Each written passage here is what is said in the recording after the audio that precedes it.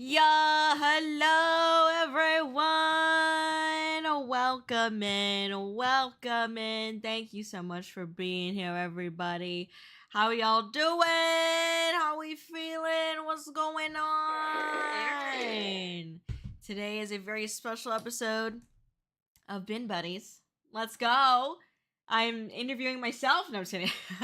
I mean, yes, I am, and I'm not at the same time. So I'm not asking myself questions, but I'm talking about things, I guess. I don't know, man. I don't know, man. I just work here. You want to see something cool though? Listen, I've been scared to use it because I haven't tested it a whole bunch. But check this out, okay? Aw, okay, look, the zoom in on the guest. Now, Ack's a little bit of a weird size, so that's why it doesn't really work with Ack, but like it's supposed to be like a zoom in on the guests and like, so that way I'm not like taking all the freaking camera here, all the screen time. It's supposed to be a little zoom in on the guests. And I am supposed to be I shrink, okay? Because I don't want to I'm trying to still be in frame but not taking up all the space, you see? Pretty cute, pretty cute. I just haven't used it yet. Because I've been like scared and like terrified that it's not gonna work. So yeah. Anyways, hi. Today's episode is gonna be interesting. So let me give you a little bit of a breakdown. For the first about like 2 hours or so, it's just gonna be me and I'll be yapping as I usually do. I will be checking the chat occasionally, but not a whole ton, just so that way I can keep myself focused on what I'm talking about, because I do have certain things that I will be talking about today. And there is something else. So we have me for about 2 hours, and then I have to BRB really fast to get our guest today set up, Asha. Which remind me, Pack, to edit the thumbnail and the title on YouTube when it's about time for Asha to get on.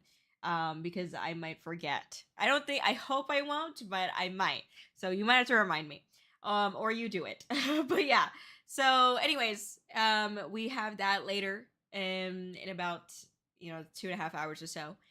And Asha is an amazing person. I'm so excited to have her on. So it'll be a really, really nice time. And so yes.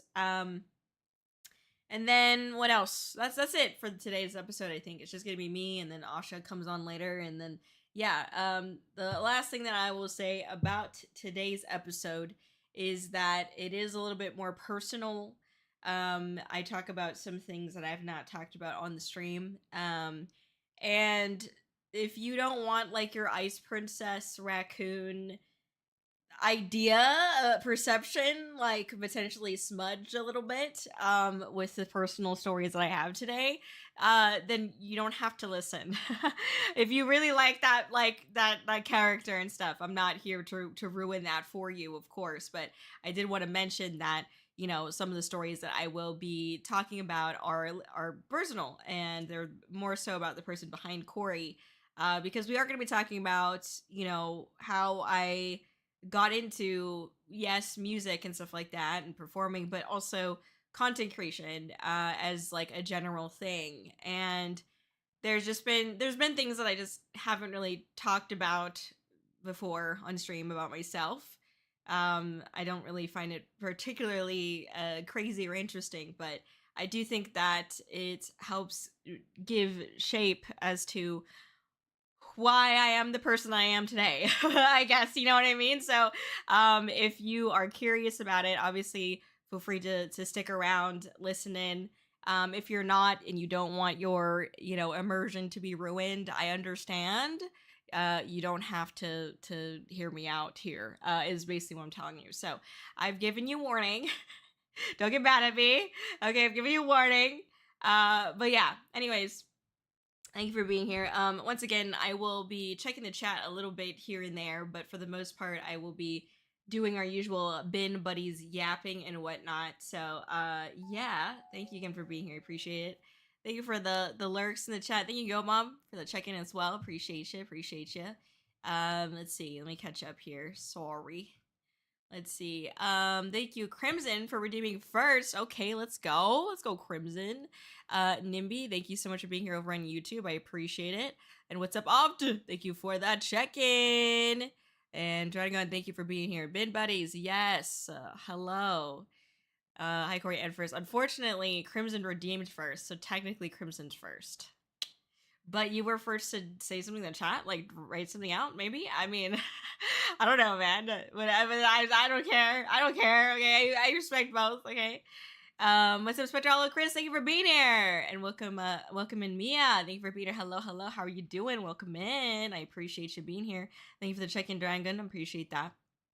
Fresh cup of coffee going, nice, rested and ready for my first Bin Buddies episode. Let's go. This was a kind of a special case because I feel like normally I am interviewing like a guest and stuff like that. There's a very particular structure, which you will see later with Acha, but this is like kind of a off the books type of portion of Bin Buddies today that is not so structured. I mean, there is some structure. I do have things I'm going to be talking about, but it's not quite like the normal one. So, but thank you for being here.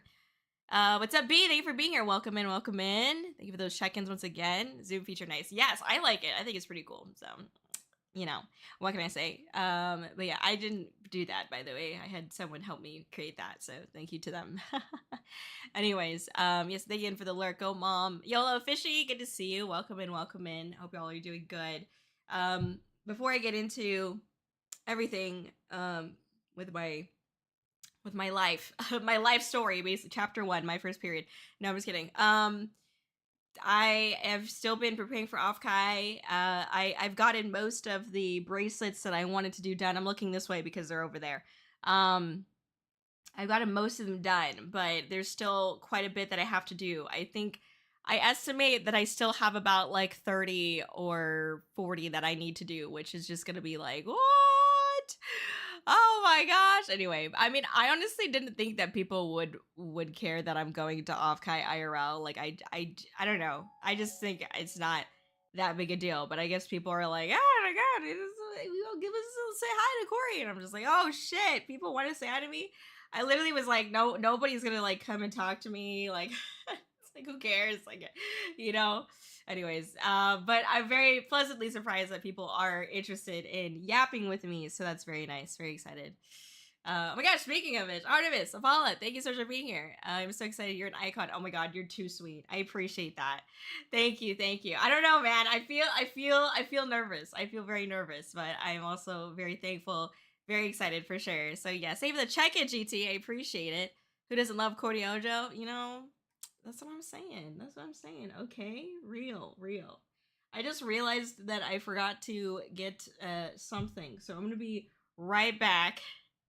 And that something may or may not be water. Okay, so don't fight me. Okay, don't get mad at me. It's like, oh, Kōri's not hydrated. I drank all of it. That's why I don't have any. Okay, this is it. All right. I'll be raccoon too. Don't worry, we will be there to talk to you. Thank you. I appreciate it. Yeah, Actherac, my boy. My boy Actherac, thank you. I will be in like a head to toe suit. So I've been telling that to people, but I don't know if they understand like what's happening. I don't want to like blindside them when they see me, because I don't know if they like expect to see my face, but you're not like, you know what I mean. So I'm trying to forewarn everybody. It's like, listen, like I'm in a suit, okay? It's like Power Rangers, but not really. All right, think of that. Anyways, give me 1 second. I'm gonna go get something really fast.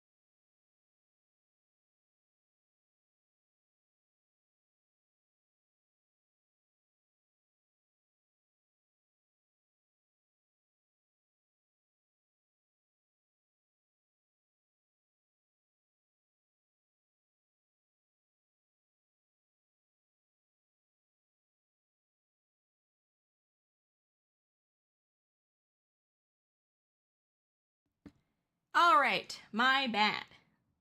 I'm here. I promise. All right, y'all. Now that I've got my water, now that we're good, I have my stuff to talk about. So I hope you're cool with that. Let's see here. Okay.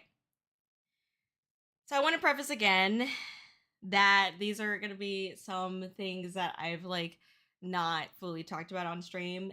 When I talk about these things, like I just want you all to know that like obviously there's things that I went through as like growing up that um I don't know if it comes off as like I don't know. I don't want it to like make people think that I'm trying to start drama or like be a part of like, you know, religious or political controversy or anything like that. Like I'm only talking about these things because they're things that like I was going through or dealing with like or you know whatever, like I was experiencing it as I was growing up and that has shaped me to be the person I am today. And so like anyways, I don't have anything that's troubling, of course, and like controversial, but I don't know if people would like take things out of context and like make it sound like bad or something like that. I don't know how you would to be fair, but I just wanted to say that. Okay, so let me start from day one. So I think most of you know already that I am an only child. Yay. I love being an only child. Like I think it's great seeing the like bond that like siblings have, families have. Don't get me wrong, but like I loved being an only child. Was I spoiled? Yes, as spoiled as I could be. Growing up in a household that I was in. And I mean, I had a pretty good and nice like upbringing as a kid. There were a lot of things that I think my parents shielded me from for good reason, of course. Whether it be like, you know, hey, don't watch like scary movies, or you know, I didn't have the kind of parents that even like let me watch like R-rated movies when I was growing up, like when I was not of age. I think maybe when I got into like high school it was a little bit more lenient, but they like didn't let me watch like super violent things. They didn't let me watch stuff like, if anyone knows the show like Courage the Cowardly Dog and like Ed and Eddie. They didn't My mom didn't let me watch those shows specifically because she felt like they were like way too stupid. That was her words. But I did watch like SpongeBob, which is like arguably also a little bit stupid sometimes, but I don't know, I guess not as stupid, but anyways. And yeah, I mean, I I really loved my parents growing up, and I still do, of course, with my parents. Sometimes my dad's a bit weird, but it's okay. But young Corey was, because I am an only child. There's always been this sense of like wanting to make friends, wanting to feel like I was a part of something, and that I belonged. And I feel like that led me to make some decisions, good decisions, I think, like growing up. So in like elementary school, middle school, high school, I was someone who was very extroverted and outgoing. And I can still tap into that side of me even now, but it was very prevalent back then. Hold on, sorry, I got a text. 1 second. Sorry. It's my mom, and I have to respond to my mom. Speaking of which, huh?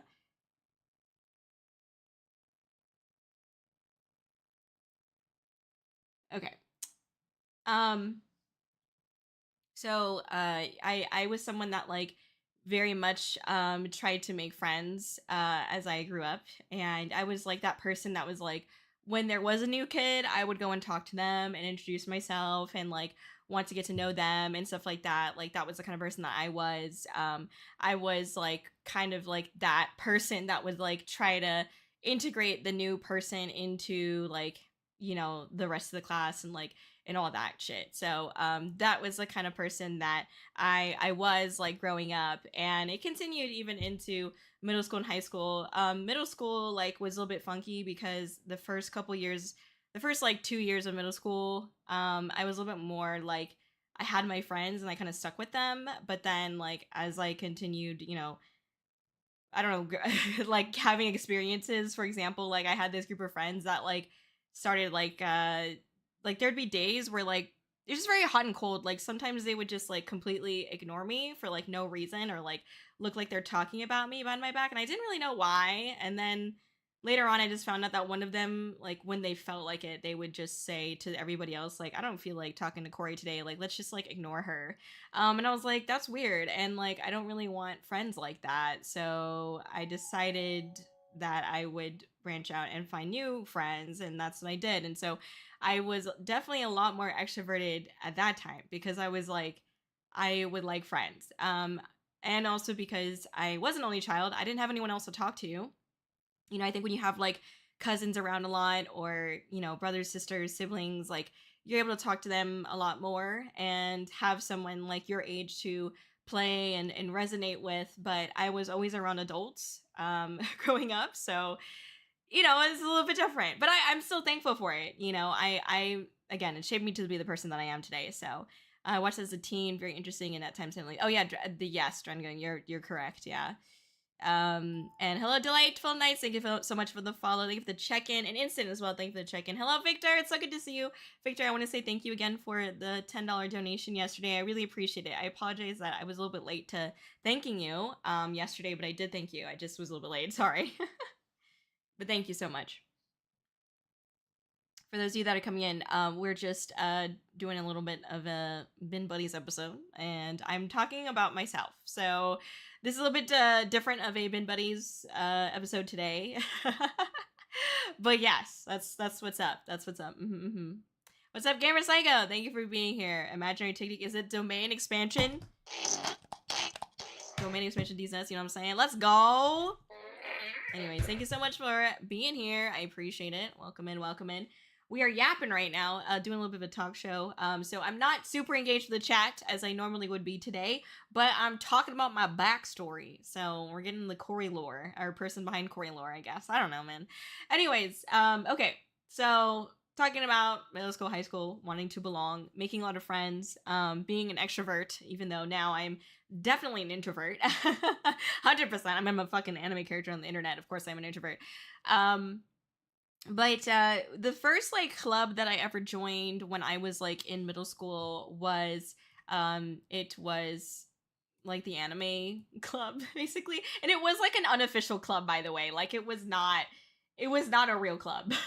I just want to make that very clear, which is fine with me. It's fine with me. I enjoyed it and I made friends there. It was kind of something that like me and the other kids that liked anime just decided to like, you know, band together, and we're like, we're a club now. And so we're like, yeah, let's go.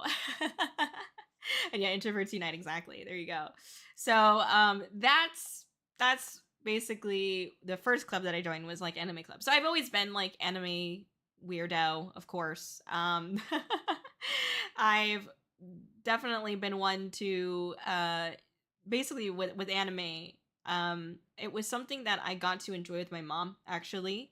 So the way that I got into anime, because I do think it relates to obviously me being a fucking VTuber and anime girl now.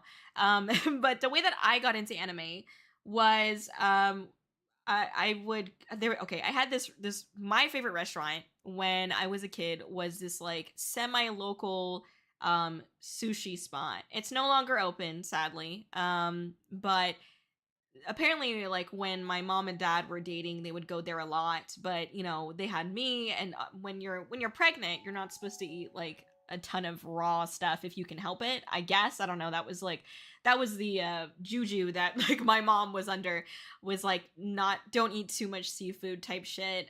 So my mom didn't really like go and eat sushi. And for until like I got older, then they finally took me there more often to this particular sushi spot that they went to a lot when they were dating. And at this point, when they were dating, which was obviously well before I was born, there was the people who run it was parents, and then there were they had their two kids there as well, and they had two boys, and the boys would be helping out but like bantering behind the counter type thing, and like my parents got a really big kick out of that. And then they had me, and their boys grew up, right? And the way that the boys had connected with me as a young kid was through anime. They would ask me like, do you like anime? And I'd be like, I don't know what that is, because I would see like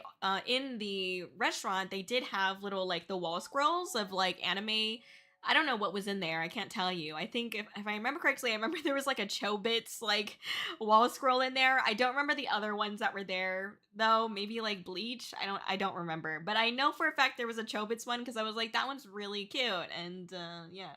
Anyways, yeah. But they asked me like, do you know anime? And I was like, I don't know what it is. And they're like, well, these pictures on the wall, that's like, these are characters from anime. And I was like, oh, okay, that's cool. Like, so it's like a show. And they're like, yeah. And so they're like, if you want, like, I have all of these, like, now, this is unfortunately not legal, but this was in the past. We're not doing it no more, okay? We left the crime life behind, all right?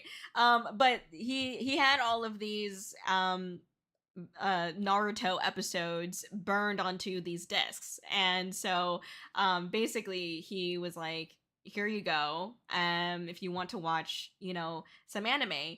And so he let me watch Naruto and a little bit of Bleach, because I didn't really care for Bleach when I was watching it. Dragon Ball Z a little bit, but again, I didn't really care for Dragon Ball Z personally, and my mom didn't really care for it either. So because I was watching with my mom, right? What else did he give me? I think he also gave me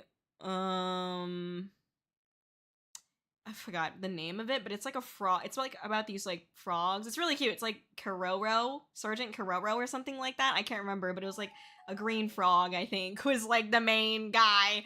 And then I'm trying to remember if there's any other ones, but yeah, those are like the main ones that I mainly watch Naruto thanks to him. And so that's how I got into watching anime. I'd watch it because he would burn it on these discs, and then we'd watch it on like our DVD player or whatever at home. And my mom would watch it with me. She was also very interested and invested in the shows just as much as I was. I mean, I was probably more invested actually, because I was weird about it, because I was like, I'm gonna be in the anime, you know what I mean? And look what I did, Mom, I'm in the anime. I'm just kidding. So yeah. And let me catch up on chat really fast, and then I'll continue. But I'm just talking about how I got into anime. So anyways, let's see, what's up? Thank you for being here. My first club was sewing club. Oh, that's so cute though, B. Oh my god, that's adorable. I love that. What's up, Nightpack? Thank you so much for being here. Welcome in. Yes, we have that raccoon vibes. Let's go. Thank you for the check-in, Silver. Nightpack, thank you. Happy birthday. Oh, thank you, Crimson. I appreciate it. Thank you so much. And YoHallo Kai, thank you for the check-in. Thank you, Viv, for the check-in. Hello, Viv. Good to see you. Are you excited for Off Kai? Thank you for the check-in, Shogun. YoHallo, totally not late. Happy fart day. Yeah, fart day. Zoids, Pokemon Original, and Yu-Gi-Oh! Original were my first anime shows I watched growing up. Always enjoyed them. That's fair. I did watch that like on TV. I watched like a little bit of Sailor Moon, Winx Club, Yu-Gi-Oh! Some of Pokemon. I couldn't really get into the Pokemon like shows that much, because I was like, I'd rather just play the game. So that was the kind of kid I was. But yeah, I was such an introvert. I never went. Oh, that's okay. Got you. My mom, I'm in the animes now. Exactly, Shogun, exactly. There you go. So, anyways, so yeah, that's how I got into watching anime. And then like stuff like Blood Plus and Fullmetal Alchemist came out, and those were like the first times that I started watching more like adult themed, I guess, anime, because what the fuck was Fullmetal Alchemist? And I'm not talking about like Brotherhood, by the way. I never watched Brotherhood. But I did watch like the main one. I don't know what it is anymore. There's like 3 or 4 different fucking FMAs. But anyways, the one with the poor fucking dad and the daughter that the dad turns daughter into fucking ass. Okay, that one, I watched that one. So don't talk to me about it, by the way. I was definitely traumatized. I was like, what the fuck? I can't do this, man. Anyway, so there you go. Only classics I see. You know, Silver, it's true. I do watch the classics, you see. My first anime was Attack on Titan. Okay, got you. Real. Fair. And Luki over on YouTube, thank you for being here. Welcome in, but YOLO. We're just yapping right now, dealing with a talk show type thing, talking about the Kōri, behind the person Kōri lore, so my past a little bit. I was big on Digimon, Hamtaro, oh cute, and Pokemon when I was a toddler. I only really got into anime in middle school. That's fair. Yes, the most traumatizing anime in history. That's pretty real. Anyways, but I digress. So that's why I got into anime. And then that's why, you know, in middle school, I was already fully an anime nerd, and I was like, let's freaking do this. I embraced nerd culture quite a bit. I was proud to be a nerd. I felt like being a nerd meant that, you know, yes, you were into some maybe like niche things, but that didn't make you less of a person. Like, you just were into something that maybe other people were not always watching, and that you also got to enjoy this thing that people are not that like interested in. Like, it's kind of like, it feels really special, you know. And that nerds were smart. That was always what I thought. I was like, if you are a nerd, then you've got to be smart as well. So, and obviously I've grown up and I understand that there's a little bit of a difference, and also that doesn't really matter. But at the end of the day, like, these are just labels. You are a human being, you are a person, you get to be whatever you want, okay? They're just labels, they're just words. It doesn't determine exactly who you are, right? But I was someone, when I was young, I was like, I embraced nerd culture. I was definitely cringe. I was a cringe child, but I felt like when I was 12, I dressed like I was 12. Like, I wasn't like 12 dressing like I was 30. You know what I mean? So I was definitely a young kid. And I was very lucky to have parents that were relatively, I mean, my dad, but my mom was definitely very supportive of me enjoying anime and things like that. Being an only child, like I said, and I was talking about earlier, I didn't have any like siblings or people my age to really be able to like talk to a lot.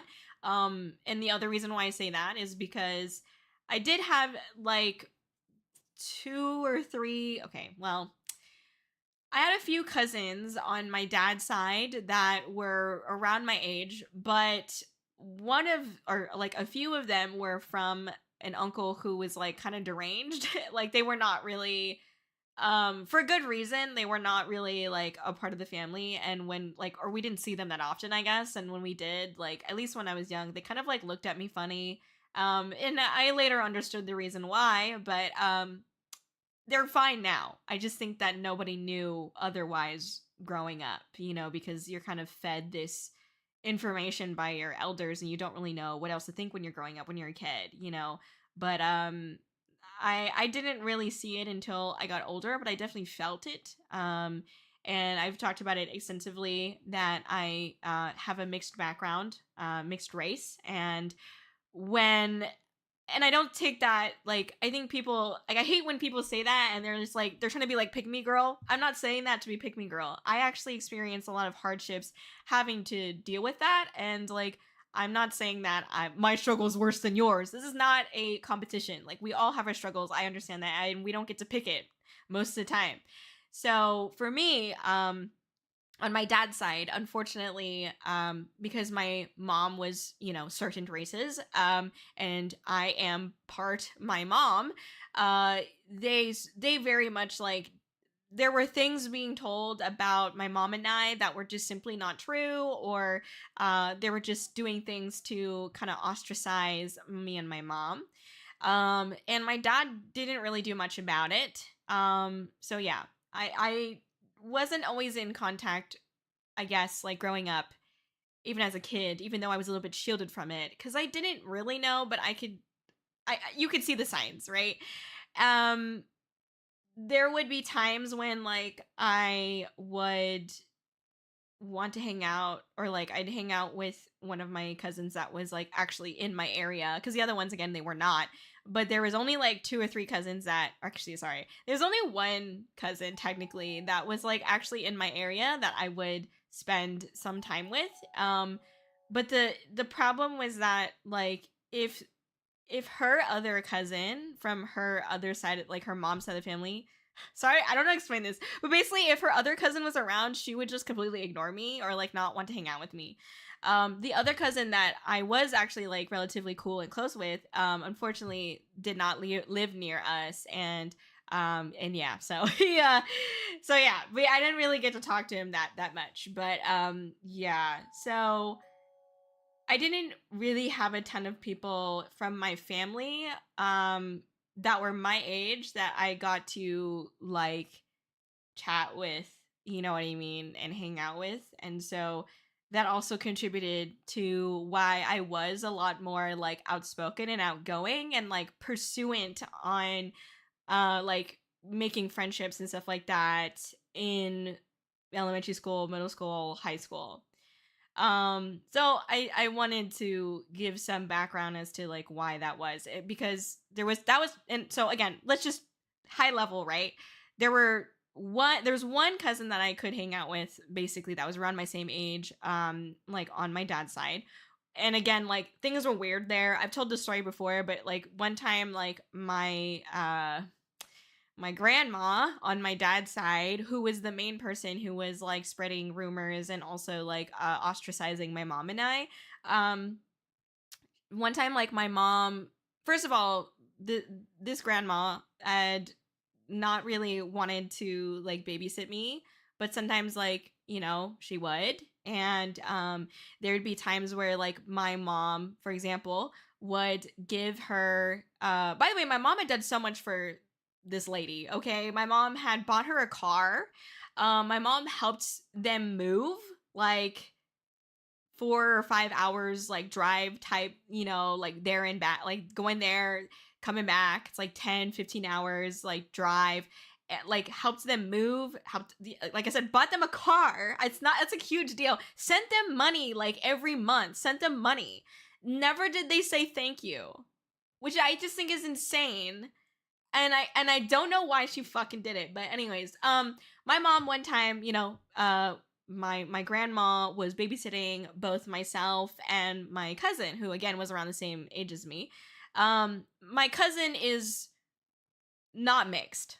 I'll say that. I am the one of the few. I don't think there's really anyone else in my dad's side of the family that is not like mixed. So yeah. And my grandma, so my mom gives my grandma like, here's, 20 bucks or something like that. Or was it $20? I don't remember, but it was like it was, let's just say it was $20 because at that time it it was for McDonald's, and McDonald's at that time was not $20 for one fucking hamburger. Okay, so equivalent, let's just say it was $100, and my mom gave my grandma $100. Was like, okay, get like 2 Happy Meals, one for Kōri and one for the cousin, and like my mom left, went to work or whatever, came back and saw that my grandma had bought the Happy Meal for my cousin and that I had like a French fry and like that was it. I didn't have a toy. I didn't have anything. I didn't get a Happy Meal, basically. Which I know sounds kind of silly saying it out loud because it's like, oh my god, I didn't get my Happy Meal. But it was like little things like that like, as a kid, I didn't think that deeply about it. Because like I was a kid, and I don't even remember that, to be fair, but there were just moments like that where like I didn't think that much about it, but as I've gotten older, I've realized like that there was a lot of like microaggressions that transpired in my childhood that made me feel like I did not belong in my own family. And I think that's something that's when we talk about coming from mixed races or ethnicities, cultures, backgrounds, I don't think that's talked about enough. That because I come from a multicultural background, I've not felt like I've fit in the backgrounds I'm supposed to fit in.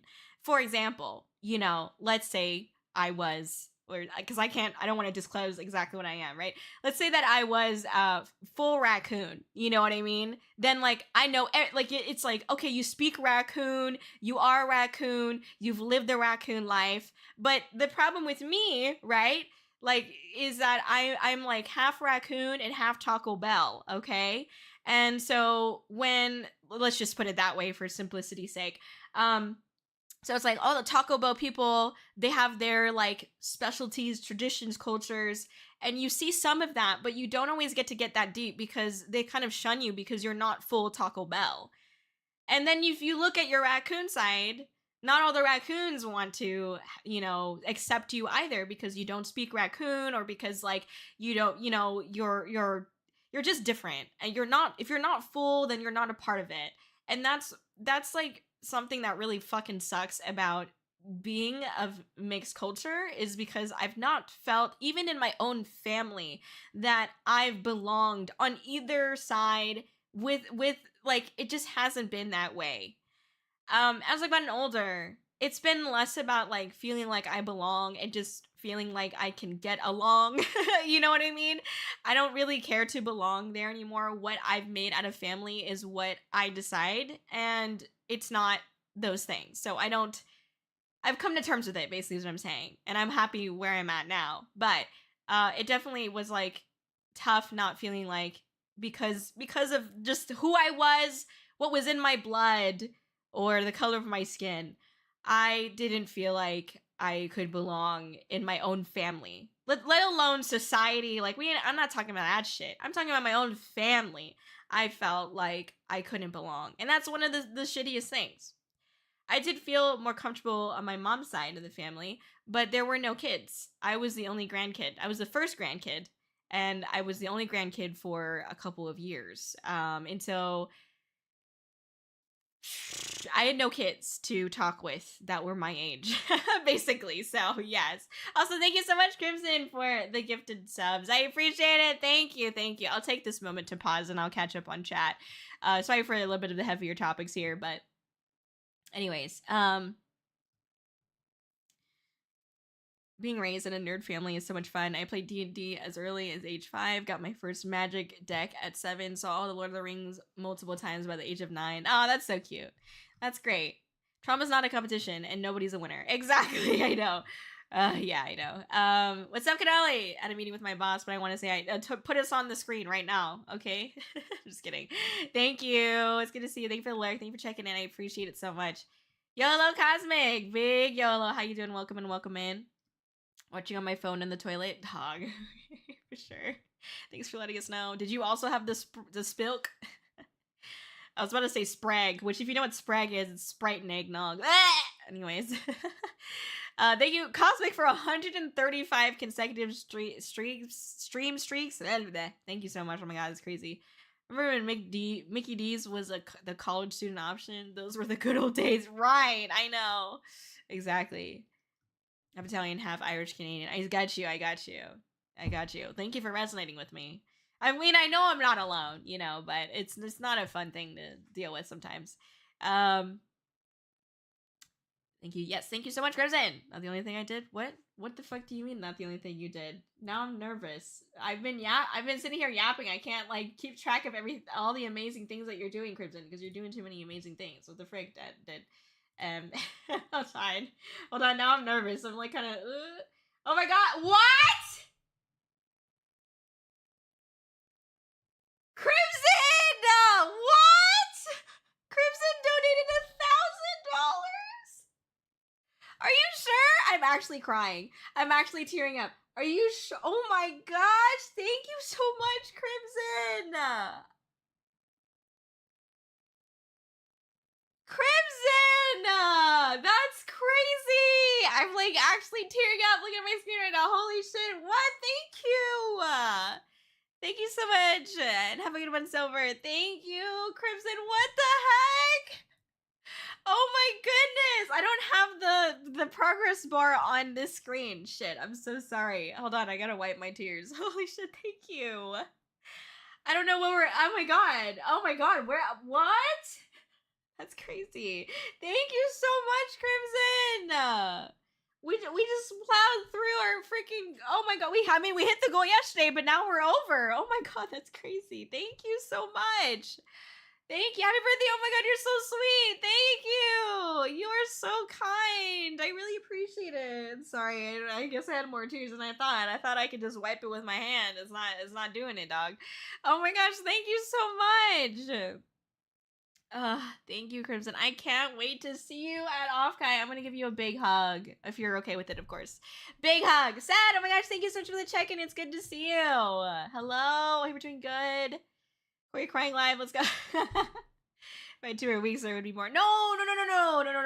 Don't worry. No, you're good. You're good. Don't worry about it. No. There doesn't need to be more. That's so much already. I mean, you're so generous. You already hear like all the streams. Like you're so dedicated.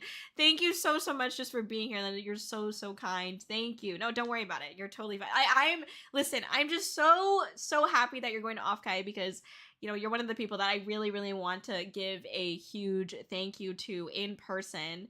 So I'm so glad I have that opportunity to say thank you to you in person and give you a hug because this means so much to me. Thank you. I appreciate it. Thank you. Quit crying live. Let's go. Shit. Oh my gosh, you're so funny. Anyways, thank you so much, Crimson. Oh my gosh, I'm sorry I missed it. I was too busy yapping. But I thank you. Okay. Let me get back into it, you guys. All right, so talking about middle school, and I think I have to blow my nose. Oh my god, I did not. I actually like teared up a lot more than I fucking thought. Hold on, 1 second.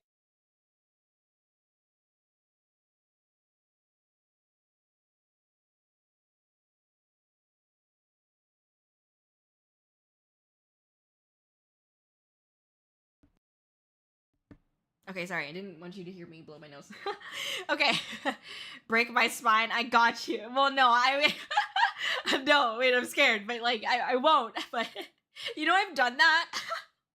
I'm not okay. Like, okay, I know this is terrible to say, but I literally was like, talking to one of my guy friends, and I was like, hey, like, I'm just curious. I want to know if I can like lift you up because I don't have like bulky arms. Like, I wish I did. I wish I was.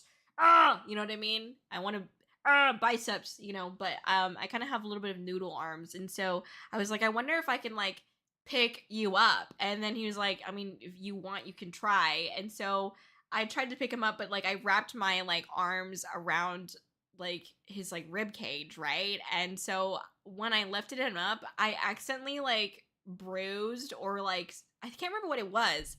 I don't think it was bruised. Was it bruised or was it sprain? I might have like I think I like basically I low-key broke his fucking ribs, okay? And he was like, ow! And I was like, oh my god, I'm so sorry. It's I low-key like almost like I didn't break it. He didn't have to go to like the hospital, but he did like he was hella in pain for like a couple of days. I think actually weeks. And so I was like, oh fuck, I'm so sorry. So yeah. You're talking wakey waving inflatable arm wavy 2-man noodle arms or I'm talking like spaghetti noodle arms. Just like that. Thank you for confirming, Boston. But that's also a good one. I mean, kind of like that, but I think they're a little bit more bulky because they got to like swing that shit. You know what I mean? They gotta like wah. You know what I mean? Corey got them games. I guess I don't know. I mean, I must have just gotten a bad angle on him, or he was weak. I don't really know. Just because I don't think that I'm that strong. Anyways, muscle mommy. Oh my god. I don't think so. I don't work out like an insane amount. No. Oh my gosh. Nice to meet you as well, Mia. Thank you for being here. Hello, welcome in. Surprised you didn't get the Family Guy reference. To be honest, I didn't watch Family Guy a lot growing up because again, that was one of those things that we're talking about growing up and shit. Yeah, I watched mostly anime with my mom, but my mom like didn't really let me watch like adult shows, and like those were always like airing. Well, not always, but like when I would watch TV, like it'd be at really odd hours of the day, and I don't think for whatever reason I just wasn't watching that. I would watch other things, but I would just watch that. I don't know why. I think it's just like on an inconvenient channel for me. Like all the channels that I wanted to watch were like grouped together, so I was just like watching those ones, and I just never strayed away from any of those. I don't know. Honestly, I didn't watch like a ton of TV like growing up, but I watched anime. But they were illegally burned onto discs, so we don't talk about that though. Okay, I didn't do it. Someone else did. What's up, Eddie, over on YouTube? Thank you for being here. Welcome, everybody. Hope you're doing great. If you didn't know, we're doing a little special episodes of Bin Buddies today, where I'm talking a little bit more about myself, and I will be doing a more regularly scheduled Bin Buddies later, but today's a little bit more personal, so I'm talking more so about the background and, I guess, lore of person behind Kōri. Me, the raccoon. Anyways. Yeah, so that's what we're doing. It's so funny to do with that because it just does not work. Anyways, my mom made me watch Dragon Ball Z as a kid. I'm glad that your mom put you on game. Anyways. We weren't allowed to watch Ed and Eddie growing up. Parents thought it would set bad examples on how to act. Yes, my mom was the same way. I was talking about that earlier. Yeah, me too. I didn't, my parents wouldn't let me watch, well, my dad didn't really care. But my mom didn't let me watch Ed and Eddie and didn't let me watch Courage the Cowardly Dog. So, yeah. I also feel like the reason why I think the real reason why she didn't let me watch Courage the Cowardly Dog is because she felt bad for the dog. Because it's always like, you know, bros going through shit and the owners are like, oh, you know what I mean? So, yeah, really, she doesn't let me watch it. My mom, not that this has to do with that, but like my mom also didn't like watching Godzilla because she's like, I don't like seeing the animals fighting. Because I guess Godzilla was like her pet in her past life. I don't know. Anyways. You're lucky I had to pay rent. Oh my, you better pay rent and get some good food, Crimson. You deserve it, okay? Heck yeah. Childhood, I miss it. I miss not have to pay taxes, bills, or have to be responsible for my actions. That's so real. Kōri grew up during the time when most kids spent their after school hours outside, not glued to a screen. Yes, that's true. I was mostly outside. This is true. Kōri was fine for us. They knew it was kind of scary and nothing more. Oh, I see. Game. I want to attack on Titan, bro. That's fair. That's fair. Hey, you got to watch it eventually. All right. You know, you win some, you lose some. Anyways, yeah. So I was very lucky. The house that I grew up in had a pretty nice backyard, and we had dogs. My parents had a lot of pets before they had me. But then obviously they had me, and then they slowed down on the pets because they want to take care of an actual fucking human. And so yeah, but we had a lot of pets at our house. We had like hermit crabs. We had a snake. I don't remember what type of snake it was. And like, honestly, even if I describe it to you, I see pictures and I'm like, I don't know. I'd have to ask my dad what kind of snake it was, but it was yellow, and everyone says this one snake that's yellow, and I'm like, it's not that snake. So it's not whatever you're thinking of. I'll tell you that. Anyway, so had a snake growing up. I remember, and I've said this story on the stream before, but I remember like I was very lucky to go to Montessori, which if you don't know what Montessori is, it's like preschool. It's like preschool type shit, and in Montessori, basically. We would have like show and tell days, and sometimes my mom would bring a mouse from the store, and we would do show and tell with that little like mouse from the pet store, and then we'd take that mouse home, and then we would feed it to our snake, and I would put the mouse into the tank, into the thing. And I would sit there and watch as Taffy was the name of the snake, and Taffy would like circle around, have slither in the little tongue, and it's funny because you can see it in Taffy's eyes, like it's time to eat, and Taffy would just go boom and just like grab that bitch and then eat it, and so I learned about life and death very quickly. There was also a turtle. My mom had a turtle, and her name was Gammy. Sometimes she would lay eggs, but there was no male to fertilize them, so they would just do nothing essentially. They were just there for show. And sorry, not Taffy. Gammy was the same way, where like we had bought like the feeder goldfishes, and like my mom would show me how to catch one and then kill it on a stick and then feed it to the turtle. Sometimes the turtle was like, "Oh, it's right in front of my nose, but I can't see it," so did not, sometimes would just not eat it, but it is what it is. So so yeah. And what else? What other animals they had? I know they had like bearded dragons. They had like some other like lizards and stuff too that I just don't remember the names of.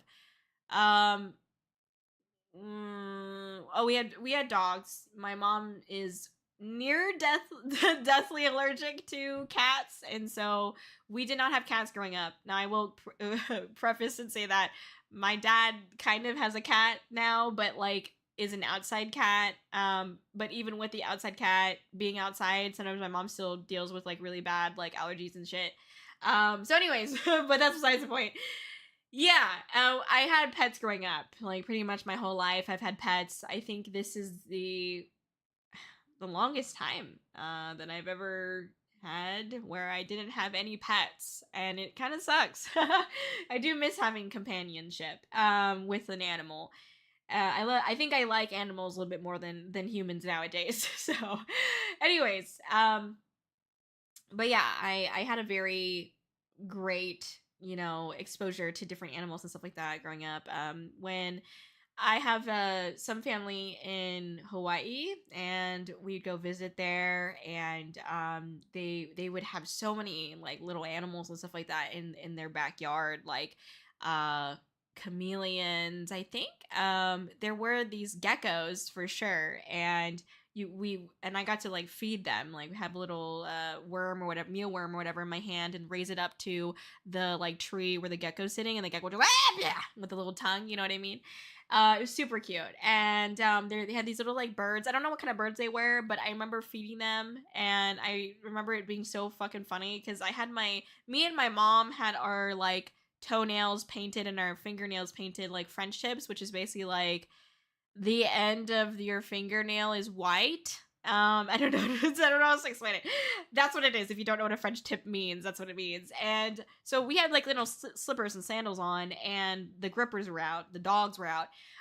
But I'll tell you who was barking: the fucking birds. The birds would go up because they thought that the white on our toes was like the food like the feed that we were giving them, and they would peck at our fucking toes, and we'd be like, ow, and then they all fly away because we're pecking our fucking toes. Anyways. But yeah, I was very lucky to have exposure to a lot of different kinds of animals like growing up. So yeah. Anyways, let me pause real quick and catch up on chat, and then I'll get back to it. But yeah, I spent a lot of time outside. I spent a lot of time with my dogs outside as well.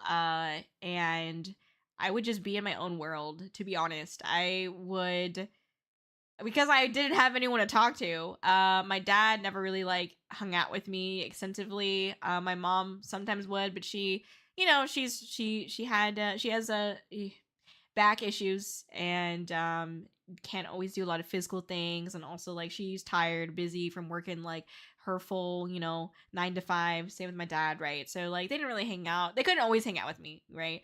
I will say that like my mom, oh my gosh, my mom, I have to tell the story because I think it's so funny, and I think it tells you quite a bit about who I am as a person as well. My mom told me that when first basically like when she was she got pregnant with me, and she was trying to figure out what to do because they were looking everywhere for like a babysitter, someone to take care of me as a kid. But there was like no one that like my mom felt like would be good for like, just in her, I guess, expectations and stuff like that. There was not really anyone that she felt was good enough for like babysitting me or taking care of me. And she also like I can't remember what was going on at the time, but her job like was being really like shitty about like whether or not like how much time she could take for like maternal leave basically. And so she uh to give some background, my dad grew up religious. My mom not so much. Not at all, really. And so when my mom decided to marry my dad, she, my dad was obviously making it like a point that like, you need to do certain things like get baptized, and then we need to do like the marriage retreat and stuff like that. And so my mom did get more into like religion and stuff like that via like my dad. There's one day that my mom went to church, and she was like sobbing in the pew, and the priest had come over to her and was like, "Hey, what's going on? Why are you crying?" And she explains like, I I'm having a child, and I think I'm gonna have to take time off of work. I won't be able to work. Like I might have to quit, and my husband will be the one that has to, continue working, and then be able to um fund everything for the family. And the priest, and she was sobbing about that. She was sobbing about the fact that she had to quit her job. And the priest was like, "Okay, and like it's fine. Like, what do you mean? That's good. Like, you get to take care of like, this child. Like, that's really important and stuff like that, Sorry. One second. Okay. All right. And so, but that's the kind of person that my mom was. She would cry over having to quit her job to take care of a child. So yeah.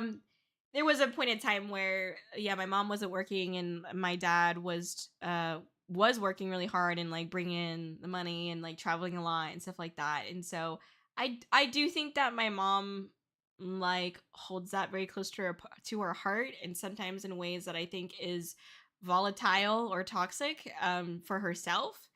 Because my dad is, and like, I love my dad, but sometimes he can be very selfish. And it's okay. We're all entitled to being selfish sometimes, right? But I think my dad is arguably one of the most selfish people that I've ever met in my entire life. And I will stand by that. And so sometimes I'm like, why are you still doing this shit, this song and dance? But I think my mom really appreciated that time that my dad had essentially given her to spend more time with me as I was growing up. And I think it was really important for both she and I, and in our development as mother and daughter. So I am grateful to him in that sense as well. I'm grateful to him for a lot of things. At the very least, he showed me things that I did not want to do with my life. Anyways, so let me continue. Let me catch up here really quick. Godzilla was my pet in my past life. Mama Kōri, damn, she was blowing. I mean, I wouldn't be surprised. Anyways, I had a pet tarantula and a fish tank. Oh yeah, I also had a fish tank as well. The last fish I owned was whiptails, which was cool because you can tell which ones are male and female. So we'd get them to breed. I went through 7 generations. Wow, 7! Oh my gosh, I don't know how many generations I went through with my guppies. I had guppies, and I'd watch them give birth and shit, and my mom would be like, "Wow, you saw it give birth? Like that's like a miracle, like a once in a lifetime experience to see another like creature giving birth. Like it's such a beautiful thing." And I'm like, it just farted it out. I don't know, man.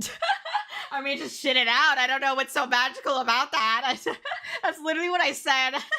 I was like 10 years old or something. Anyways, what's up, JJ? Good to see you. Welcome in. Show and tell day equals snack for Taffy, bro. No, literally.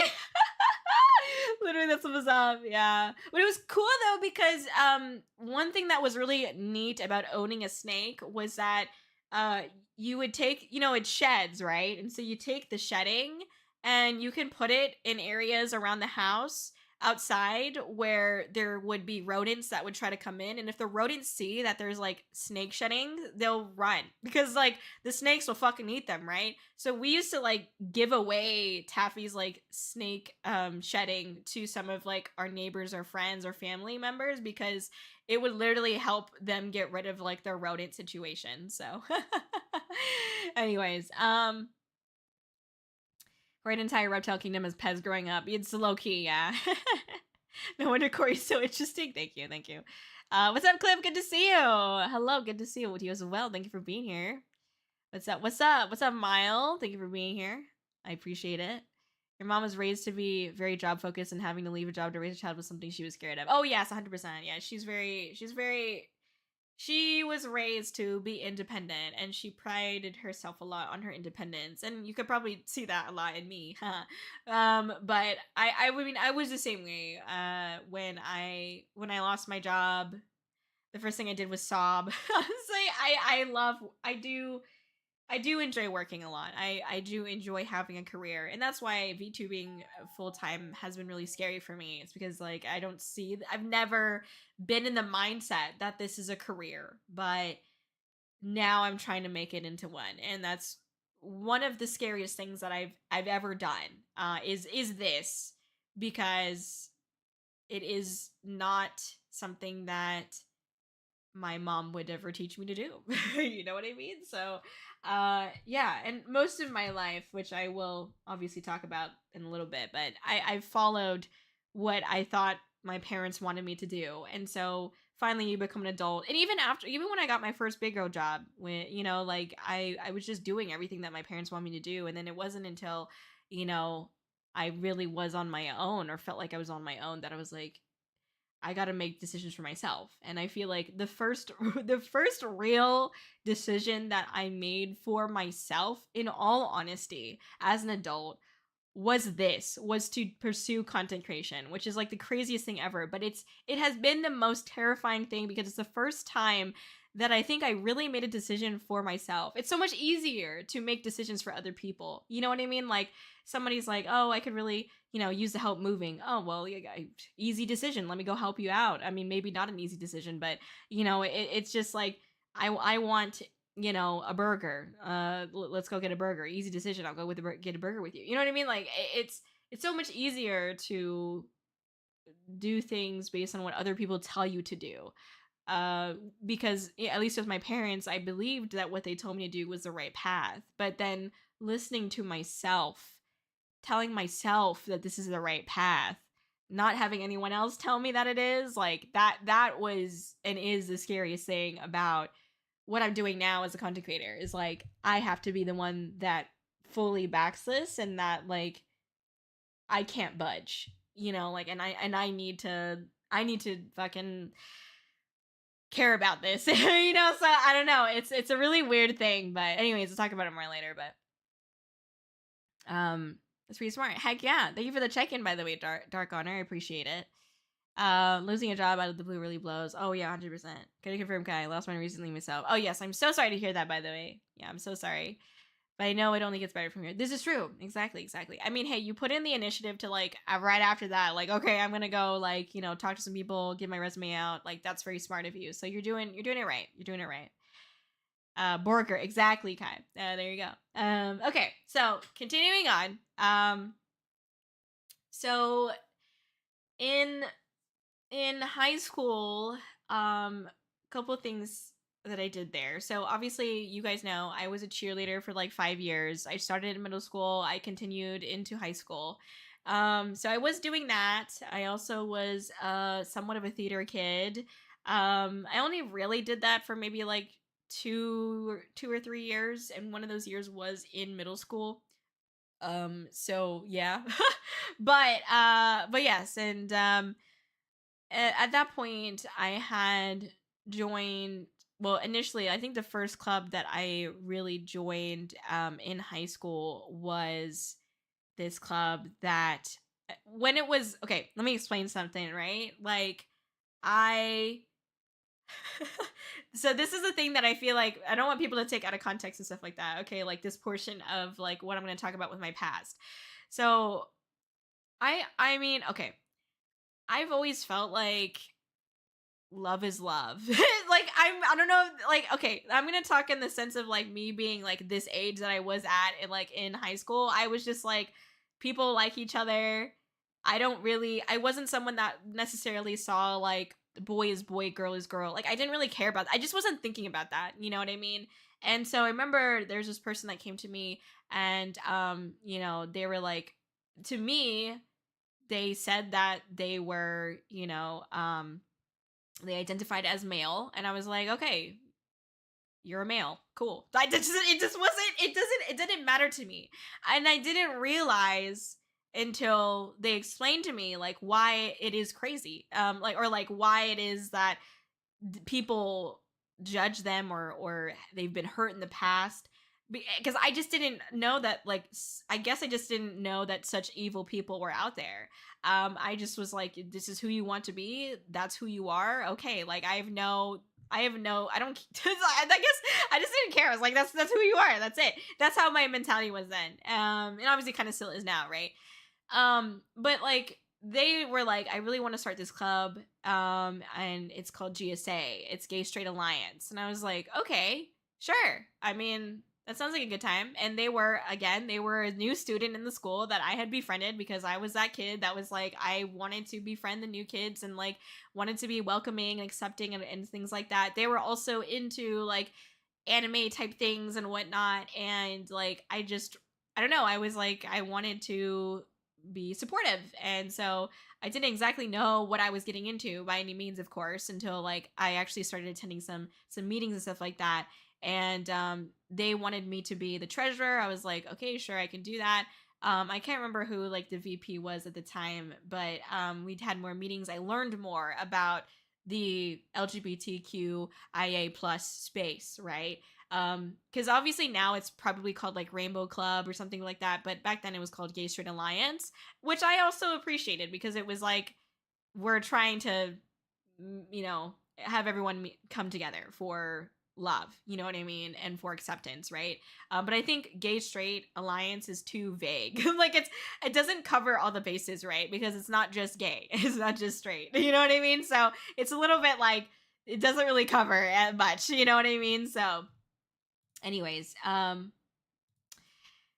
so yeah, and I learned more about it, and I was like, okay, cool. I mean, like, again, to me, you're just like, love is love. That's how my brain was wired back then. I did have these particular scenarios like growing up where I had this thing happen where I went to like my friend's birthday party, and I don't know, I was very young at the time. I went to her house for her birthday party, and I just remember like she was playing these games on her computer, and at first it was fine, and then she wanted to play like a scary game, and I just remember it was the first time that I was ever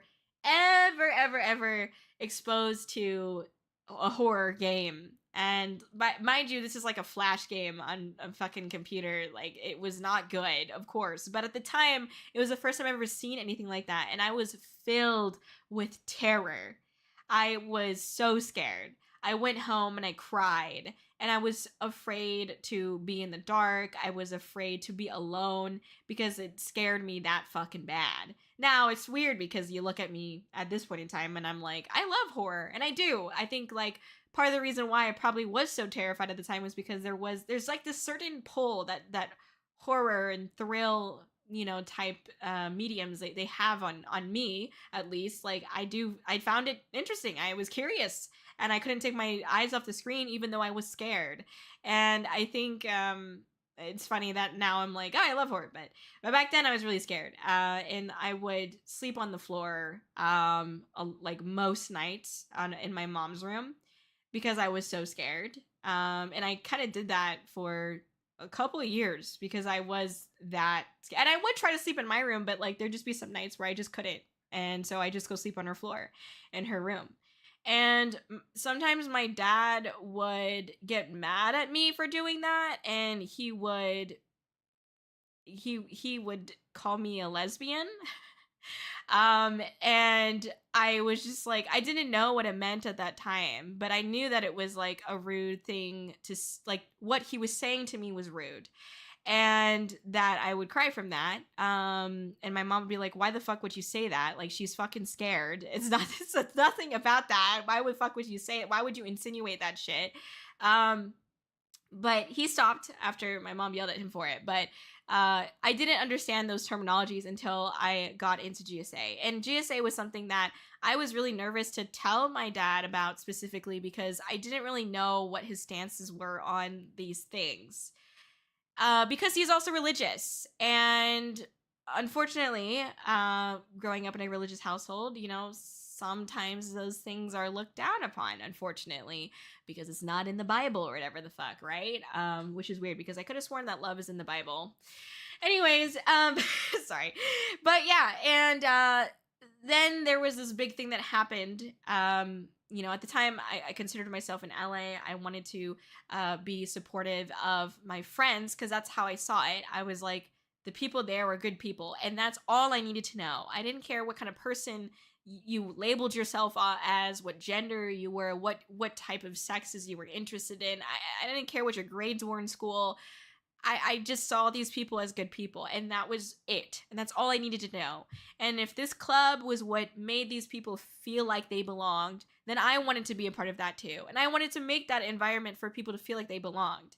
So that sense of belonging that I've always chased after, it was always present with me as a kid growing up and even now. So just saying that. But yeah, thank you so much, Silver, for the follow. By the way, appreciate it. Thank you, thank you, thank you. It's a fair concern. Thank you for understanding.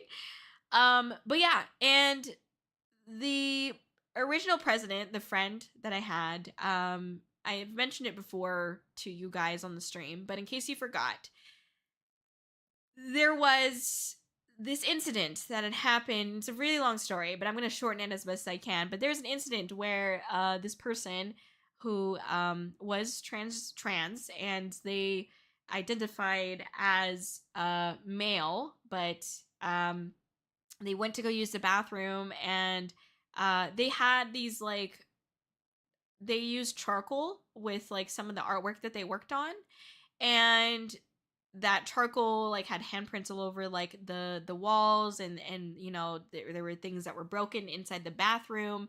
And this person had claimed that they had been sexually assaulted, attacked in the bathroom of the school. And of course that was crazy because, you know, that didn't happen, you know, in our small town type vibes, right? And the news was all over it, and people were talking about it, people that didn't even know. And you know what pissed me off though is that, like, obviously the news doesn't know anything, but like they were interviewing these kids that did not know them. I was one of their good friends, and like I knew them, and I mean, I was distraught. I like, the day after everything went down, like my club GSA and our leaders, like we decided to hold like a community meetings about it, like during class time, because it was such a serious thing for all of us. Like, it is terrible. It's terrible to hear, you know, and that one of our friends had been assaulted. Now, then it came out that the police had, you know, the police and the doctors and whatnot had done extensive, you know, research and stuff, and interviewing, and they had found that there was no one else in the bathroom with them at the time, and that they were not sexually assaulted. That is what they deduced. And everyone believed it, and there was a time, I mean, I believed it as well, but I was mad, and I was telling my mom about it, and my mom was like, well, you know, sometimes we make mistakes, and you know, we do things that we might not be so proud of afterwards, but you do it sometimes because you don't know what else to do. You get backed into a corner, and that could be seen as a cry for help. And so thankfully, talking to my very mature adult mom, you know, had helped me understand a little bit more that this person was going through so much more than I could ever understand. I am not someone who identifies as transgender, and I don't know what types of struggles and challenges that they may have, and just as they might not know some of the struggles and challenges that I have, you know what I mean?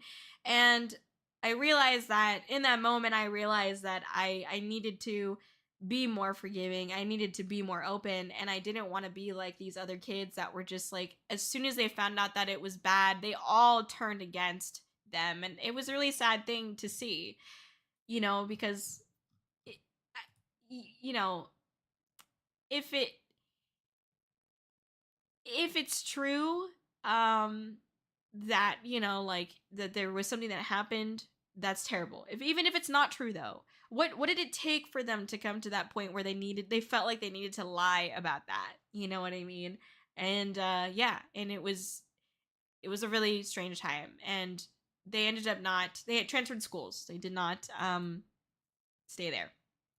So after that point, I became the president. Well, I was the VP around this time, but then I became the acting president of GSA. And it was a hard time. And I'm not here to complain, of course. It was very strange circumstances, though, because at the time, we faced probably the most, like, side-eyeing that we might have ever experienced before. And I don't think it was like super I don't want to think that it was super purposeful. Like, I don't think the kids knew any better. We're like, they're fucking high schoolers. But we faced a lot of just like people not trusting us again. Like, even people who went to these like meetings that we had after we found out after the news came out and stuff like that. And then, they stopped coming. Even though every one of these people showed support, we had like this massive, sheet of paper that we all signed with like messages of support and stuff like that. And like, those people did not come. A lot of those people did not come back.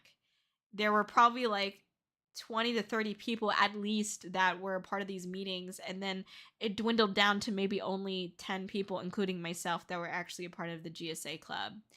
So it was hard because, and I understand, right? Because they're like, if it sucks, right? It's like their friend or the person that they were trying to root for and stand up for ended up lying to them. It's like, oh man, but the betrayal, you know what I mean? I think that's what people got hung up on. And it's just something that, like, fuck, dude, like, it wasn't a good look for the club. And so I now was tasked to be the president of the club, and I was like, how the fuck do we make this positive again? Because I didn't know. And I wanted to truly make it positive again, but I didn't.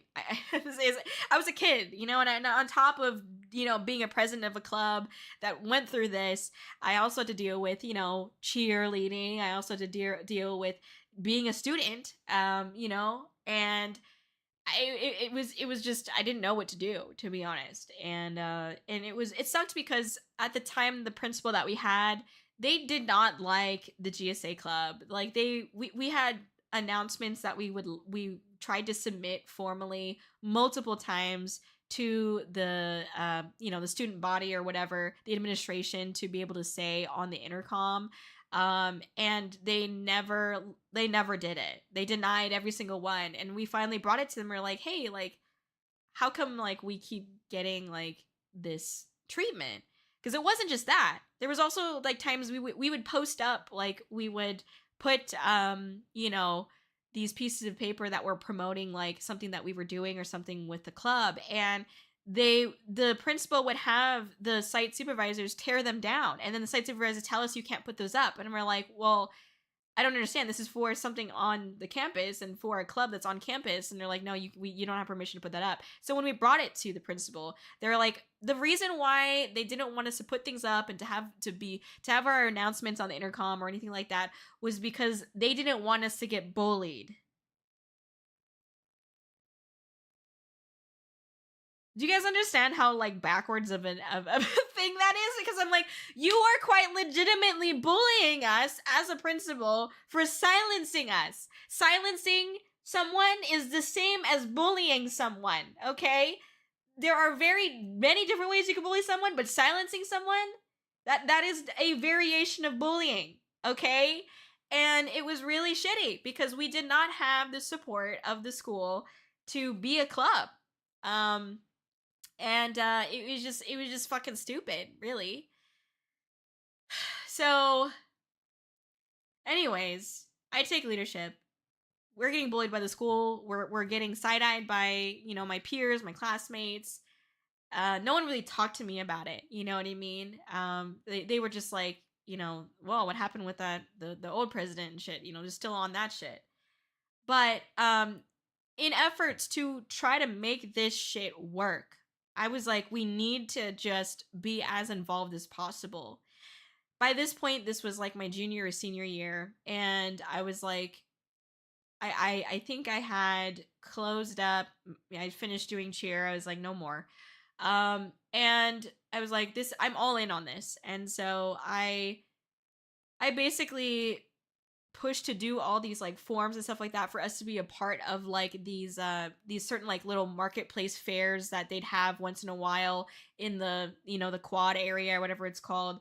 And we had a booth out there. I put together all these things for the booth. We worked together as a club to make sure that these things were created for the booth. Like, one of my friends that were in the club crocheted like these really cute little like rainbow things, like pokeballs and like little animals and stuff like that. It was just so adorable. I think I remember what else we did. I think I made like cupcakes that had little like rainbows on it and stuff like that.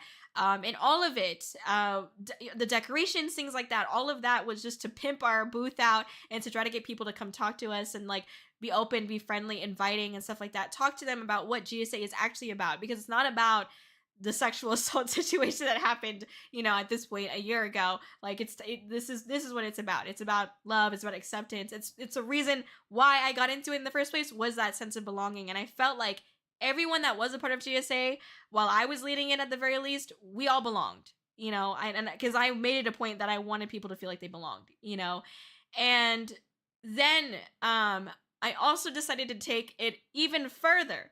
And I told the rally organizers, there's like rallies that happen with the whole school involved, like once a quarter or something like that, right? And I worked with one of the organizers. I told them, listen, like, I really want to do something with GSA. And they're like, okay, let's do it. And I boggled my brain as to like what the fuck to do, right? I did not know what to do with this time during the rally, because I was like, I could do some type of educational thing, but they aren't going to listen to that. We're all kids. I wouldn't listen to that. I could do something that was more interactive, but like, what if people don't want to engage with it? Like, there was so much, and I finally landed on, let's do a dance. And it sounds silly. It sounds really, really silly to be like, why would you do a dance? But I love dancing, and so maybe it's a little bit selfish of me, but I love dancing. I love performing. But beyond that, I was like, let's choose songs that are like, fun and cute and about like acceptance. I think one of the songs I did was like a remix of like Price Tag, that's like, it's not about the money, money, money, we just want to make the world dance. It's not about the price tag. Basically, another way to say it's not about how we identify ourselves, not about, who you like, who you don't like. Like, we're all just here chilling, trying to have a good time, right? And I remember for that specifically, again, GSA was during my time there really only was like 10, 15 like active members, unfortunately. But I had friends, and a lot of my friends were like nerds that they've never danced or perform. And I was like, listen, I think it'd be really funny if you do this with me. I think people are going to smile. I think they're gonna laugh. I think they will be watching, because it's not just GSA. It's the fucking my other friends that were also nerds, or like, these guys they can't dance. Most of my friends were guys. They can't dance. You know what I mean? So it's just I didn't care if we looked like fools. It didn't matter to me.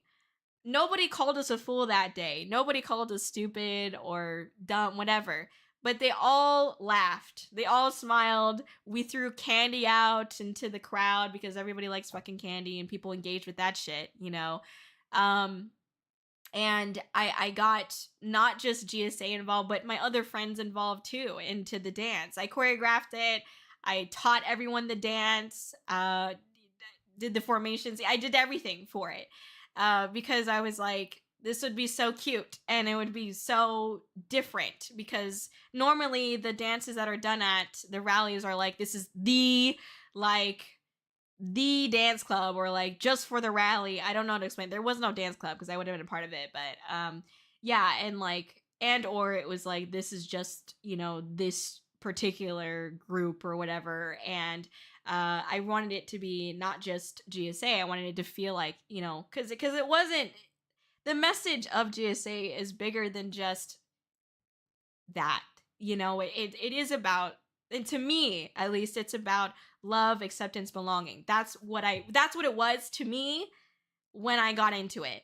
And that's what I wanted people to take away. That's truly all I wanted, was just like, we are all humans, we are all equal, and we all belong. That's all that I wanted it to feel like, you know what I mean?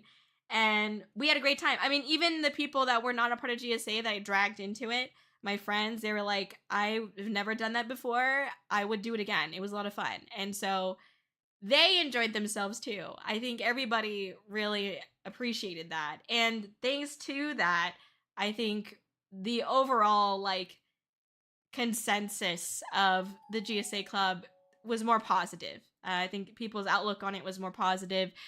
We had done like polls at the towards my senior, I think it was my senior year. We had done like these questionnaires. We gone to classrooms and like had them answer some questions on just like, you know, what do you know what GSA is? Like, do you understand it? You know, would you want to join? Are you interested? And a lot of it was that people did kind of understand it, but they just weren't interested in going, you know, or like they're too busy dealing with school, whatever. So I understood, but I we did that questionnaire because I was more so concerned like, do people not know like what it is that this stands for and stuff like that, you know?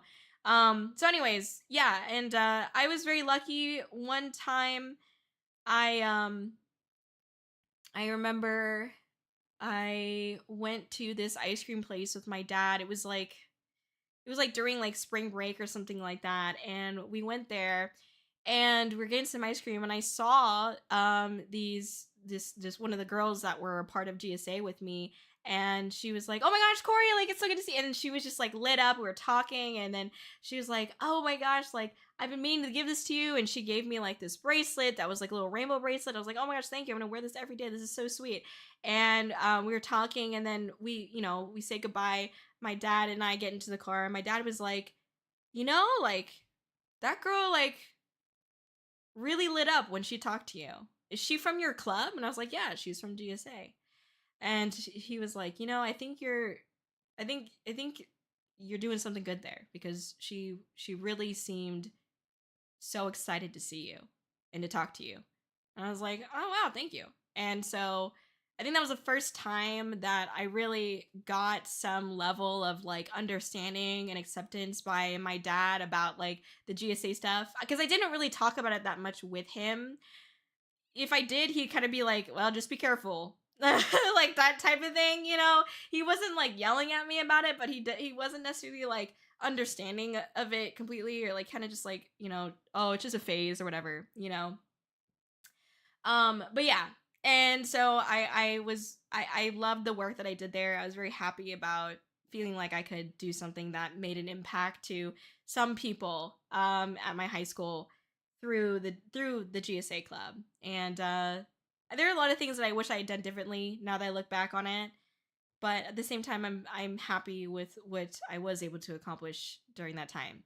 While I was also in GSA, I was a I think like I think actually, was I a treasurer as well? I think I was a treasurer, yeah, for the video game club. and I had assisted them with hosting like a Smash tournament. I made the graphics for it. I planned it. I basically did everything for it.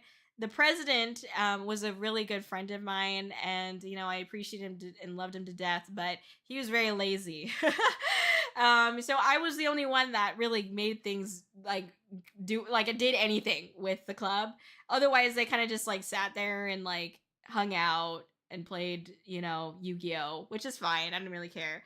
But then I got really busy with GSA, and then like the other club members were like, "Kōri, come back! The president's not doing anything, and we really want to host like a Yu-Gi-Oh tournament, but he's not doing anything." And like, we really want to do, we really need you again to host something. And I'm like, I'm sorry, like, I've got my hands full with GSA. Like, I'm a president for that. I'm only like a treasurer here. It's like I can't be there as well. Sorry. So yeah. Anyways, it was kind of funny, but yeah, I mean, I got to be a part of leadership for two clubs in my high school, and I'm very glad and honored that I was able to do that, and that I got to like, be involved with so many different people. Like I know this might sound like maybe like I don't want to come off as like I'm bragging or anything like that, but I did know a lot of people at my school, and like I was cool with a lot of people at my school. We weren't always like, "Hi, oh my god," it wasn't always like that, but I constantly was inviting people out to like go, have dinner, go eat, go hang out, things like that. Like I was constantly hosting like hangouts and stuff like that. And I was like the only one who really was doing that, at least in my friend groups.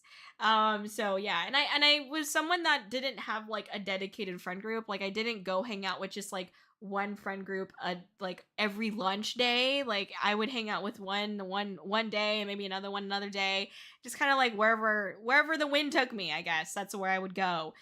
Because I was very lucky to be able to connect with so many different people. But it's ultimately because I tried so hard to feel like I belonged in every group, but ultimately I think deep down I didn't feel like I belonged anywhere, and maybe because of the stuff that was like the microaggressions that were going on like at home, I don't really know. Um but yeah, like I didn't I had a lot of trouble like feeling like I belonged, as you could probably tell, because I pushed for it so hard. Even though like I did so much for it, I still would feel like shitty about it sometimes. And I think trying to find the words. I tried to like listen to so many different types of music. This goes into like the music stuff, but I listened to so much. I would go onto like the iTunes store, and I would look at the top 50 songs that are being bought, or popular songs in each category. Each category that was on iTunes, I was like clicking on. I was like trying to listen to the samples of every single one, and some of them I would download. So it wasn't about like did the song meet my criteria for what I expect in music. It was like I listened to all of it, and some of them like had cool beats, but I didn't know what they were saying, and so I was like, whatever, I like the song, I like the instrumentation, I like the beat, I'm gonna download it. I listened to so much. I did listen to a little bit of country, of course, but I wasn't that fond of it as other people were. But I did listen to it because I was like, in my dumb brain, I was like, what if I'm in a situation like me being delusional? I'm like, what if I was in the situation where like I'm surrounded by like people who love country music, and then this one song that's super popular turns on, and I don't know any of it? That's like literally my thought process. So I listened to all of like the top 10, 20 songs that were in each category at any given time, on the iTunes store, because that's the way that I found music, at least at that time. And like I I don't know, like I listened to way too much basically. But it was all because I really wanted to feel like if I was in a situation where like somebody was sharing their music with me, that I could resonate in some way, because I wanted to feel like I could belong, that I could relate, you know what I mean? And so music was one of those big ways that I tried to figure out like how can I relate to people. And I thought music is like a universal language, and like if I could listen to some things and understand a little bit of it, or like, you know, be able to sing along or dance along a little bit, then maybe I'd feel like I belonged a little bit more. So that's genuinely like why I listened to so much. Because I really wanted to like feel like I could chill out with them. So so yeah. Anyways, let me catch up here really quick. Thank you for the follow, Brand Will. I appreciate it. Thank you for the lurks as well. Dark Honor. Thank you for the check-in. Risky Tilt. Thank you so much. Hi, Carrick. It's good to see you. Welcome in. Hope you're chilling. Having a good one. Have a good one. School sucks. This is true, Semi. This is true. A little bit. Let's see. YoLo best guy. How you doing? Welcome in. Hello, Righteous. If you look back to HS or college and not have regrets or things you do differently, I'd be surprised. That's a very normal thing. Oh, that's true. That's real. That shows that we've grown, right? So my friends once set up a Yu-Gi-Oh tournament. We'll fully admit we skipped a class to finish it. That's fair. That's fair. Hello, V over on YouTube. Thank you for being here. Welcome in. Hope y'all are doing great. We're doing a little bit of special of a Bin Buddies episode where I'm talking a little bit more about person behind Kōri lore. So anyways, okay, let me get more into it here. We're like barely scratching the surface. Oh my gosh. No, I'm just kidding.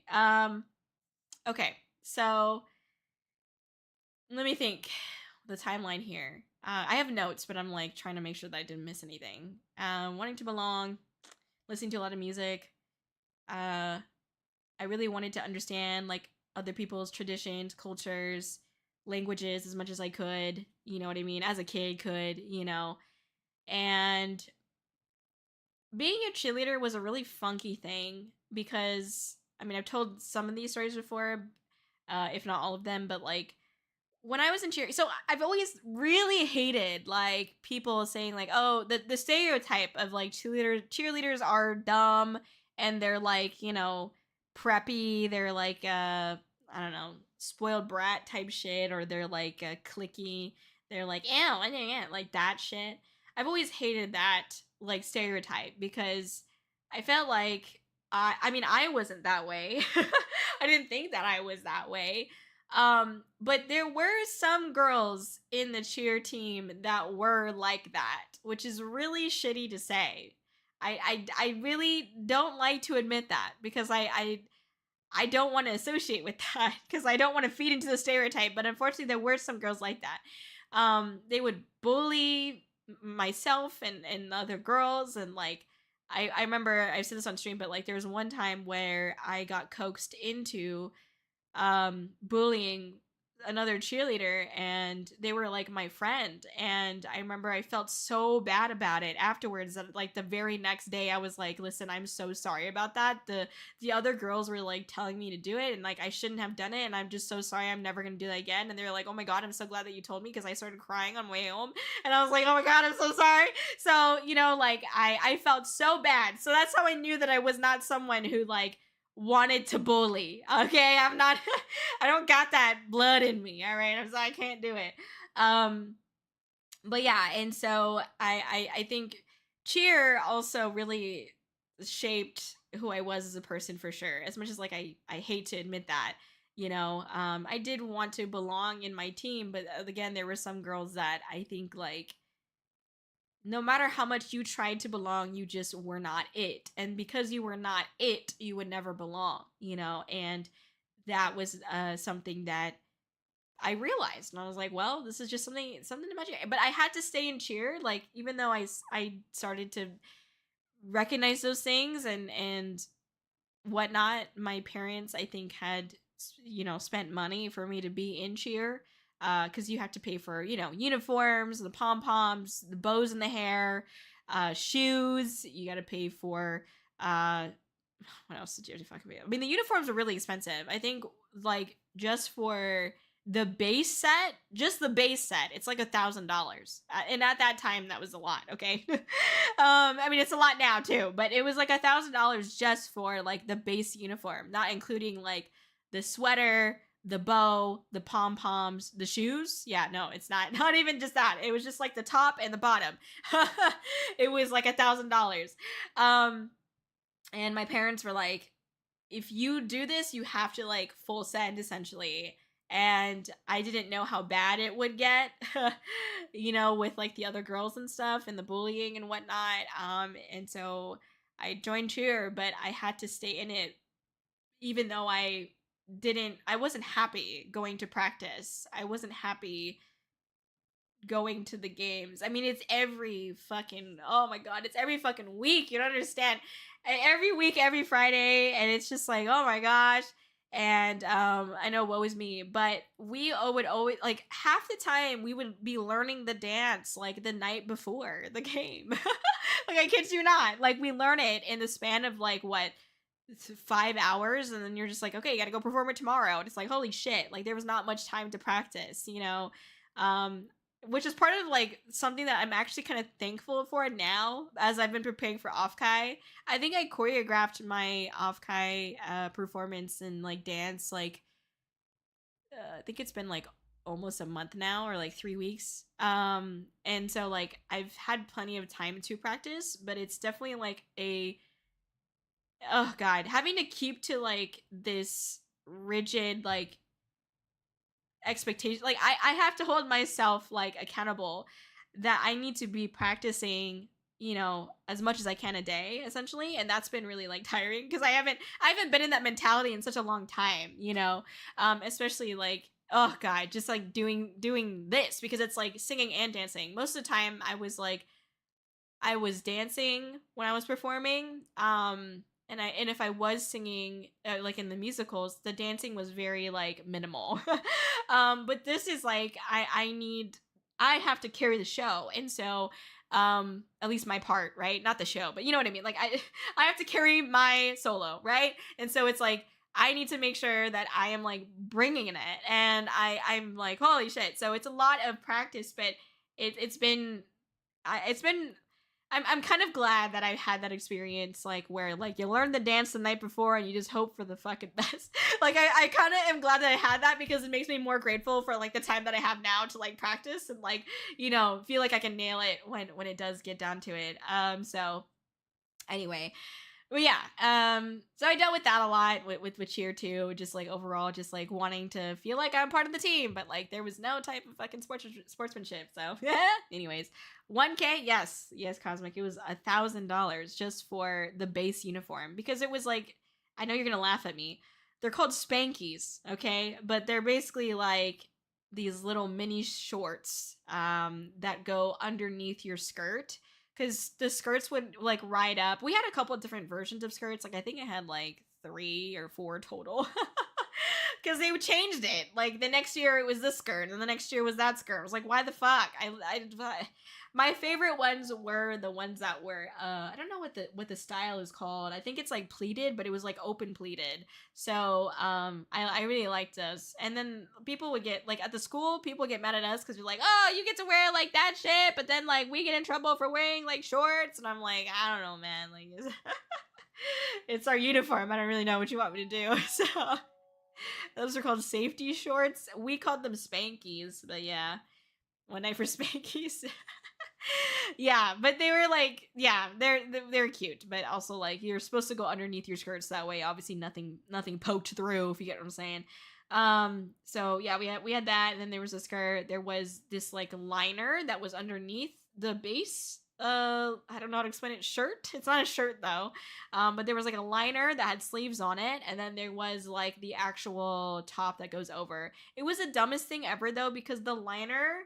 Well, it's not dumb because like you understand it once you become a cheerleader, but like to a normal person doesn't make much sense because like it feels really awkward to wear. Let me put it that way. But the liner was like a crop top, so it would like stop like around my rib cage, and then it would go all the way up around my neck. So it was like a turtleneck crop top, and it was long sleeved.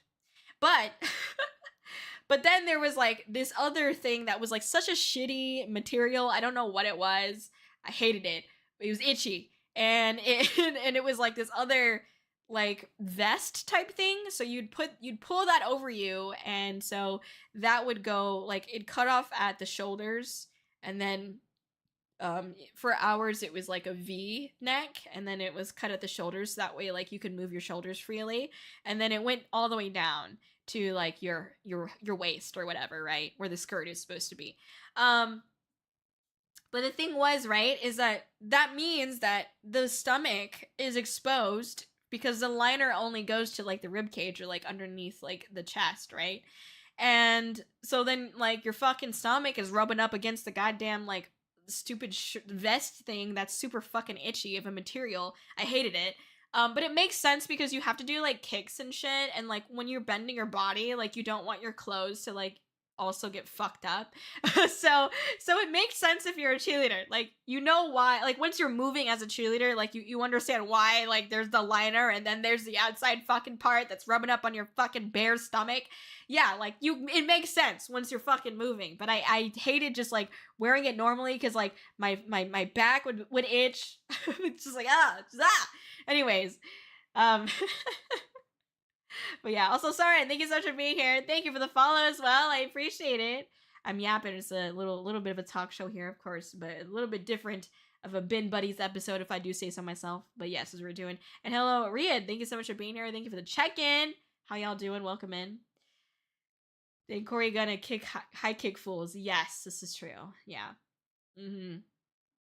Oh, I forgot to say that. Thank you for reminding me. Funnily enough, one of the things that I did as a young kid was martial arts. It was karate. Karate Kid, LMAO.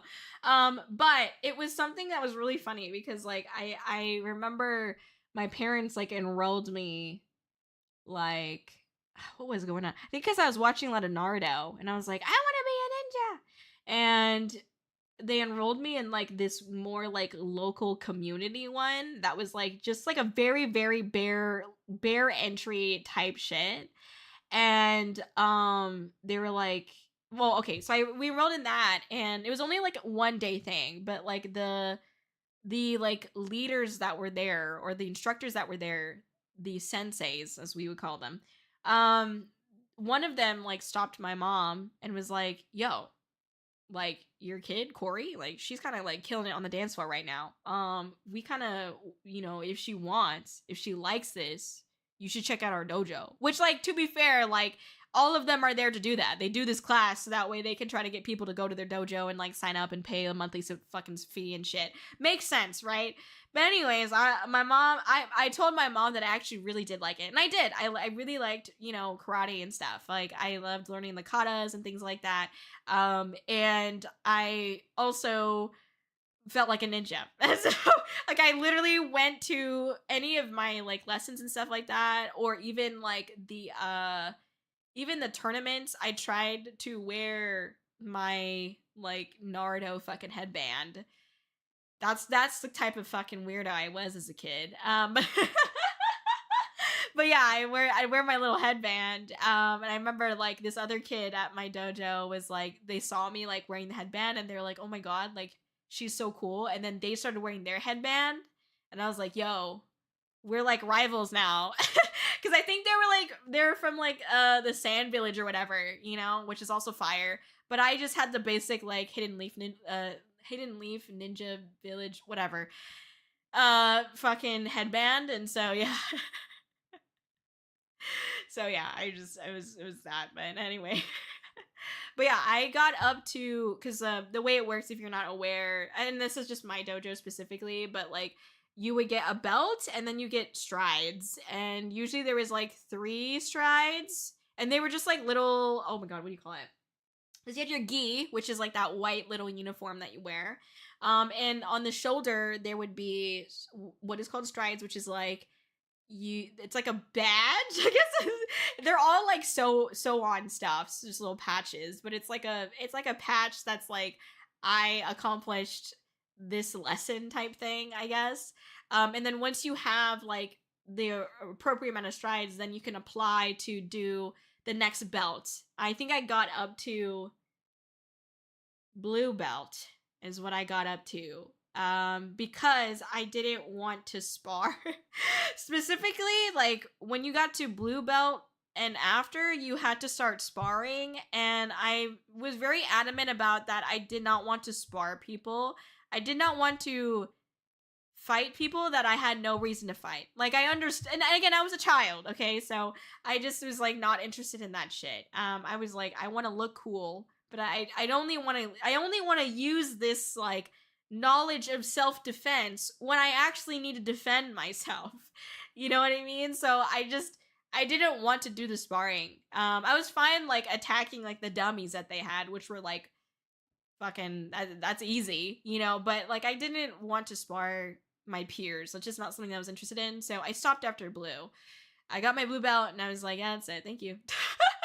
But it was kind of weird is that like they kept the senseis or like the owners of the dojo, like they kept telling like my parents that I said that I want to stay, even though I've told my mom and my dad that like I did not, and like, and obviously it's because they wanted the money, of course, but like I literally was like, luckily my mom listened to me and that I did not want to continue doing karate, and so didn't proceed to give them more money. But yeah, like I got really close with like the senseis I had there. Again, like I didn't have cousins or siblings growing up, so it was very much like I was surrounded by a lot of adults as I grew up. And I actually so originally when I first got into karate, the person that talked to my parents about, you know, their dojo, the owner of the dojo, was this guy who he was a father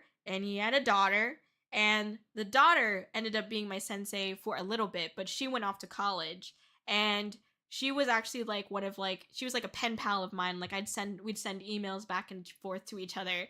So again, I'm just like I don't know what's up with me, but like I just was like I was just hanging out with the older people. I don't know. So my pen pal was like literally this like lady who was like in fucking college, and like I think we like went on a trip together at some point too, like my parents, and then she also like came with us, or like we met up or something. But yeah, anyways, so that's that. I did do like 2 tournaments while I was in karate, but they were all like just for just katas. Like I did not spar or anything like that. I was a finalist in one of them. Did I do 2 or 1? I can't remember, but I was like a finalist in this one where like I was up against, was it both of them? It might have been both. I don't remember though. But I remember specifically I was up against these other, you know, kids, and like the unfortunate reality was that even though I did great, and that like, you know, it should have been me. Hashtag it should have been me. One of the judges, like it was like the one of the girls that I was competing against, it was like his niece or like daughter or something like that. And so he gave it to her. The gold. But even though I did not get gold, afterwards, my sensei, the one that I was pen pals with that was going to college, like she pulled me aside and was like, you did really good. I wasn't sad, by the way. I wasn't even like crying. I was like, okay, it's whatever, you know, it is what it is. But like she gave me her gold medal that she had gotten when she was a kid, and she was like, you deserve this, so here you go. And I was like, oh, because I think she knew that I wouldn't win because like it was a little bit biased of a judge panel. So I understood, but like it was really sweet. And I think that gold medal from my karate days is my most prized possession, was that one, because that meant something, you know.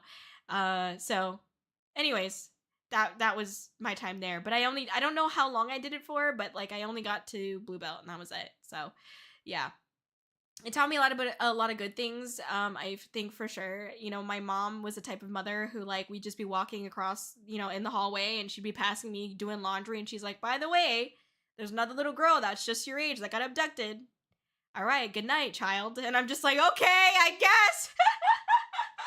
So, you know, she'd tell me all these like horror stories about like, oh, there's another dead kid on the news that's your age. And I'm like, oh, okay, I guess I don't want to go outside.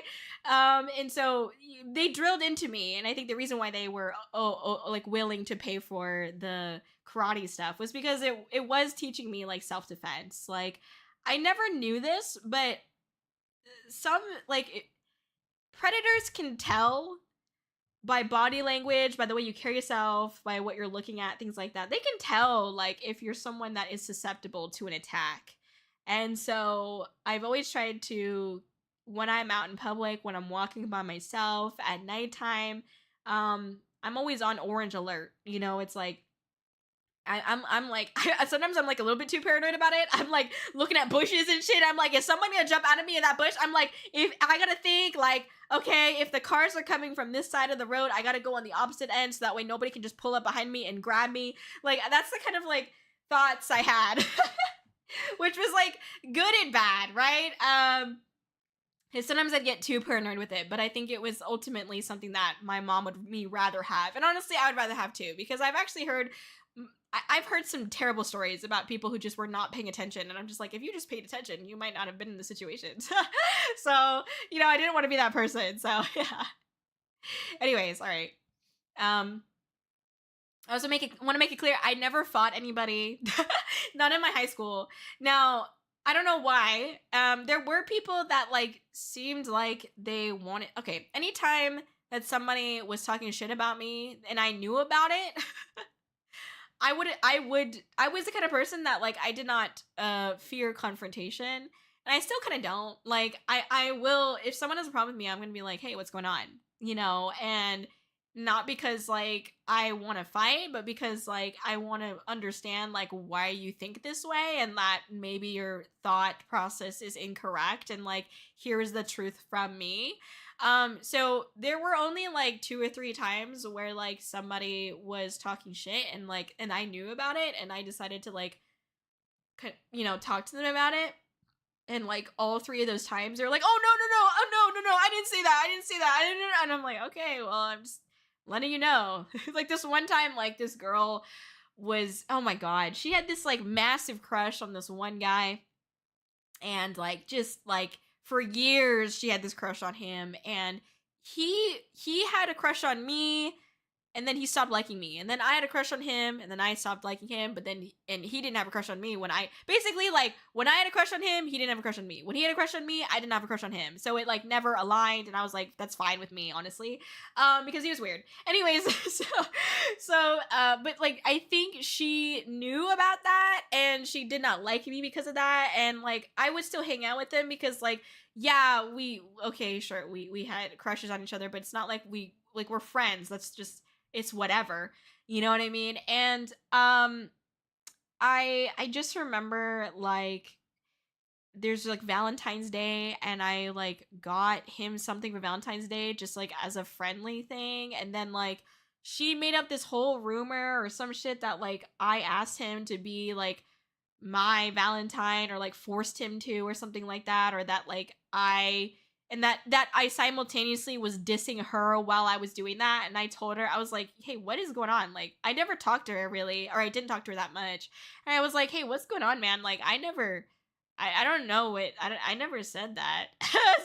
And that's not like my purpose. And so then she was like, "Oh no, no, no, I didn't say that, I didn't." And I was like, "Okay, dog, well, here's my side of the story, and like listen, man, I don't want no problems, okay? I just wanted to tell you that this didn't happen." And so I didn't get any fights, luckily. I was not seeking them, of course. And like for the most part, like people in high school, like I said, I was very lucky to be like pretty cool with like most of the people. I didn't have like anyone that I don't think like absolutely fucking hated me. You know what I mean? So I was like, great. This is what it is. I'm sure maybe someone did. I'm sure. I'm not perfect, but I for the most part, like, I was around a lot of different people and a lot of different friend groups. So it's not like I was always so deeply involved in one to the point where like drama was created. You know what I mean? I think I also got to the point where like most of my friends were guys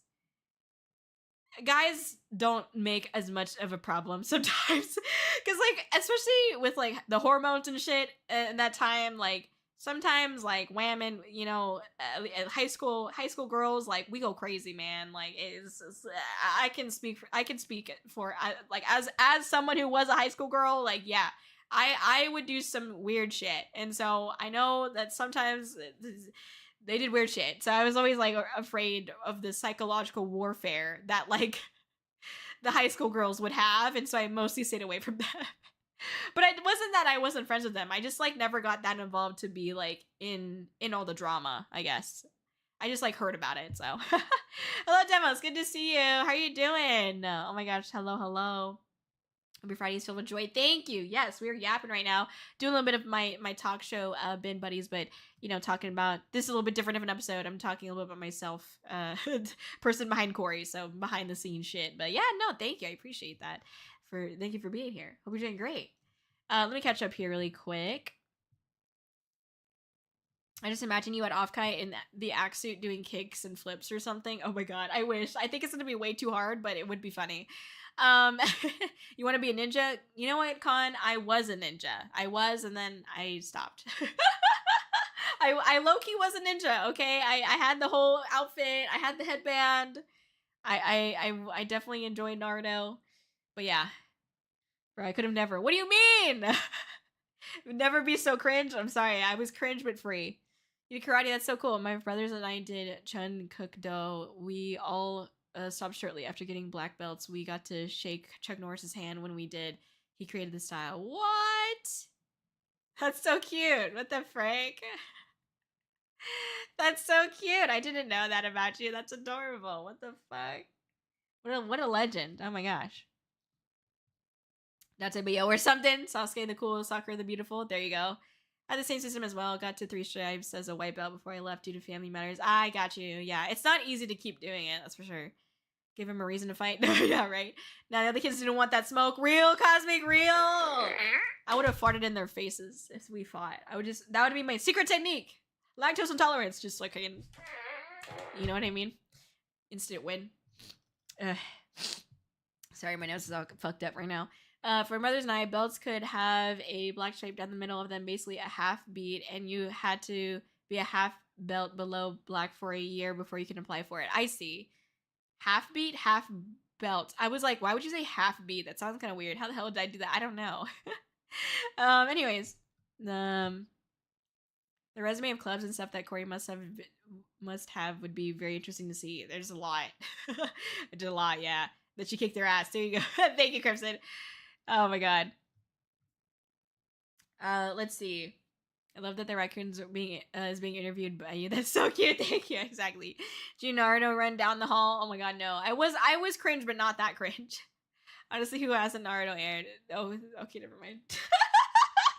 Oof, never mind. Sorry. Yeah, totally Cosmic. No, I'm just kidding. I mean, I would do it for funsies, like as a joke. I did it, but like I didn't do it like, seriously. I did it as a joke. I was like, haha, Naruto, woo, Yeah, that's. Oh my god, I just fucking added you so hard, dude. Dude, at Offkite, yo, you guys all want to hit it at Offkite together? We could all do a video where we just fucking Naruto run across the fucking, no, don't do that, because we're gonna get in trouble, but that'd be funny as fuck. Anyway, let's go. Yeah, okay. Alright, let me continue. So let me talk about now a little bit about how I got into content creation and music. Of course, you're down, Cosmic. So at some point, one last thing. Something that I was very blessed with growing up was my parents did, because both of them worked and stuff like that.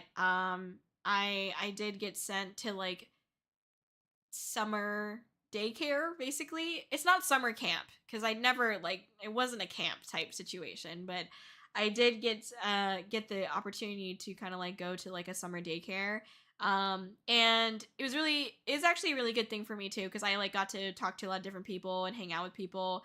We would go to like the pool all together as a group. There were like certain activities and stuff like that we would do as well, and so yeah, that was fun. We went to like amusement parks and stuff like that, so made a lot of friends there, and that's also where I met the guy that like I ended up having a crush on for like 3 years, a fucking delusional crush, which like a lot of girlies have at least one delusional crush, okay? I don't care if it's someone in high school or if it's a character from fucking Lads, okay? We all have one delusional crush at least in our lifetime, okay? And that was my extremely delusional crush at the time. I was very fucking delusional. So, mine is Zach. Okay. Anyways, so for me, that's how I met him. And God damn, I don't even know what to say about that. I don't know if you guys want to hear that story. Maybe that's for another day, because that doesn't really formulate like anything else about me. Um but yeah, and I met a lot of friends. I got to socialize. I also, because my parents like worked late, when I didn't have like cheer practice and things like that, I did go to like after school like daycare, whatever it's called. And at first I did actually like it, because we would be done with, school would get out, and then we'd walk over and we would immediately go into homework time, which I know sounds corny and funny, but I liked it because I got all my homework done before I got home. So I didn't want to, then when I got home, I could just goof the fuck off, okay? Um then it started to devolve because they changed leadership, and then like it stopped being like homework time. It was like always fucking snack time, because they made money off of like the snacks that they sold. And so I stopped really enjoying my time there. I will say one thing that I really liked about it was that they had like a DDR machine, like an actual one though, that had like padding. Cause like there's ones that came out for like the Wii or whatever, right? And it's like this flimsy ass fucking padding that you put on the floor and you hope that it grabs your inputs. But I hate that. I like the ones that are like actually at the arcades that are like actual padding and shit, cuz like you can really like slam that shit to make sure that you get the fucking note. You know what I mean? So they had that at the thing that I went, the daycare thing that I went to, and I was on that shit a lot. I love that shit. I love that shit. And then the guy that I had a crush on at the time, he was really good at it, and I was like, man. Again, Delulu girly during that time. Oh my god. So yeah. Anyways, I was really blessed with that. Really, really blessed with that. So, anyways, that happened there. The only other thing that like there's only other two things that I won't get that deep into because there was so much that went into it. But I was also a part of a teen like youth council or whatever. So we did a lot of like community work. We would like, what do you call it? Like do community cleanups. We would like do car washes. We would do like go to people's like houses, or like go to a neighborhood and like offer to like help cut some of the bushes or whatever the fuck, do yard work essentially, clean shit up, whatever. We did like certain events as well, like 4th of July events, for example. I like would perform for these particular 4th of July events. And I would also like volunteer there. I remember for like Easter or something like that, for like springtime, I don't know why they designated me as this particular person, but they had me and my friend, or no, sorry, no, I think it was just me. I was the one that was doing face painting for the kids. Me. I need you to understand, if anyone has seen my handwriting, if you even like smelled my handwriting, you'd be like, ugh! You know what I mean? And they had me be the one that was doing the face painting. I was like, girl, I don't know if you want me to be the one that does it. I'm like, okay, I guess. So I was doing the face painting. I also did a haunted house, where like I got to, I did it 2 years, where like I got to be like a person that scares like them in a particular room. It scares people that come in. So that was really fun. Honestly, I love doing the haunted house. It was really, really fun. And then I've also done a fashion show where like there's a little runway. We had our little different categories, and like I look super cute. Anyway, anyway, but yeah. And let me think. I don't know if there's any, I'm trying to think if there's any other significant things that happened with like teen youth council, but I think those are the main things. I was also later in my against my will, later in my high school years, I also was a part of the youth ministry because I was going through confirmation and stuff like that. Again, religious household. So yeah, I did go through that as well. We had done like community work through that, like feeding the homeless type thing. We had retreats. I didn't really like it. That's why I said against my will. I also started working my first job. My first job was in Jack in the Crack. So yeah, which is kind of funny because apparently my like I think like my parents' their first job as well was like Jack in the Crack. So I'm just continuing the generational Jack in the Crack legacy. So, anyways, those are some of the other things that I did when I was like growing up, outside of what I already talked about. So, yes. Oh, and then I did jazz dance. I performed with that for about a year. So it was around there. Okay.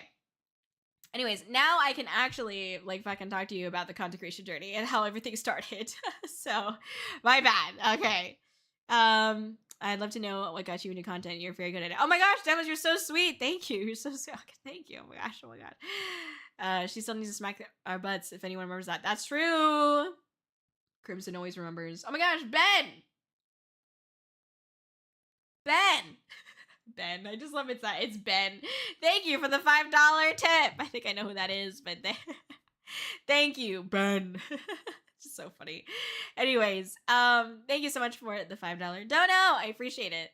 Even support. My Delulu crush is Snow Wife, the singer. OMG, she's so pretty. That's so real. That's so fair. I respect that. Girlies, no, everyone had delusional crush. Trust me. Okay, well, hey, I don't know. I can only speak for the girls, I guess. I don't want to speak for others, so that's good to know, though.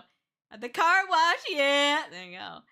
What's up, Tomoya? Good to see you. Welcome in, welcome in. Thank you so much for being here. We are yapping right now, doing a little bit of a talk show at the moment, talking about behind the screen Kōri and what has shaped me into the person I am today. So, leave the check-in. Sniff's handwriting smells like taco.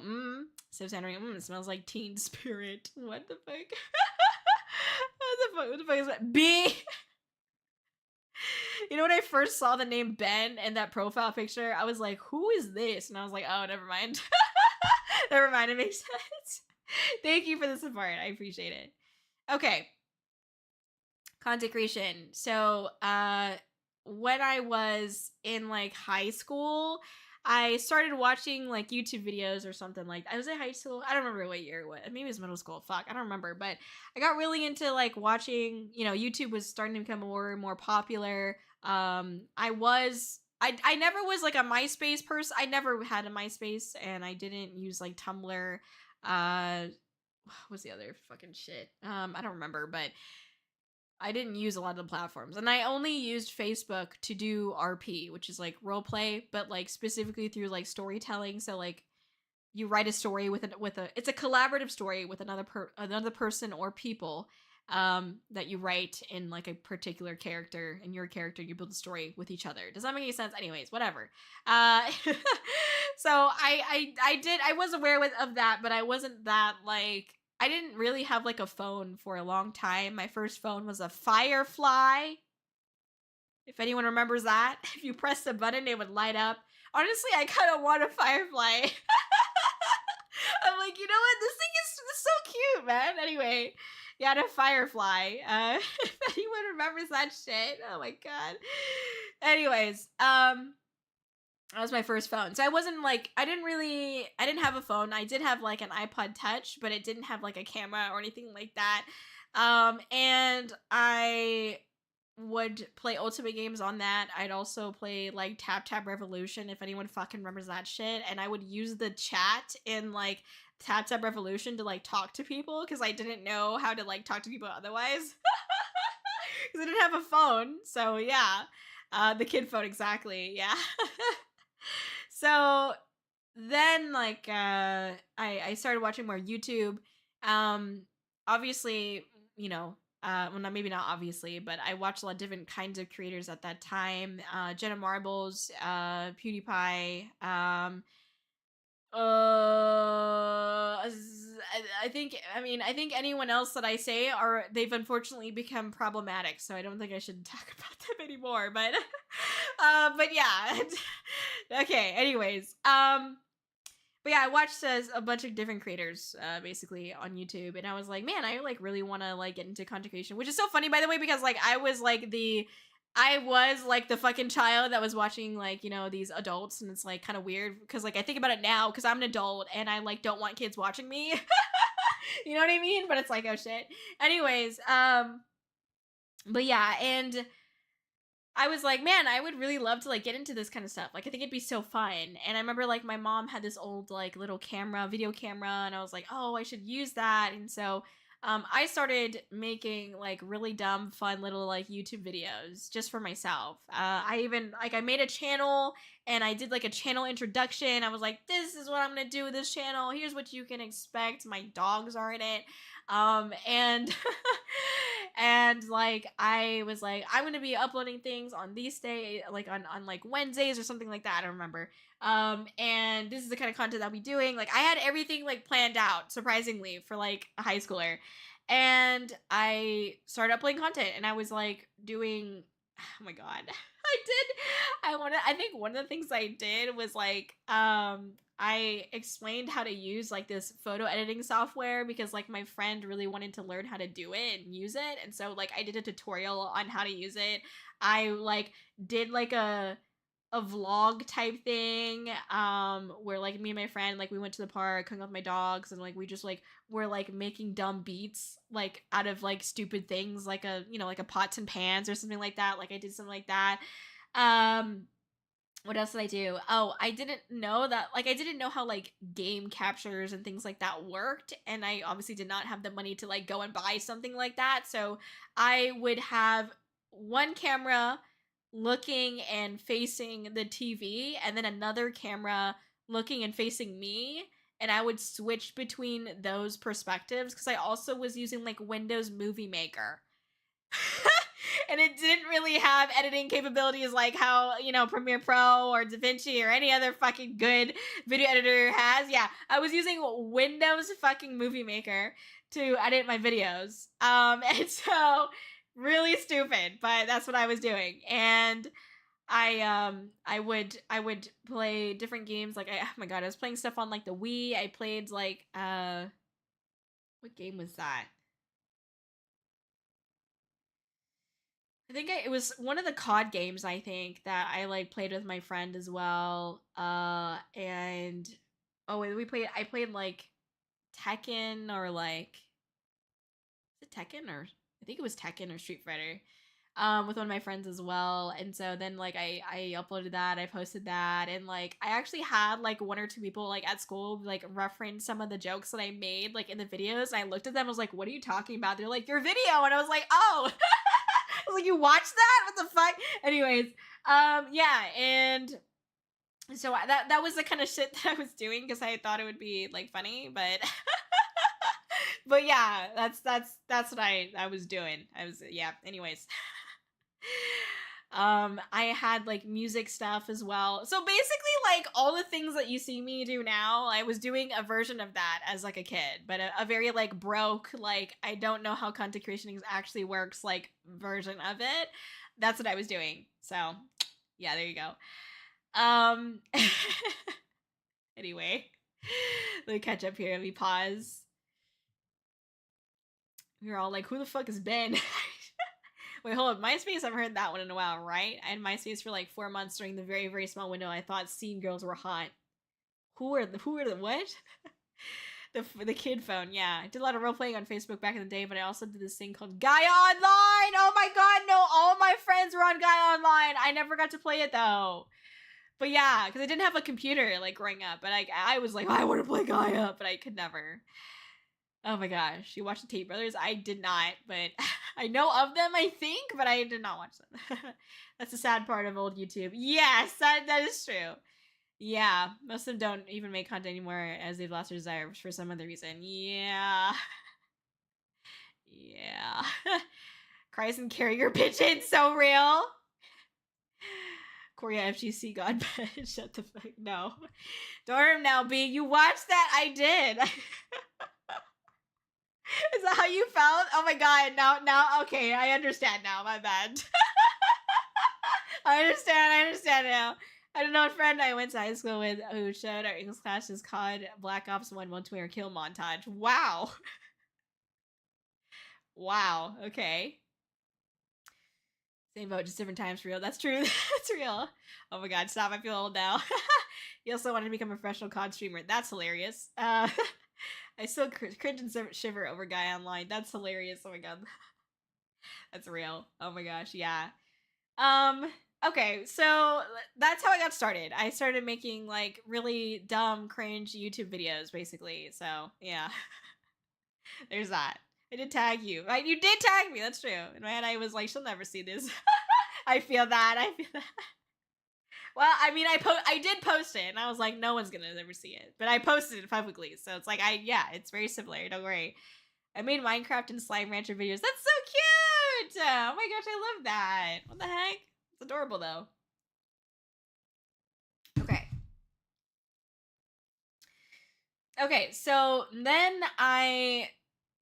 then after that, after I was like, I did all that shit in high school, and then like in college, I ended up joining, for a short time, I ended up joining a community that I don't know if I should say, because it's actually, I think I should say it only because there's a reason why I should say it, but I don't know if I want to say it because it's a community that I think many of you will be like, that's cringe. Because it is a little bit cringe, not gonna lie. But the reasons that I was in it, I felt like are not super cringe. So it's like I don't know. I'm balancing it. But yes. Good morning, Kōri. Hello. Please have tea for energy. Thank you so much. I appreciate that. Have a wonderful one. Hope you're doing good. Welcome in, welcome in. We are talking, we are chatting, having a great time. Thank you for being here.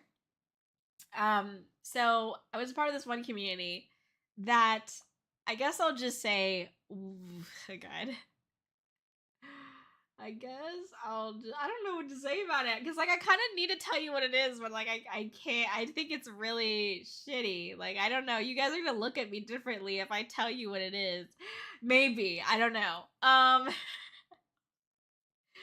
Okay, who wants to know what the community? What like do you guys feel like this is important information for yourselves? Do you want to know? Mimi, I do. Oh my fucking bad. Shut up. Wait, don't give me Instagram the down. It's fine. Okay, fine. All right. How much? No. It's okay. You've already given me too much, Cosmic. You're too. No, it's okay. Thank you. 67.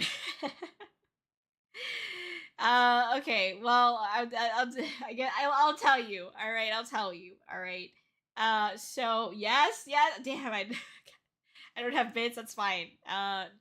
Just $6 and then $7 separately though. You don't. There you go. So to make the 6-7, you do a $6 and then a $7 and then you're done. And that's just kidding. Okay, fine. Since you guys want to know, but I want you to. I need you to like hold your tongue. Just hold it. Oh no! Don't do this. No, Kai, you don't understand. Cosmic's giving me so much already. I feel really bad. No, it's okay, Cosmic. Don't give me anything. All right, don't give me anything. It's fine. Don't worry about it. Okay. Oh my god, Cosmic, you fucker! Give me $6. You fucking ass. Holding. No. Cosmic. Cosmic. Oh shit! I did $6. That's good. That's all I needed. All right. Someone gives it. No, that's good. That's all I needed. Thank you. Thank you for $6.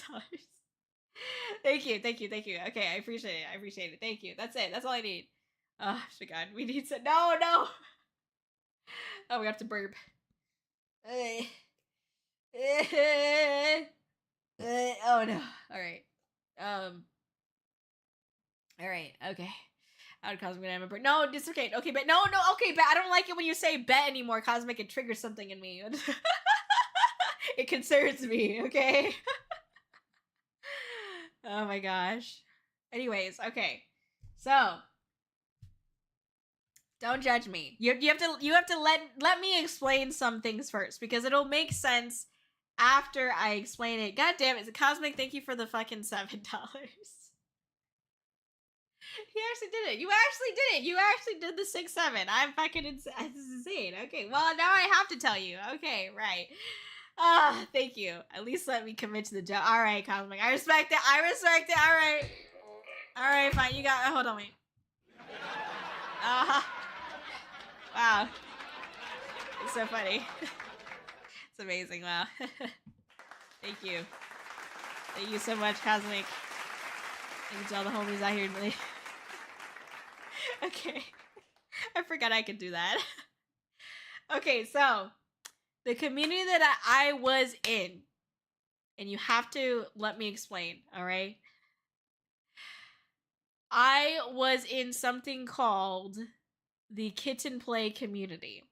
But you have to hear me out. Listen to me, okay? I was in it for a short time. While I was in it, I didn't actually understand what it was. When I found out like exactly what Kitten Play was, I was like, oh. I was like, oh. I thought like we were all just like dressing up. I thought it was cosplay. Like I thought we were just dressing up and like that was all it was. And no, it was more than that. Basically.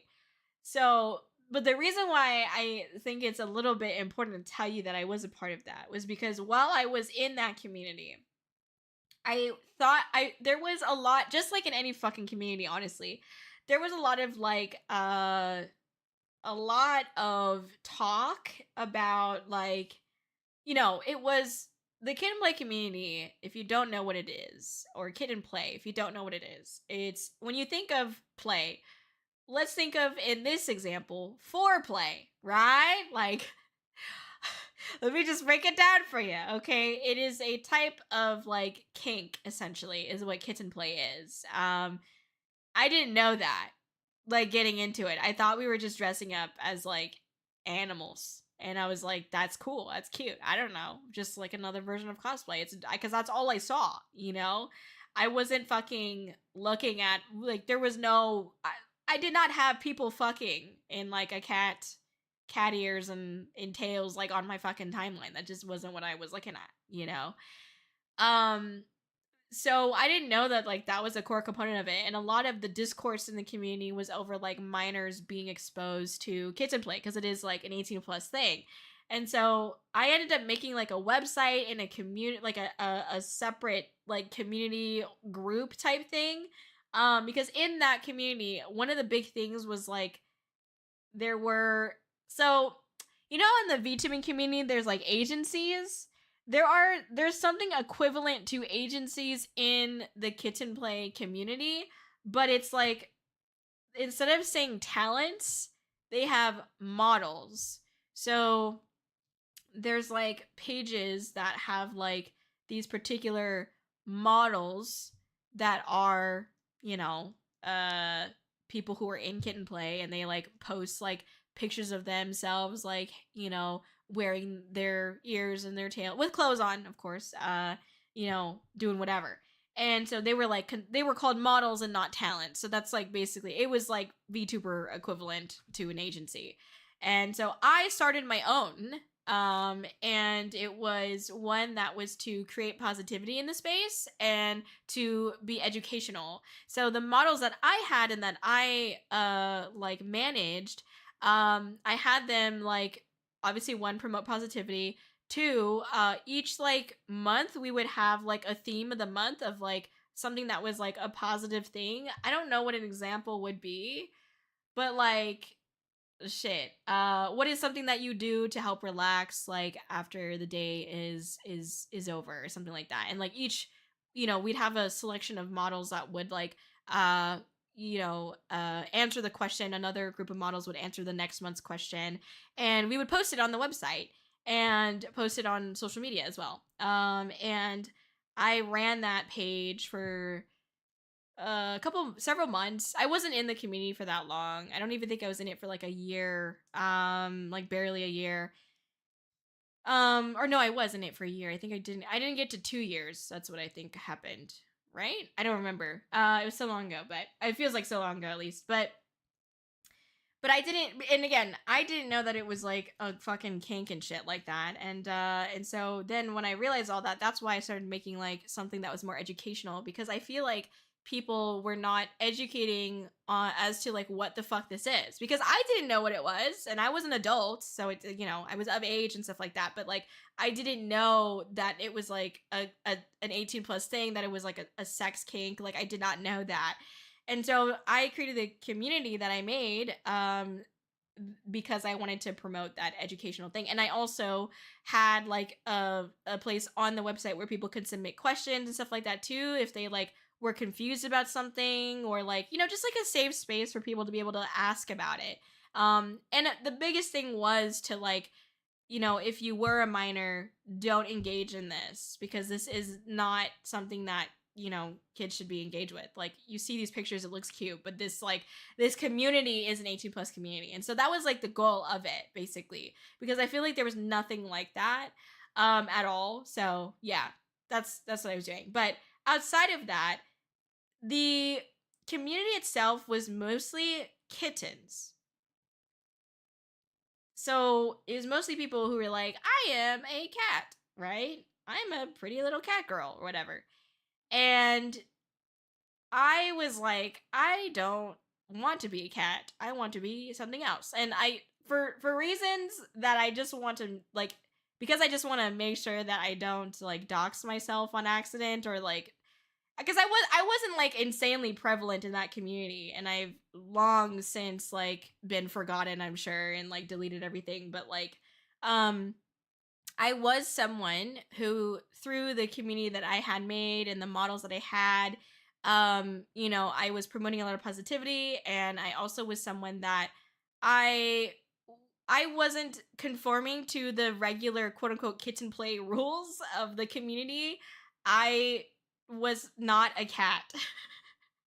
And I know like some of you might be like, well, then what the fuck were you? I can't tell you, because it was so like specific. Like nobody else was doing like was getting ears and like a little tail of like this particular animal. And so we can say that it was a raccoon, but for the example's sake, but I let's just say, okay, I was a raccoon, right? Nobody else was doing raccoon, right? And I started doing it, and the more that I was like going out of just like the kitten side of things, the more that I saw other people also like embracing other animals as well. And so then it became more of like a better, I think, umbrella term, which is pet play, because it didn't really matter like what, I guess, species of animal you wanted to dress up as, or wear ears of. Again, this is not furry community, because furries, like, there are differences. The furries have like the whole suits on. No one in like the kitten play community had like the full suits on per se. I'm sure there were some crossover, but like not a whole lot. So, anyways, but yeah, like I think thanks to like me trying to like, I don't know, be a raccoon basically. There were more people that were leaning into other like animal species, and I actually started seeing like the shops that would sell like the ears and the tails, or like collars were like a thing as well. Started to have more of like a variety of animals and not just fucking cats. So, um I know all this to say, the reason why I think it was important to tell you about this community is because it was something that I felt like a need to create a positive space for, and a sense of belonging. I was running social media pages. I was running a whole team. I was managing talents essentially, and I was handling a whole website, like a whole blog, everything. I was doing videos and stuff like that through that as well. So I was doing all of that in that one community. And then I left. And then I was like, I think one day I just was tired of it. I think they're just like certain people that were like getting really weird. A lot of people, there were definitely some people that just in the community did not like me for one reason or another. And I started getting like really fucked up shit in my DMs, and I was like, I don't know, man, like this just isn't worth it. And I didn't feel like I was a part of the community anyway, because I wasn't in it for like the sex kink. I was literally in it because I was like, oh, I could like wear these ears and it's so cute. Like I thought it was just cute. That's it. It to me it was more of like a cosplay thing. So or cosplay adjacent. That's what it was to me at least. So anyways, um which led me to leave because I didn't feel like it was a good representation of like what I actually felt and wanted. So I kind of just I was done basically. Um, and then after that is when I started getting into only the cosplay community. Like I was like, I'm doing cosplay. That's fine because I was open to that and I like doing cosplay. That's what I realized through all of that. And so I started doing cosplay, and that initially when I started doing cosplay, I remember I was like really not sure if I wanted to make a social media account for everything and like actually promote it. Cuz originally the first big cosplay that I did, I just did it purely for funsies cuz I was like this would be so cool. And I had done cosplay like prior to the big cosplay many times, but it was very casual things that I bought at like, Spirit Halloween and shit like that. Um but this time I actually fully built this one cosplay and it was like huge as well. And by huge I mean like, you know, there's like massive staff or something like that. Massive sword. I don't know. Um just like a massive prop and it looked really cool, whatever. And I remember I walked out after getting set up. I walked out into the main hall and like like there were like not to be like pick me, but there were like a couple people immediately started like running up to me and asking me for a picture, and I was like, oh yeah, of course. And then like we did it, and they're like, what's your Instagram? And I was like, I don't have one. And so like that day I made an Instagram and then was like, okay, I guess I'm fucking making content with this shit now. And so once I was in the cosplay community, I was like making more content again. Even though I kind of just got out of another community, and I mean, I enjoyed it a lot. I loved the cosplay community. Like, I really do miss it. Going to conventions, cosplaying, like all of that was just I miss it a lot. I really, really do. I know that one day, like, I do want to cosplay again. I'm really like hoping and waiting for like a cosplay that I'd want to do that I have to have time and money for it obviously as well, but a cosplay that like covers me all the way but also allows me to like do something big for it, cuz I told you guys about this before, but if you guys play Genshin, the next cosplay that I was going to be working on was going to be the Raiden Shogun, but like her ultimate, like her boss form. If you guys know what I'm talking about, I don't know the actual name of it anymore because it's like been a couple years since that got released. But it's the one where like she's got like these arms behind her, these like big ass like electric purple arms around her, and I was going to cosplay that. I was gonna build the arms. Okay, that one that Kai said in the fucking chat that I'm not gonna say to completely butcher the name. I'm pretty sure that was it. But yeah, I was going to cosplay as that. I was gonna build the arms. I was gonna make the wrist on like the arm. Like I had the schematics already built out. I was gonna put LEDs in it. I was going to make the back piece as well, and then I was gonna make a platform for me to stand on, so that way it looks like she's kind of like floating with it, or like at least like elevated with the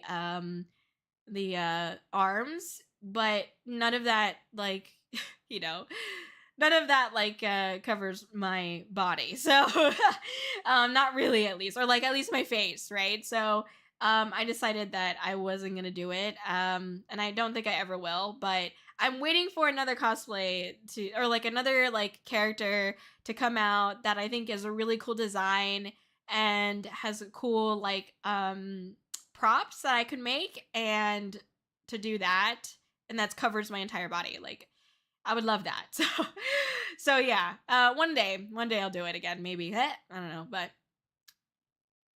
That's basically what's up. So, anyways, got into the cosplay community. I met a lot of cool people. I met a lot of weird people. But that's where my love for the convention setting stems from. And I definitely made a lot of content as well. Now, this was during the days of cosplay where like TikTok wasn't as prevalent. Like now, like short form content kind of rules those platforms, and I would not have survived as as a cosplayer in this current climate of cosplay. That's the only other reason why I'm like I don't want to cosplay, because I would not survive like as a cosplayer. You have to right now, like what seems to be, and I talked to a lot of people about this and like that are cosplayers, and they kind of agree with me. The like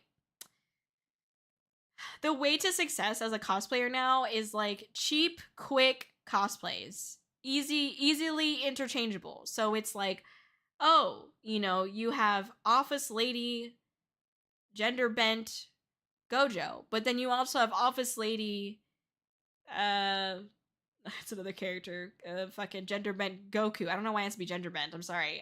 Or like fucking that one lady from the one lady from Spy Kids or whatever the fuck it's called. I don't remember anymore. Spy Kids. You know what I'm talking about? Whatever, fuck man. Whatever. Popular character. Insert your. There we go. Your mama. Anyways, your mama, office lady, fucking cosplay. Yeah, Spy Kids. Yeah, I know. Spy Family. I know it. Spy Kids is more funny though. What's up, Andrew? Thank you for being here. By the way, welcome in. I appreciate it. Welcome in. Thank you for being here. We're just yapping right now. Talking about my past. So, anyways, yes. That's yeah. That's kind of the way to success as a cosplayer now, and like I can't do that. My cosplays were they took months. They were like 9 months, big baby, okay, to create. It's not something that I can just make in a day and that I can interchange. Like these are one of a kind. And not to gloat, I mean, if you ever if you saw my cosplays you would understand, I think, but you can't, so sorry about that. But I literally can't even like tell you what I've cosplayed before because it would literally probably dox me, because if you search the character it's like that would probably be me showing up somewhere on that page.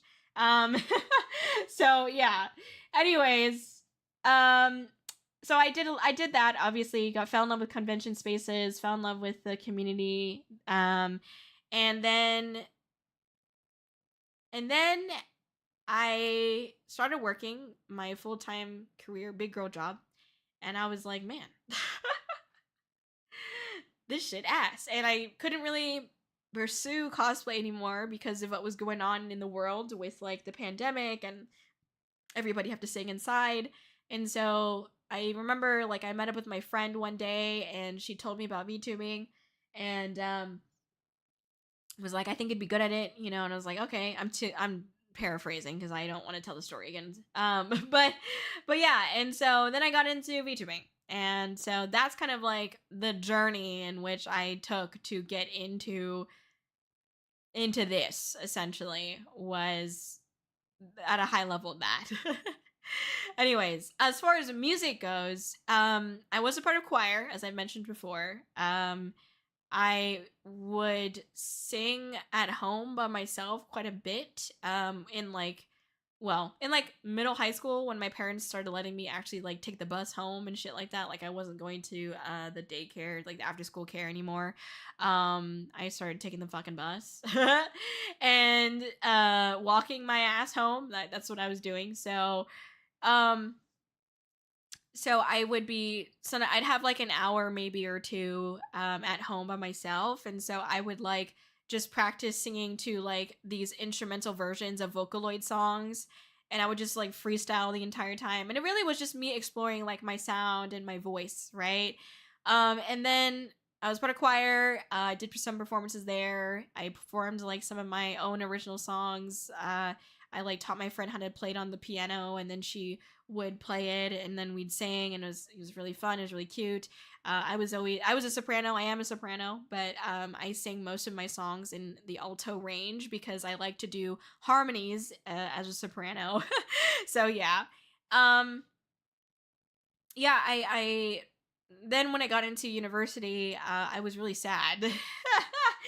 I really did not like my experience. I think university was the hardest time of my life. Like, it wasn't the time that I fucking got fired from my job or laid off from my job unexpectedly. It wasn't the time that I had to deal with fucking Luminara.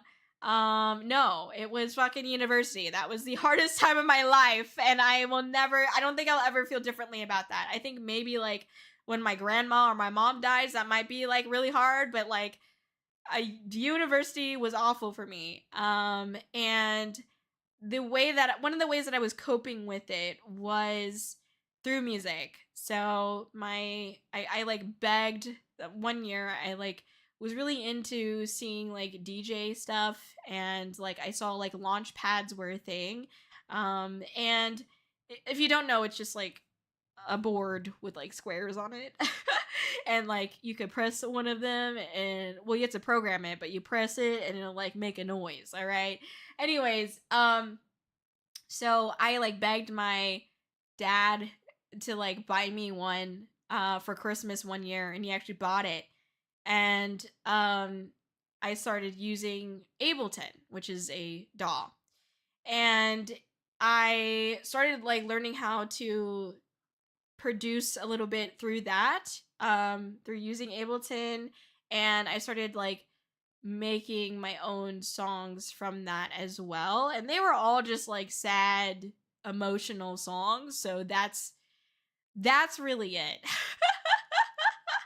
That's pretty much it. I don't know say about that really. So yeah, anyways, I then, as I got into my like big girl job and stuff, I also kind of started working on stuff then. But it was like I said to Autumn the other day, I was like making diss tracks against my fucking boss. Like that's the kind of music I was doing because I was like pissed off and shit. It was a good way to get out my frustrations though, without like getting fired. So yes, and so then like I was working on music a lot more because I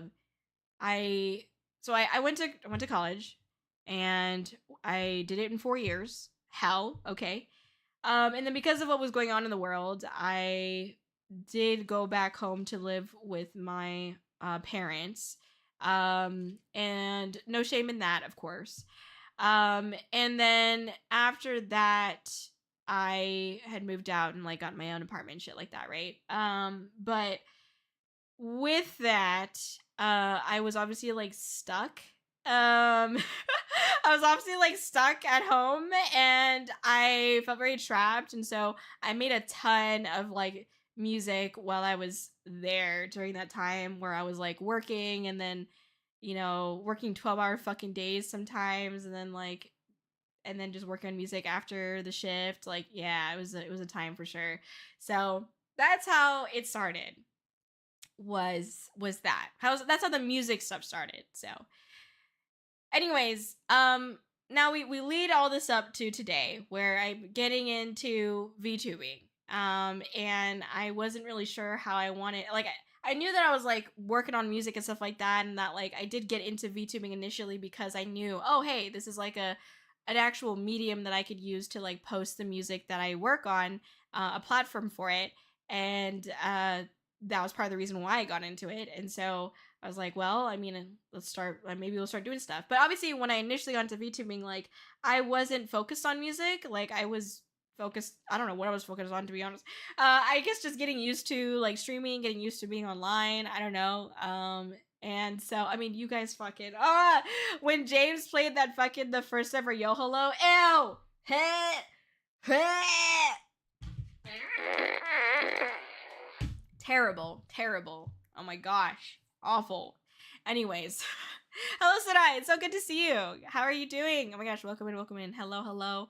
And thank you for the follow. Q. I appreciate that. Hope you're chilling, having a good one. Let's see. Hope y'all doing great. The first ever YoHallo. No, don't remind me. Yeah. So that happened, and I was so nervous, man. Looking back, it's so funny to hear the difference. But anyways, I ended up like releasing LOL, which was like the first ever like fucking dumb fucking song that I released, and like it was a rap song that I did not take too seriously, but it was like, let's just do it for funsies. Did it, cool. I did Confessions in the Snow, fucking hated it. For reasons, and I was like, all right, it's time for me to like up my game up and actually like figure this shit out. And I wanted to do an album because I was like, there weren't that many VTubers doing albums. I thought it was really cool that like certain VTubers I did see, like Mori Calliope from Hololive, did do an album recently around that time. I think it was like her first one or some shit. And I was like, oh man, like that's so cool. So many people received that so well. I want to do it because I was like, people will receive it well. I'm dumb. That's not how it goes.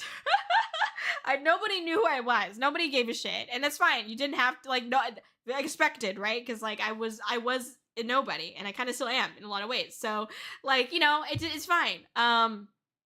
But I expected a lot with Interstellar Ice, and like all my expectations were like dumb. They were not routed properly. The actions I was taking was not like actually equating to the goal. You know what I mean? So I definitely learned about that. I definitely learned about that basically. And then worked on Celestial Curse, which is finally where like things started to settle into like what I wanted my sound to be like, what I wanted to do with my voice and with my future of, music and stuff like that. And then Beyond the Ice. Beyond the Ice is a very important album to me. So this is the album where I felt like I was finally able to figure some shit out with myself, is basically what I'm saying. And that I was able to even for myself look beyond just like, well, what is my sound? Like what is the story I'm trying to tell? Like I was able to look beyond that. I was able to like dig a little bit deeper onto like what I wanted the entire album to feel like, what I wanted every song to feel like for myself. I think most importantly, I needed every song to like bring out a different emotion in me. And I think it's mainly because I remembered what it was like performing, thanks to all the concert stuff like that. And I think when you perform your songs, like it is a completely different feeling, you know what I mean? And it really makes you think about how you want to present your songs. And I think that really played into why the Beyond the Ice album sounds the way that it does. So yeah. Anyways, let me catch up on chat and then I will continue. There are 2 questions from the Royal Racks that I would like to read out because these are people that are part of the Patreon, cough Patreon. If you and they have priority seating when it comes to asking me questions or asking questions generally for these Bin Buddies episodes. So if you would like priority seating to be able to ask questions and whatnot during the Bin Buddies episodes, you should join the Patreon. Okay. Anyways, no pressure, of course. This is absolutely optional. Okay. So don't worry. But yes. Anyways, hope you're having a good one, Chimera. Hope you're chilling, having a good one. Let's see. And Donnie, thank you so much. Hope you're having a great one. Appreciate you. Okay. Let me pull up the questions. Thank you for your questions, my gracious Royal Racks. I don't know why I said it like that. Anyways, all right. What was the aspect of writing music that surprised you the most in your performing career? How has that aspect affected you in a positive way? Okay, what was let me answer one question at a time. What was the aspect of writing music that surprised you the most in your performing career? I think something that surprised me the most was how, for me at least, how do I explain this? There's probably a couple things. Oh my gosh, now I think about it.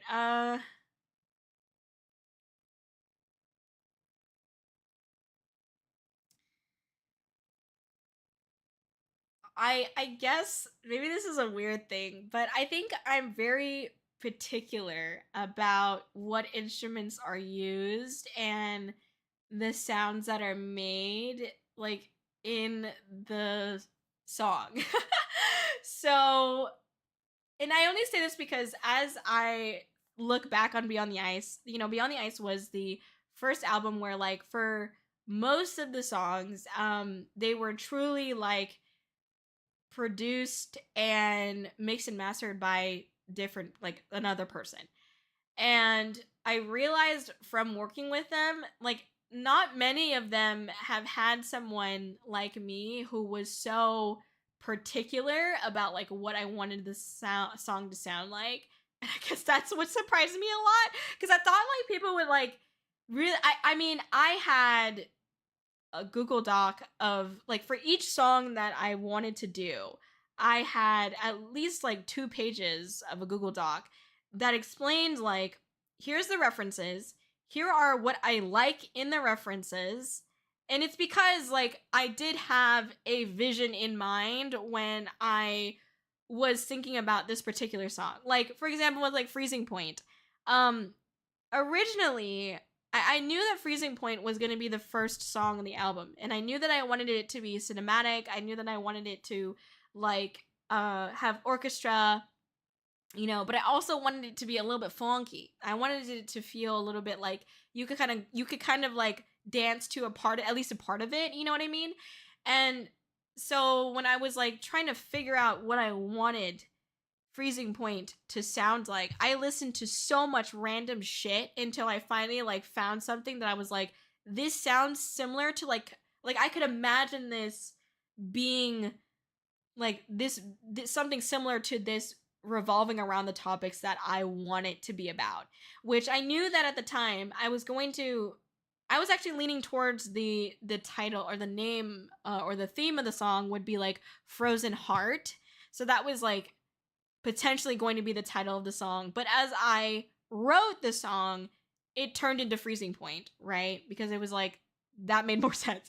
But basically, like I was very adamant about finding a reference song.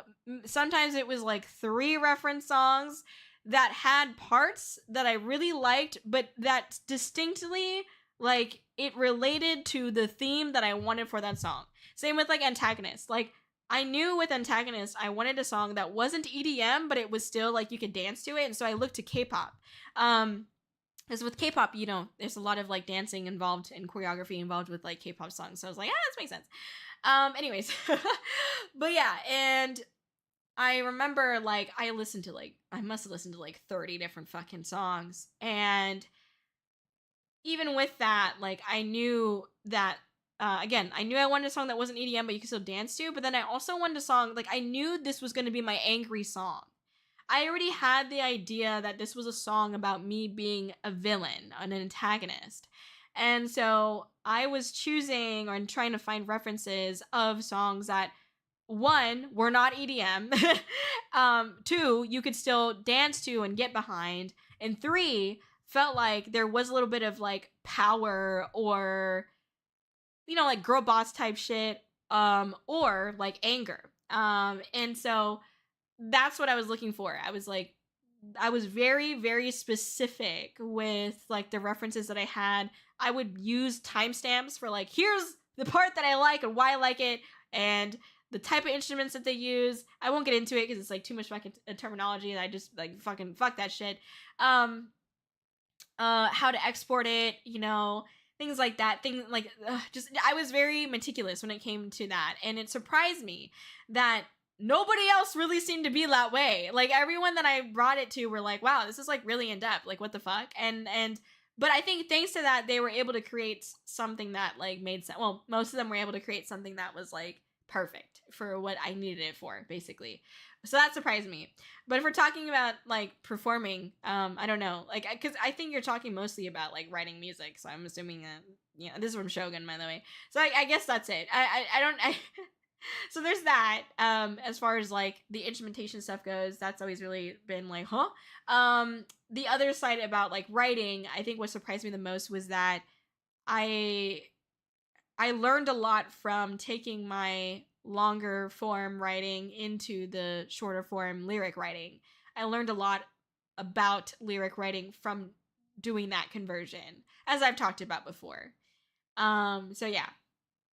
How has that aspect affected you in a positive way? Well, having a lot of references is always something that I've always had that. I've always gone overboard with references because I feel like I have a very particular vision in mind and I want it to be executed the way I want it to be executed. Like I just think like I want everything to feel cohesive, you know? And so like in order for me to do that, I need to like make sure that I express as best as possible like what I want basically. So so yeah. It is positive because it helps me continue to like communicate the things I'm looking for. I've learned so much about like communicating with others, about music, about art, about 3D stuff, thanks to providing references and providing that like openness for communication in those conversations. So yeah, I hope that answers your question. Thank you. No, that makes sense. So anyways,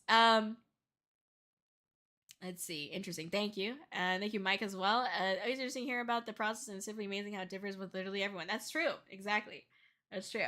And this was just my process specifically with working with like producers, and like their production of music and instrumentation and stuff like that. Again, Beyond the Ice was like really the first time that I was doing that, and it was a hell of a lot easier in some ways, but a hell of a lot harder because I wasn't doing like I know what I want to do and I could just do it. But then like now I have to explain it to this person. You know what I mean? And it's just not it just doesn't sometimes it doesn't translate well, basically. As long as a kazoo is involved, you know, it'd be like that, if only. Anyways. All right, another question. What is your process of writing lyrics and making the beat for it? Like, does the beat come first or lyrics come first? It kind of depends. I think for all of Beyond the Ice, I had an idea in mind already, though. So I guess in a sense, it was neither. It was purely a feeling. What is an example? I mean, Freezing Point, right? Like I knew that I wanted a song that felt like my heart was freezing over. I wanted a song that felt vulnerable and that felt like a way for me to express some of the hardships that I've had emotionally as a VTuber. That came first. Um and then it, you know, eventually formulated into an actual like concept and stuff like that. I think same with like let me think. Like Crown. Actually Crown's a funny one. Crown, I had a dream. I had a dream, and in the dream Kōri was like singing, and she said like I don't remember how she said it because I don't, but she said the words like the chorus of the song, which is heavy is head that wears the crown.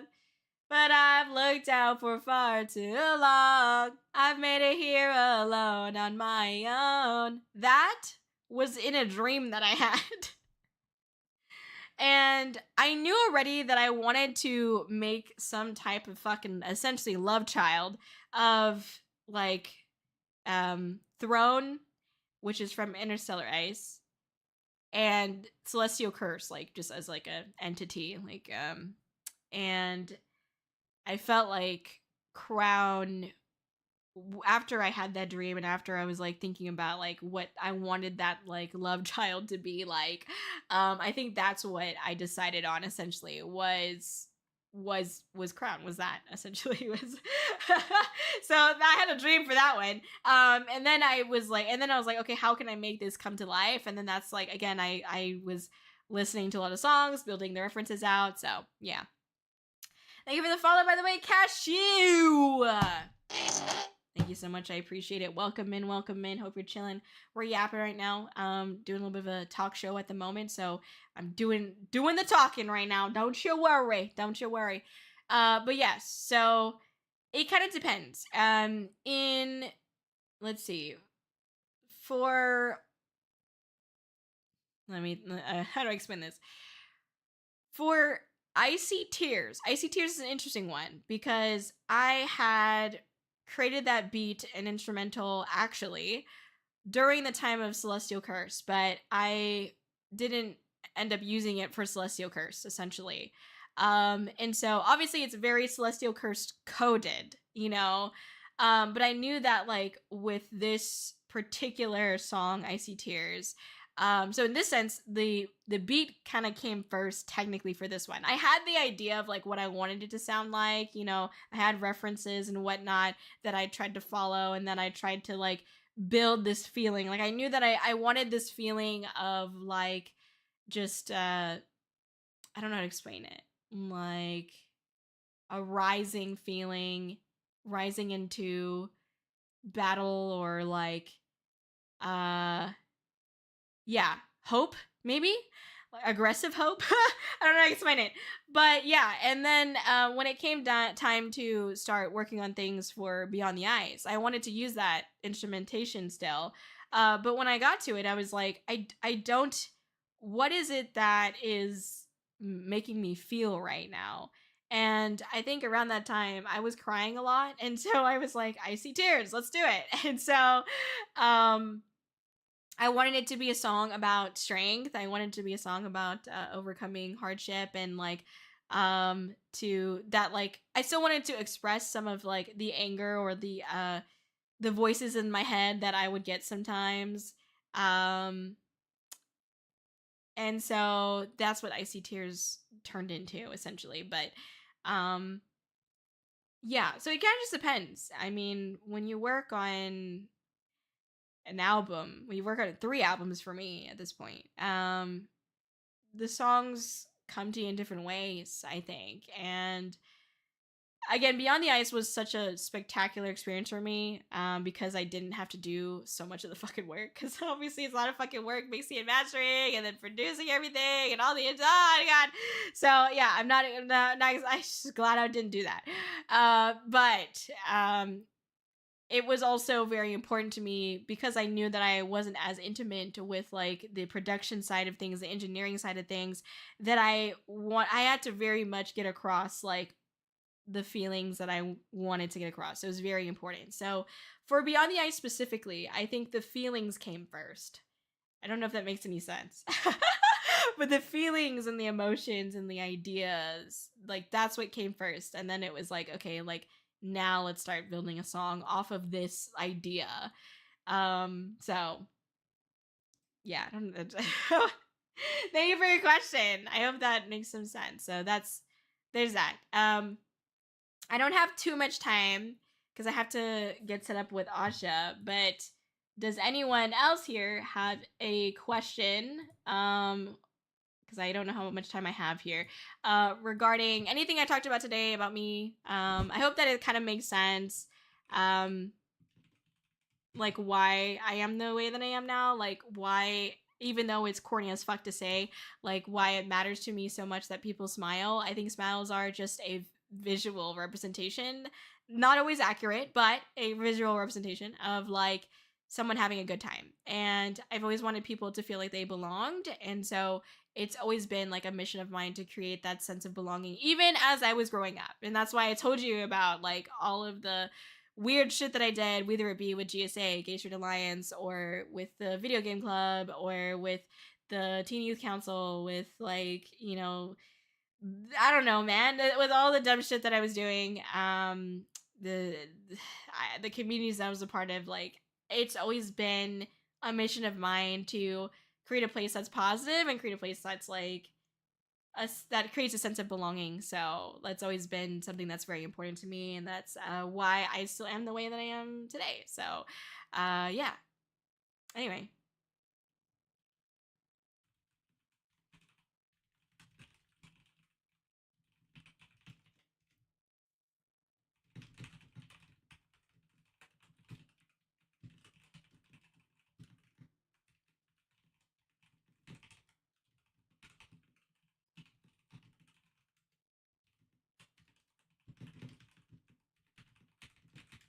okay. I do have to get Asha online with me, so No worries, Dragon. Thank you for the BRB. Thank you for sharing. I appreciate that. That was very informative. Thank you. I appreciate it. Why is Zach holding his face? Never mind. He's just itchy. Yeah, sorry. He's just doing that. It's fine. He'll be fine. You just give him a second to. Oh shit! He got the kazoo out. The kazooie. Oh, I got it out again. Hold on. Which button is it? There we go. Okay. Let's see. Oh shit. Okay. Did I just close the chat? My bad. He smells Corey's breath. Shut the fuck up, man. Cool. Change the title, thumbnail. Okay, you fucker. Damn. I didn't know you're gonna be like that, man. All right, shit. All right, my bad. Okay.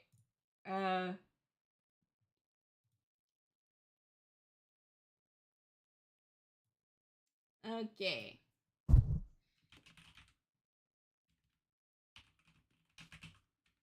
I just spelled. Why do I always spell this wrong?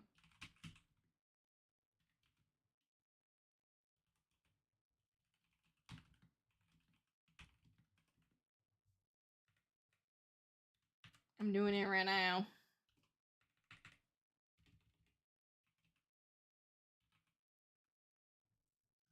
Okay, for some reason I can't edit. It's not recommending me her username on Twitch. So can you, Pat, can you make sure that this works or doesn't work?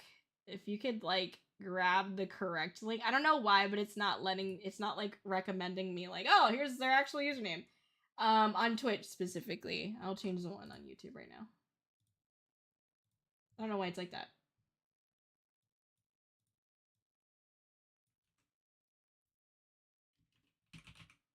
It's doing it for YouTube, so we're fine there, but I don't know.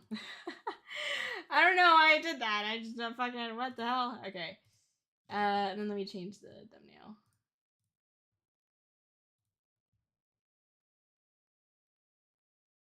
Was there a question? Sorry. Trying to see the set. Also work. Thank you, Raging. I appreciate that. Okay, I don't think anyone has any questions, but if you do, you can let me know, or you can hold on to it for tomorrow.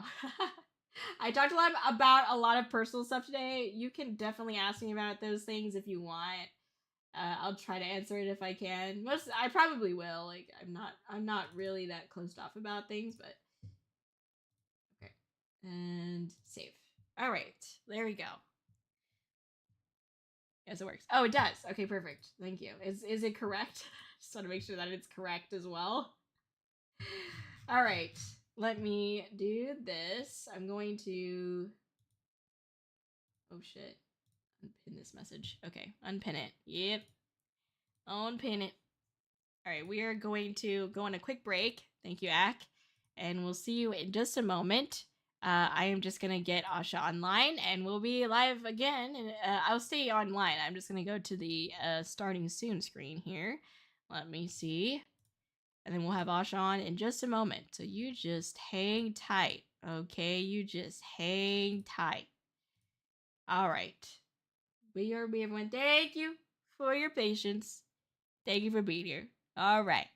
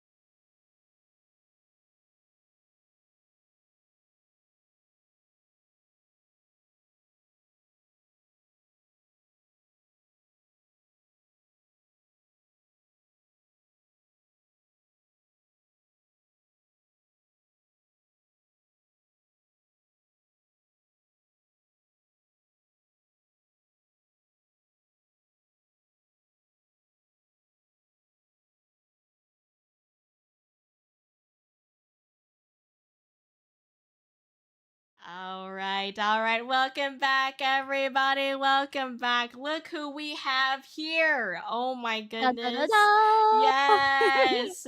Beautiful, beautiful. Oh my No, gosh. you.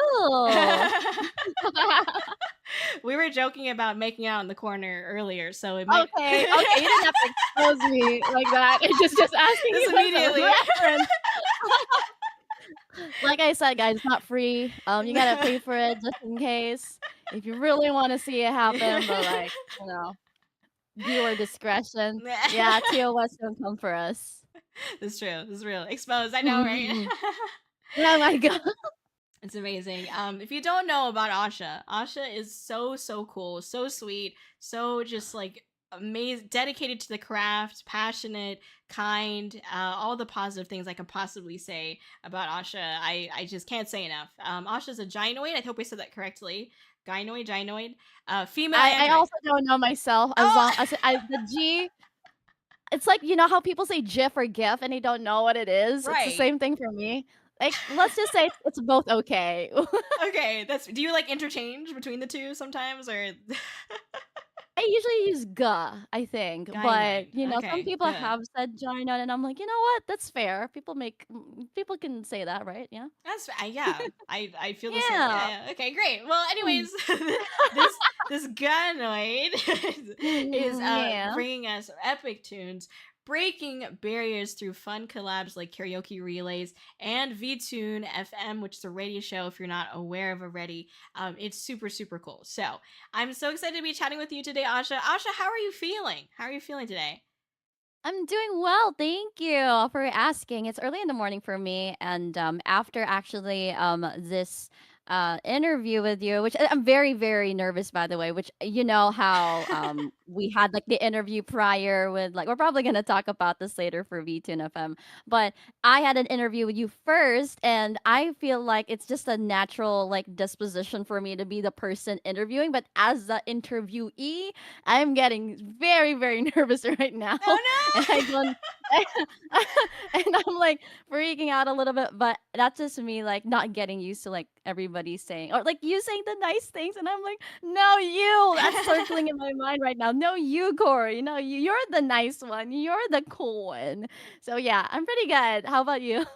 Oh my gosh, you're so sweet. I love that. No, I mean, I was okay. I'll be truthful to you. I wasn't that nervous for like the interview that we did, the heart to heart Mm, that we did initially. But mhm. then then I realized that it was the pilot episode, and I started shitting my pants. I was like, Oh. I have to do well. Oh.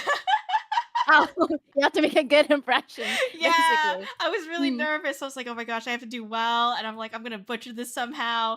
And but luckily, like it was so natural with you. It was really easy. You made it very comfortable, and so I was very lucky to have you as a interviewer and as a host because you made it really simple and feel good. So thank you for that. I hope I can do the same. But I know Hmm. I understand it's a little bit nerve wracking. I get it. We're gonna make it good. I It promise. is. You are making good progress, absolutely. You go, girl. Everybody in the chat right now, give Corey, like, all the love and say, "You go, girl." Aw, Yeah. thank Yeah. you. Thank you. Oh my gosh, you're so Mm. sweet. I appreciate that. Heck yeah. We all go. Thank you. Yeah. We do, we all go. Yeah. For me, said, Exactly. "You go, girl." No, that's not what I meant. I mean, Khan said that your line is go piss girl. So Yeah, is it that is. that's what we're doing. We'll go piss girl. That's what we're doing. Yeah, sorry. It's because I always like piss in the middle of my stream pretty frequently, and I think they kind of got used to it. They made an acronym for it, GPG, and then when they write it on stream, and I'm like, oh yeah, sure, yeah, I should go piss, and I just go and piss, and then, yeah, I don't That's know, real. I don't know why. Yeah, I don't know what people's fixations are with like VTubers and pissing and stuff like that. This is the stream for that, guys. Yeah, I don't know. That's real. See, I always tell my stream that I try to go with efficiency when I piss, so I piss in the sink so I can wash my hands at the same time. Oh my god, you know what? I should try that. That's so smart. Yeah. Is that it's the No, no, wait. efficiency? Wait, how do you reach it though? That's the question. What do you mean? You gotta get pop a squat. You If gotta I really. what? Yeah. God dang it. That's how you do We're it. we're like 5 minutes in, guys. Okay, so It only gets worse from here. I'm just kidding. oh, yeah, sure, got it, I gotcha. Absolutely. But yeah, I have been so excited to have you here. You have such a bright and Mm, wonderful personality, and you organize things so well. Like, I mean, I'm gonna talk about it. Obviously, I really appreciate you inviting mhm, me to Hope.exe, that charity drive that you did for the future. Which, if you guys didn't know, their kind of mission is to assist people affected by climate disasters and whatnot in the Philippines, I believe. mm. Correct me if I'm wrong, but I'm pretty sure that's it.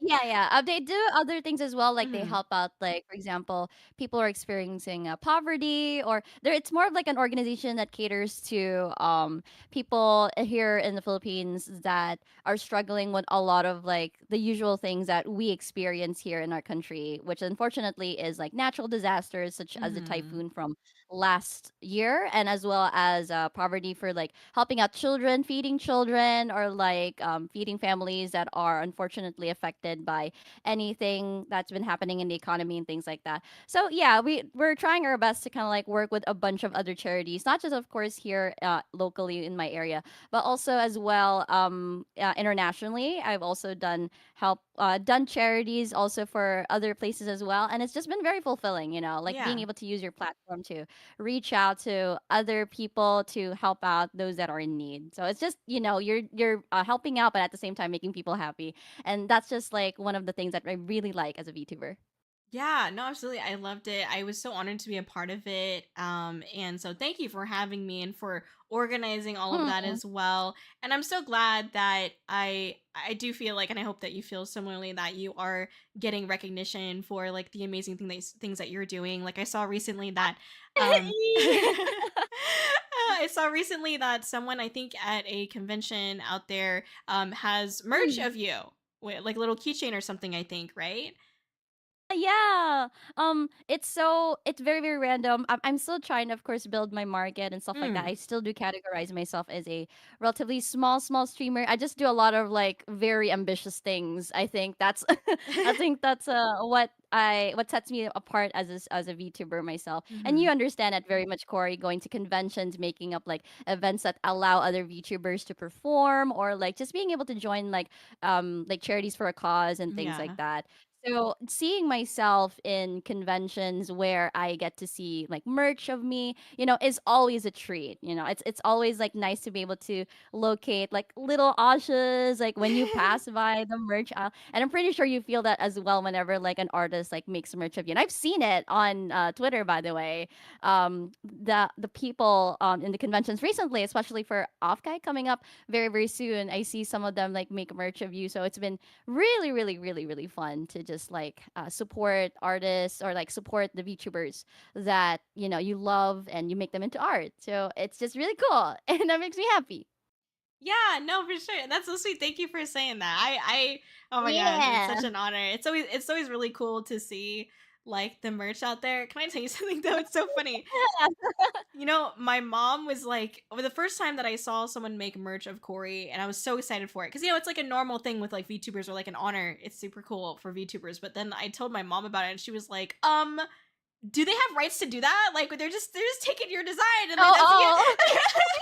My mom was like very serious about it. I was like, wait, no, it's okay, it's fine. This is like Yeah. Mhm. this is like a thing. This is a thing. But she was like, you better get some money for that, or like, oh, do you get a discount? I was like, Oh, well, wow, she's that serious. she was very serious about that. Yeah. Right, right. I but think it's very, very sweet of her. Yeah, it comes from a good place for sure. She doesn't quite understand absolutely. it, so because that kind of makes sense. But It's yeah, okay, mom. You were trying your best. That's the important thing. yeah.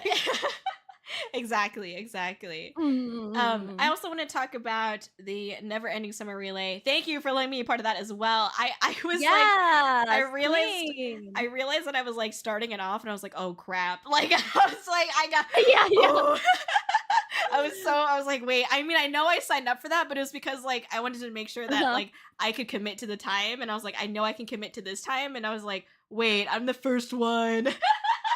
And I started freaking out, but it was actually really, really fun, and I loved how you organized it as well. Like, Mhm. I haven't been a part of many like summer or sorry karaoke relays, and so seeing like, hey, you had people like, put their set lists in and whatnot, and like how Mhm, you mhm. organize it with the spreadsheet, the time zones, because like time zones are the crazy part with Oh, yeah, everyone. absolutely. Mhm.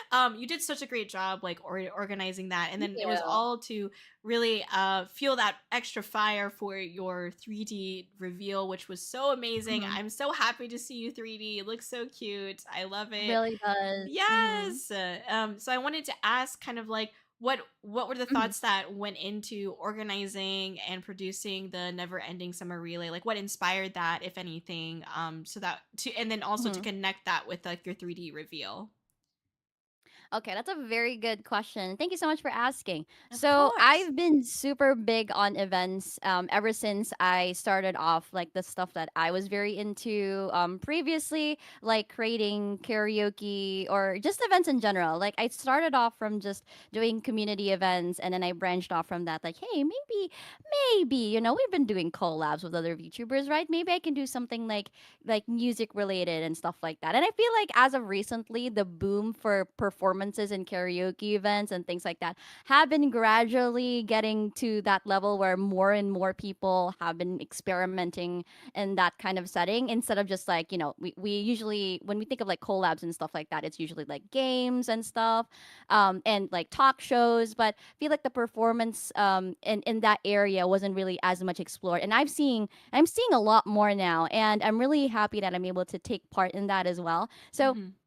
in regards to the Neverending Summer Relay, I've done a karaoke relay as well last year with a different theme. It's called Heat Wave, but it's also in the summer. So we did also sing like a bunch of summer songs, and I think for that one is more tropical, like Mm. being able to kind of like just having a party with summer songs and things like that. So with that in mind, I usually take into account like everything that I've learned from a previous convention or event, and basically use that as means to restructure how I do my events again for the next year. Making it more improved, making it a little bit more pizzazz and stuff like that, adding more oomph to it and stuff. And one of the things that really helps a lot is being extremely organized with all of the things that you need to put in. And of course, as a co-event organizer yourself, Corey, doing immense amount of events, like doing more numbers, by the way, Oh my with gosh. a lot of the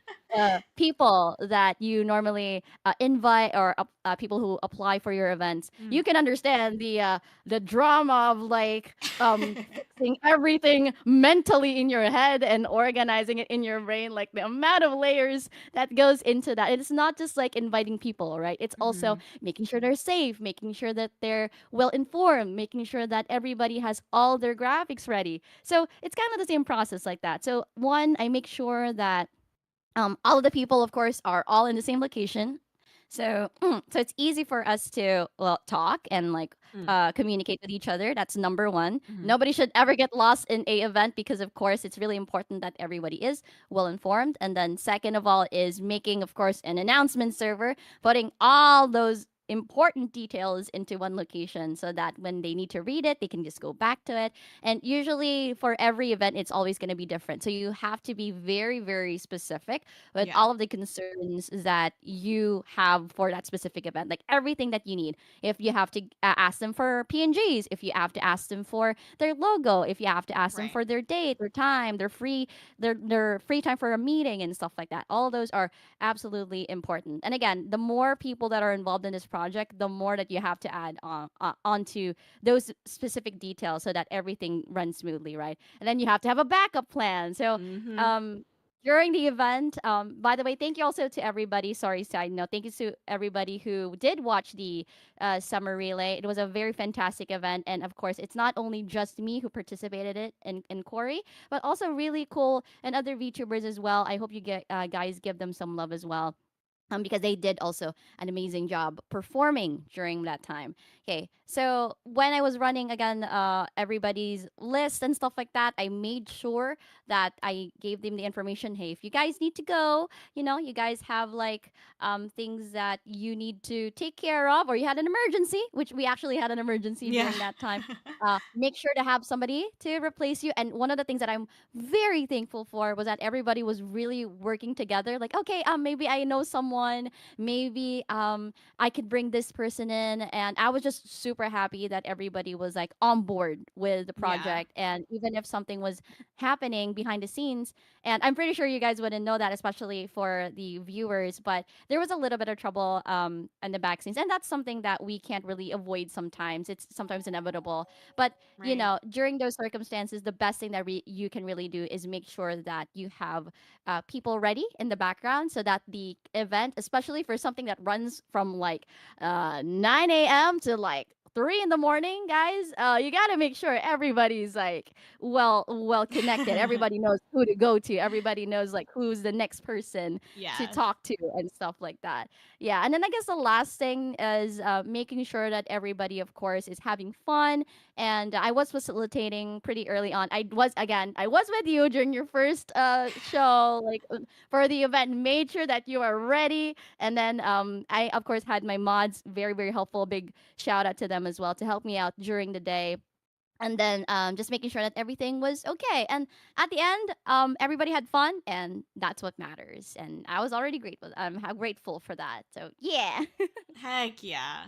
Thank you so much for that wonderful explanation. And just like something that I really want to highlight of like what you were explaining was that like you did have events prior to this one as kind of like stepping stones to get to this point. Mm, And I say that because I see a lot of VTubers in this space, not all of them, but like some VTubers like they will like I've had people ask me like, "Oh, like how do you organize an entire concert?" And I'm just like, who like it's a very loaded question, you know what I mean, especially if you're trying to do it yeah, IRL.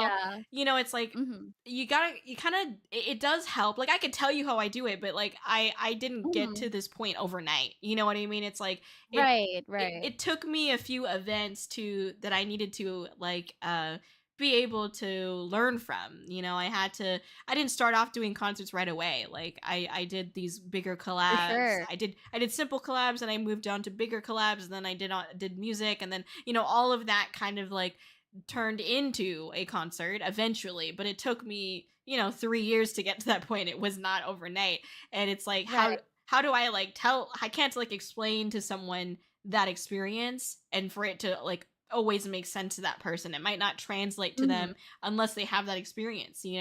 And so I love that you talk about like, well, you did the heat wave, event before. Mhm. You had that experience, and then you moved on and up to other things as well, and that you take all those experiences and you continue to add more unique things, or like you said, the oomph to like your newer events like the never ending summer Mhm. relay. Yeah, so that's really great, and I really love that for sure. So thank you for sharing that with me. Do you have any like big plans Mm. with the 3D reveal being done now? Like, is it what's next for like the 3D Asha? Ooh. Okay. Um, well, I've never been 3D ever, so this is my first time. So I Mm-mm. am kind of just using like other VTubers' streams as an idea. The only thing that I'm thinking about is maybe doing like a singing stream with it because it Ah. can rotate 360 degrees now, which I think is really cool. So I was planning something a little bit like small just as a test run, maybe Mm. do like something more themed, like maybe Asha goes for a walk, and then like it's like the scene is like walking somewhere while I'm singing or humming. So kind of Aw. like more of a simulation, which I think is something that I don't think I've seen at all from a lot of people. So or a driving stream because I do have a 3D driving a 2D model that I use for like my karaoke sessions or Yes. my radio sessions every Wednesday. And I was thinking maybe I can like remodel that and then like use a 3D model instead. Since I can't use my I can't use my hands at this time, so it was Mm. really freaky by the way. So like I've never had a 3D model before. So when I asked a friend of mine, a mod of mine to assist me with it, and they're like, okay, so now you can use these things to move your hands, and I was like, "Whoa." I was having like the Toy Story moment with like the aliens like, "Wow. Yeah, Yeah. oh my god, I can move my hands out. I can make like," and of course I did a middle finger. Of course I had to, Yeah, like I just mean, to try it it's a out. must, Yeah. yeah.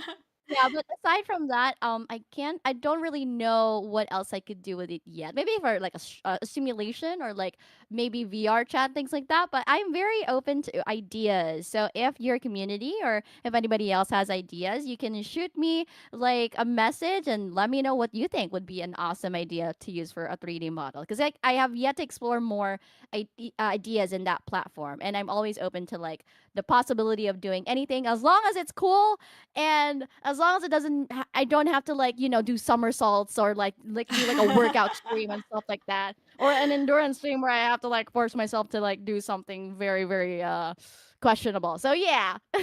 Anything goes after that. That's so real. That's so fair. I was always like, I Mhm. really it's funny because Cashew has said it, like when I first like debuted back in 2021. Oh my god. I had said one of my goals was to eventually do like a Zumba stream. My god, a Yeah. Zumba It'd be so stream. cute. It'd be so fun. I It would is. die, but yeah, it'd be fun. Absolutely. Okay, well, I guess in the future then, please look out for a Kōri-Oujo Zumba stream. And Yeah. Asha, And Kōri-Oujo Zumba stream. you Hmm? guys want me to do Zumba stream? You guys are crazy. I hate you. People are saying Zumba. I hate you guys. Somebody said dumpster diving with Corey. All right, guys. I've seen Yeah. those videos on TLC. We can definitely do dumpster diving. Oh my gosh, yes. Let's go. I'm so Let's go. down. I'm so down. Oh my gosh. Did you just mention TLC, by the way? Is that what you said? Yes. Dude, have you seen the ones where I can't remember what Oh, series it's from? Well, obviously there's like My which one? Strange Addiction, right? Like that Yeah, series. right. But Mm-mm. there's also like I think it was a show on TLC, but it was like about these people who were in love with like inanimate objects. So like there's this one person who was like in love with like a roller coasters, like Ferris wheels and like roller coaster like amusement park, like but the machinery, not like you know what I mean? And there's another lady who was very into the Eiffel Tower. Um like she would go to the Eiffel Tower and she would like go all the way to the top and like where the visitors could go and she would just be like she would like I don't know.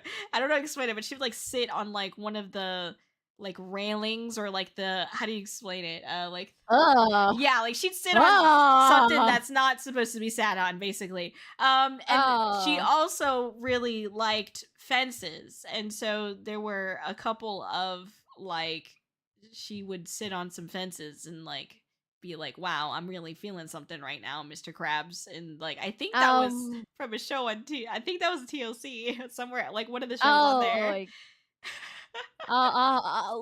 and people think people liking Hatsune Miku are crazy, No. like yeah, I don't know about you, but I ain't marrying the Eiffel Tower just in case. But yeah, I'd rather marry my like 2D Oshi. My goodness, That's real. I don't know about yeah. Uh, I think I've seen an episode of that, and it's one that Crimson mentioned here in the chat. The guy who married and made love to his car. I remember that very Yes. much. He was kissing that car very intently, and I did Yes. not feel comfortable looking at it. Yeah. Yeah. I think the car's Oh, name was Chase. And I only remember that because yes, Chase. yeah, Chase. No, everybody remembers Chase. Oh God. He sold the no, he didn't sell the car. It got into like an accident, I think. Like there was Was it? like somebody Mm-hmm. hit it or something. It got wrecked. Yeah. So Yeah. he had to get a new one and then fell in love with a new car. So Oh my God. Well, I guess Chase was replaceable. rip Chase, Yeah. man. Oh my Rip god. Chase. Oh my Oh gosh. no. Okay, let me get back. Let me get back on track here. The stream is gonna be We're 5 hours I know, long. I've yeah. already. Chase got cheated. Oh no, not the homie No. Chase. Okay, talking about shows. Although this is a better one. You have your radio Hmm. show. The VTune Right. FM. Hmm. You have your heart to heart segment and stuff like that. And I wanted to Hmm. ask like Well, I guess first off, let's back up a little bit. How did this opportunity with like VTune FM come to be for you? If you don't mind talking about it. Oh, yeah, absolutely. I wouldn't say it's a wild situation, but I think it's very um I guess it's one of those things where you say, when you manifest something, I guess it happens kind of Mhm. thing. I've done radio for a good amount of my time here on Twitch and my platform. One of the things that I do regularly is a Wednesday radio show that I do personally, and it's called If I May, it's 69.9 Guy Nerd Radio, and I regularly I do like the whole bit, like good morning, good afternoon, everybody. Big shout out to Corey here from Quebec, yeah, and her family. Yeah, thank you so much. And she has a niece right now named Tiffany. Happy birthday, Tiffany, and stuff like that. I like to do the entire thing, Yeah. including like the ads and stuff like that. And people really really liked it. And it was a time where I was like finding a niche in the market. And Mhm. one time while I was streaming, and I don't remember the context for that. I think I was like figuring out karaoke, how the heck karaoke works on OBS and stuff. Mhm.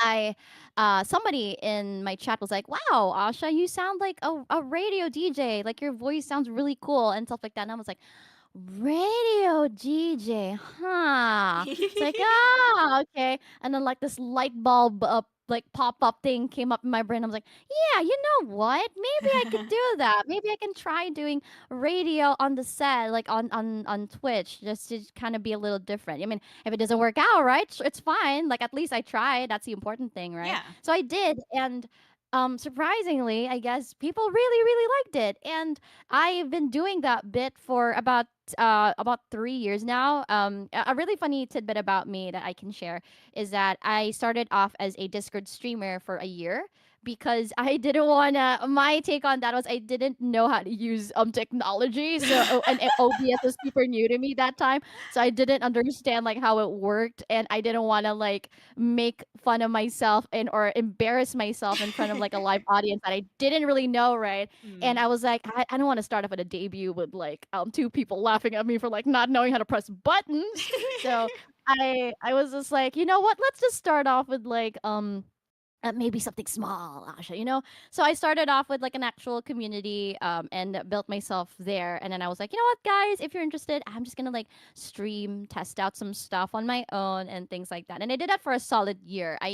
I built my niche in the market for a year, figuring out what I liked and stuff like that. And then eventually, when my model was ready, because around that time also, I didn't have a model yet. I just had like a straight up PNG that time. Mhm. I've already built a fan base and stuff like Yeah. that. And it was really, really surprising again. Like I just started off just doing something for fun, and then eventually two people started watching, and then eight, and then 12, and then I was like, oh, I guess you guys really like it. And it really gave me that confident boost, like when I started off doing my debut finally on Twitch, and then that's the time when I realized like, oh, I guess I can be scuffed, and VTubers are scuffed and stuff like that. Yeah, yeah. True, true.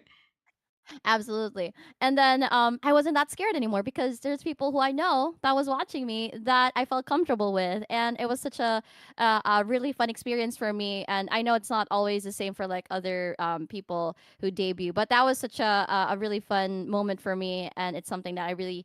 It's like my own personal milestone, right? I figured stuff out and things like that, and then eventually, yeah, I got into like radio and recently, I would say like a couple months back. I'm still pretty new to VTune FM. Mm. Around maybe 5 6 months ago, I would say, I was doing my radio session as usual, and then after that, maybe within like the evening, somebody messaged me on my Twitter, and they were like, "Hey, so, would you like to be in an actual radio station?" And I'm like, "Huh, what? Okay." Wait, why? What? Okay, and I thought they were sorry for the word. I thought they were fucking with me because, like, it was just so random. And then I was like, I still entertained the thought. I was like, oh, okay. Can you please tell me the details? Because it could be an actual opportunity. And then Mm-hmm, the lady who happens to be the wife of my radio manager, bless her by the way, she mm-hmm. was like, oh, it's I we were looking for a really cool, energetic VTuber, for a show that is going to air on the radio because my husband is a radio guy. He's like a radio nerd and he works for the radio. Mm. And he was looking for somebody who could be like the host for his radio, and I watch you regularly and stuff like that, and I know you'd be perfect for for the role. And I'm like, oh, okay, sure. So I checked it out. I talked with her husband. Bless them both, they're very sweet. And then yeah, I tried it out for the first time. It was definitely an experience, yeah. And I'm very happy that they allowed me, or they gave me the opportunity to really be part of something that I personally had like a small experience in, like doing it like doing a radio, like kind of like session just here on my platform. And then for some reason it manifested and it became a real thing, and it was just really cool. So eventually we started planning a lot more stuff. Mm-hmm. Originally, it really was just like for reaching out. It was a place for him to be able to play VTuber music, and I carry that goal of like, if I have the platform to share more about VTubers, because again, VTubers are really cool, and I think people should be able to get to know them more and stuff like that. And there's a lot of like people like stereotyping VTubers from time to time, and it happens, really. It Mm-hmm. happens in this space, but we're Yeah. trying our best to put a little bit more positivity when it comes to VTubers, that we're not just like avatars on the screen. We're also just like creative beings as well, in a form of like your cute anime character kind of thing. And more and more people got into the channel, and we also explored on not just, of course, songs from corpo tubers, but we also had the opportunity to also shine light on indie VTubers as well, which I advocate for. I really try my best to kind of like help out a lot of like indie VTubers, get their music out there, give them the opportunity to just hear them on like local radio and stuff like that. And then that's when we kind of like did more with Heart to Heart. So as you can see, pilot episode, yes, Corey. Ah. We decided to try out, and I opened this up to my radio manager, which is something that we've been kind of like talking as well. Like maybe we should try doing a little bit like a talk every now and then, and it was fun. And I'm really glad that because of that, we are now able to also bring more and more VTubers, not just for like singing or like shedding light to their music, but we can also hear their stories as well, like how they formulate all of like these plans of how to perform, or like give us tips about how to be less scared or less nervous when you're performing, or like Right. what's the process of like making these original songs and things like that. So yeah, from just starting off from like actual humble beginnings of like trying out how to do music or like how to do radio, to being on a radio is, I don't know, it's one of those like autobiography stories that I think is really cool and stuff like that. But yeah, that's how it started out. Oh my gosh, I love how it all connected though. I mean, you really did like manifest that. That's so great. Which I think I is know, I amazing. think it's weird, but it's really fun too. And yeah, someone in the chat said the show is in Ohio. Yeah, the Yes. show is like in Ohio. I don't know if that's anything for you guys, but yeah, it's the B2FM is in Ohio. I do find that very funny. I was like, "Wait, it's in Really? Ohio." Hmm. Yeah, I don't know. It was Yeah, like it a is. surprise for me. I was like, "Wait, I was not expecting this." Like, I don't Mm-hmm. know, but I love that you are breaking not just like boundaries between, people and VTubers, the everyday and VTubers and Mm. radio shows and VTubers, but you're also breaking the boundaries between international lines too by doing what you do, which I think is really cool. So, Yeah. yeah, okay, we see you. Well, that's so cool. And again, I'm so honored that you had me. Obviously, I was telling Asha that when I found out that this was like the pilot episode that I was on for Heart to Heart, I started shitting my pants. Like I was not that nervous, and then I got really Oh. nervous. I was really nervous. I was like, I gotta do well. I gotta make sure this goes okay. Yeah. Oh my gosh. And I remember you telling me Like, like, one of the blurry lines with like the radio is like not saying stuff like you can't say like damn or like oh my god. Like like the way that you yeah. say something is very important. And I was Mhm. like, I remember after it, I was like, did I say that? I was like, oh shit. I started freaking out a lot. I think I said it once and I was like, oh crap. So yeah, I was like, I really wanted You're to do well. fine.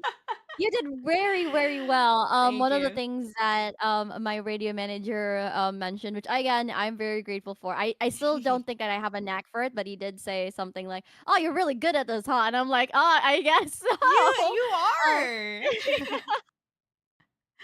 You're so good at it. I was like, I yeah. felt like when you're interviewing me, I was like, man, she must have been doing this for like her whole life. Like you're so natural. No. Yeah. Yeah, I mean, if it makes my guests comfortable, I think that's the number one thing you have to really take note of. As you know, if you ever plan to do for anybody here listening, whoever you guys want to do like MC stuff and things like that, like you dream to kind of like have opportunities to talk to VTubers or guests and things like that. The number one thing that you really have to take note of really is, apart from like the usual stuff, like no profanity and stuff like that, like the usual, is to always take care of your guests. Like, make sure they're comfortable, make sure you brief them, make sure that before anything they know what they're doing, and that when they sit down, even if they're a little nervous, you know that they're gonna have fun. So always watch over like the conversations that you guys put onto the radio, because you can clip them, absolutely, but the important thing here is that you can't really clip like the memories or like the experience that your guests will have with you. So at the end of the day, you always have to make sure they're okay. It's like throughout, like before, during, and after the interview. Wow. That's amazing. Applause. Oh, Applause. hold on, whoa, Amazing. whoa, Beautiful. whoa. Beautiful. Oh my gosh. Thank you so much for that. That's true. Exactly. I Mm, always mm. try to treat people like people. I think some people can forget that hey, even though we're using anime avatars, that we are people behind the Right. screen at the end of the day. And I definitely feel that way whenever I've talked with Asha. So yes, Asha does a great job, Oh, basically. stop being gay, Corey. Stop. We're done with the whole makeup thing. We talked about it off stream. All right. Sorry. After stream hours, I Oh got yeah, you. yeah, yeah, absolutely. Yeah. Oh my gosh. Anyways, I can't help it. There's so much to love about you, Asha. All right. Thank you, thank you. Of course.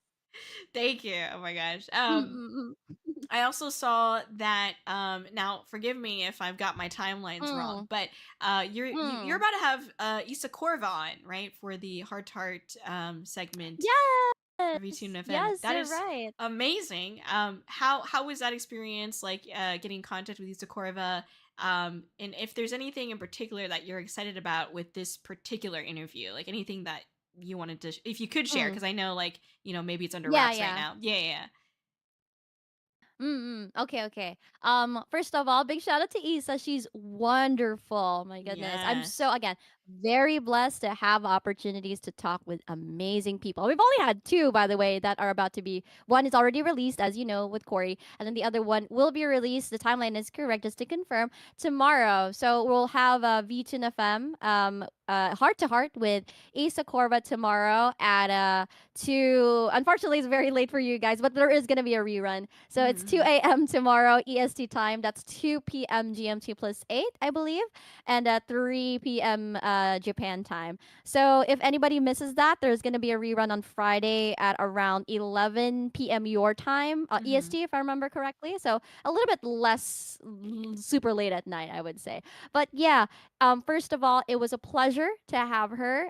It's great that I have the opportunity again to meet a variety of like VTubers, especially when it comes to like the music industry. You know Mm-hmm. me, I love music. I'm teaching music and stuff like that, and Right. being able to be in touch with people with like a lot of like what they do in a more what do you call it, personal kind of platform Mm-hmm. is very endearing. But at the same time, you get to know more about them, and you get to also experience a little bit of what they do, like in their own terms, in their own words, right? And it's very different from how I had an interview with Corey, of course, because everybody's music is different.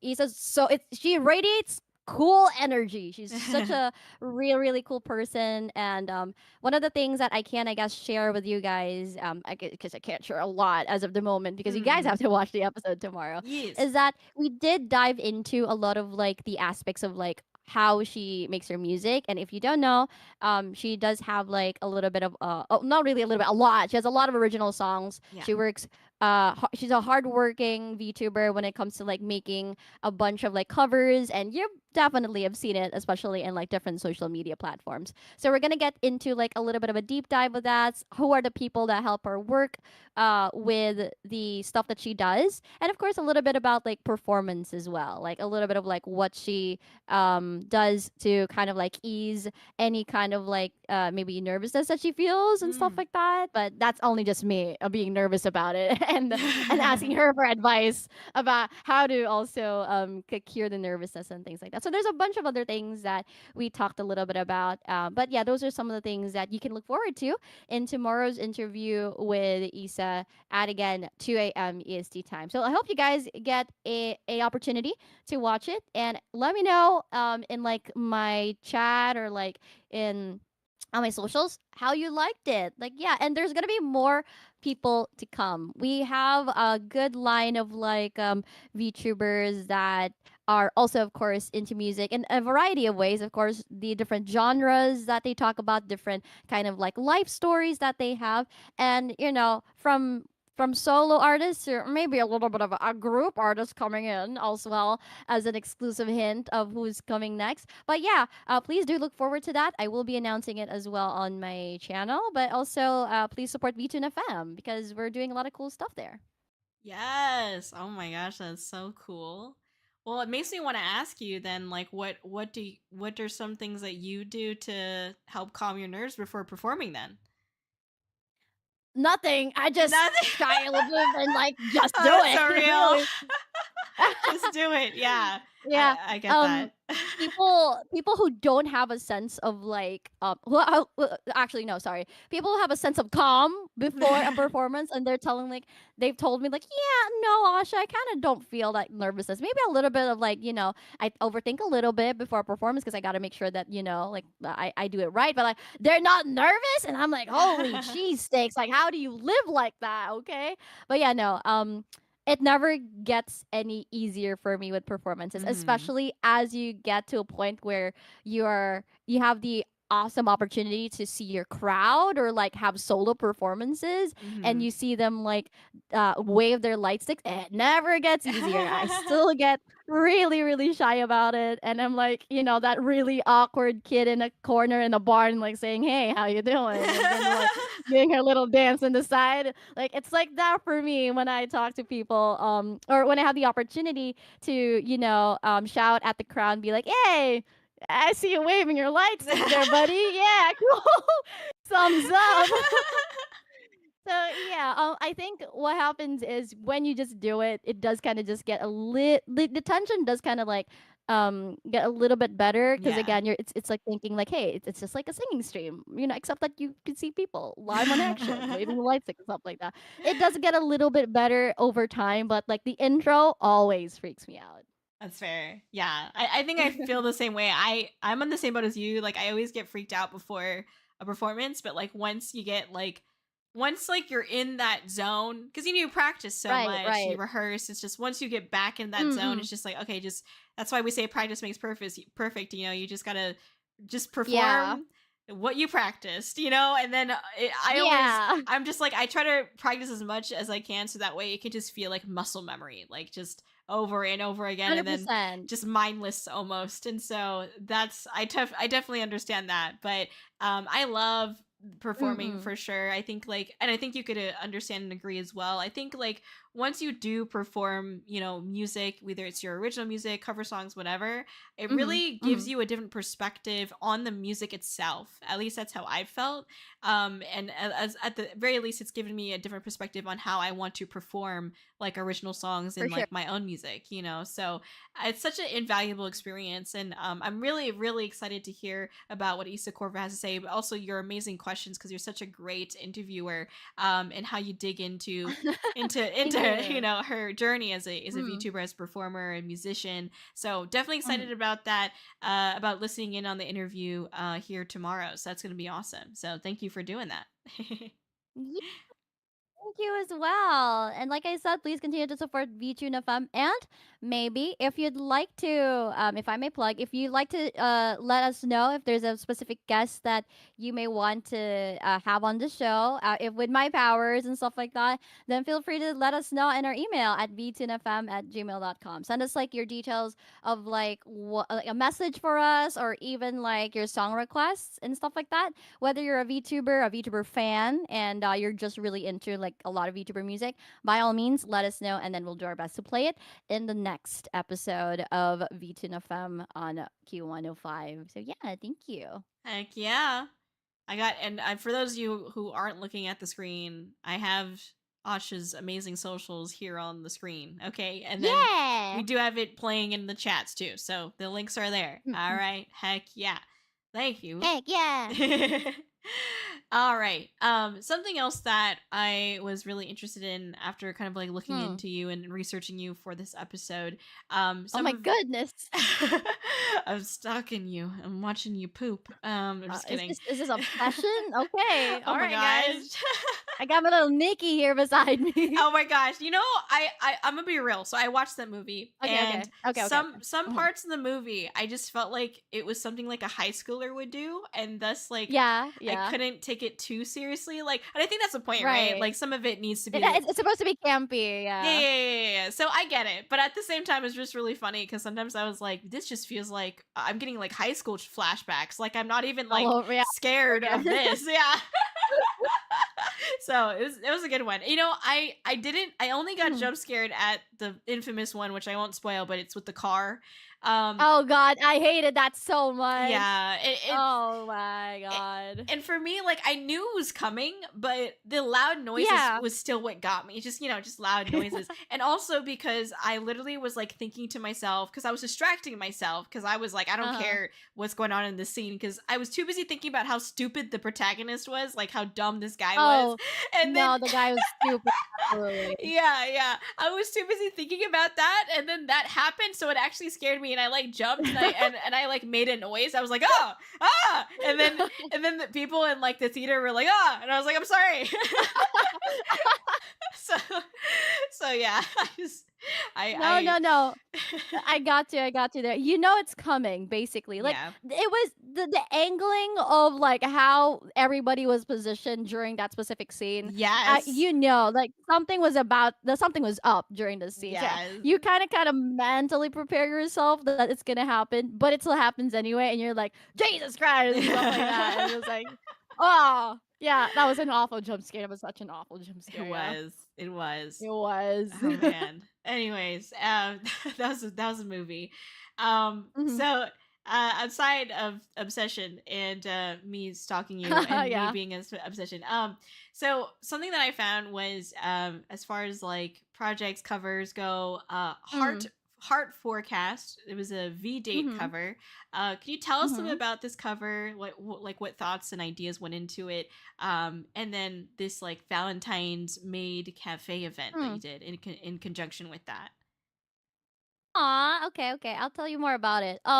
So as of recently, I've been really leaning towards a lot more IRL events. And as a VTuber, sometimes you do get kind of constricted with the event choices that you have. Hmm. Because normally you would often do collabs online, regardless of what it is, like games or like singing and stuff like that. Right. And I kind of want to limit myself to just these two opportunities. Like you only go to conventions or you only connect with people online. And I'm really big on being able to connect with people in multiple ways, like organic connections, meeting people at like conventions or parties or gatherings and stuff like that.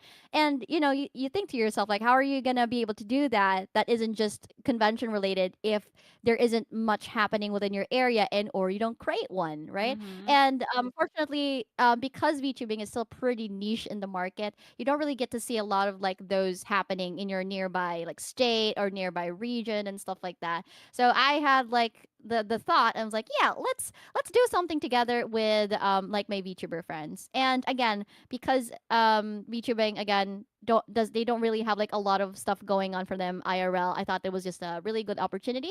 But also being able to create events in general is my jam. So what happened was this year I did a Valentine's maid cafe event, and it's not really something that happens a lot here where I live. Mm. So, basically, I organize everything myself with the help of my managers and my staff and things like that. And then we basically, or I talked to my friends. So my process with that, if it matters for anybody who also wants to do an event in the future, with like cafes and things like that, is of course make sure to get together with people that you already know IRL or you're comfortable with, of course, so that or you're very very sure that they're okay with being seen like IRL, because again we still have like the whole thing with VTubers being anonymous. We respect that, we Yeah. love that for them, and there are people who still want to remain anonymous, which is absolutely fine. You know, we protect them, we ask for consent obviously, but I want to be more of like a little bit more open to that, to have more opportunities to hang out with my community as well as other people's community away from just the screen, right? So ask people like your friends if they're comfortable with being seen IRL, and yeah, we grouped together, and we planned out this idea, or they were wrapping around their heads on my idea, which was a V-date maid cafe, which is kind of like similar to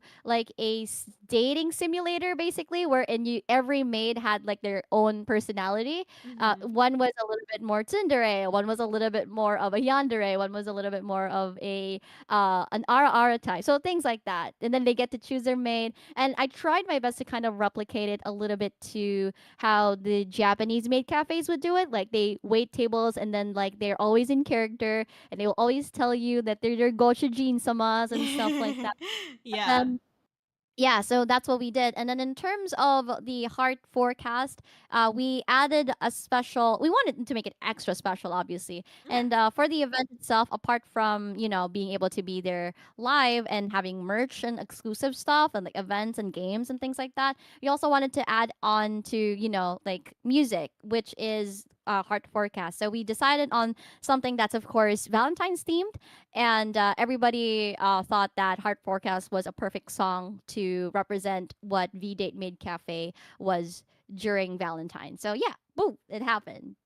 Oh my gosh, that is so crazy and amazing. I mean, to hear that you organized all of this stuff, I mean, obviously with some help of course with the Mhm. cafe, is insane. I Wow, I applaud you for that for sure, because like you said, it is very hard for VTubers to get like more opportunities IRL specifically. And it is so, I mean, there's so many elements you have to think about with like IRL events, because there's not just, and depending on the way you do it, of course, right? There's like the virtual side of things, which could include like marketing it, promoting, Yeah, whatever. right.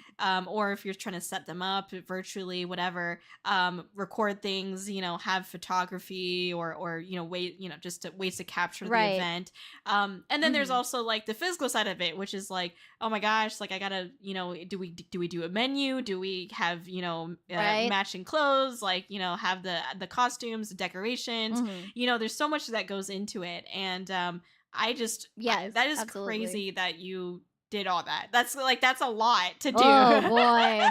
No, no, you're right. Absolutely. I don't know if my manager is here. One of the things that he always tells me, or something that I feel like he's proud of it. I feel like I made this maid cafe in just a month span.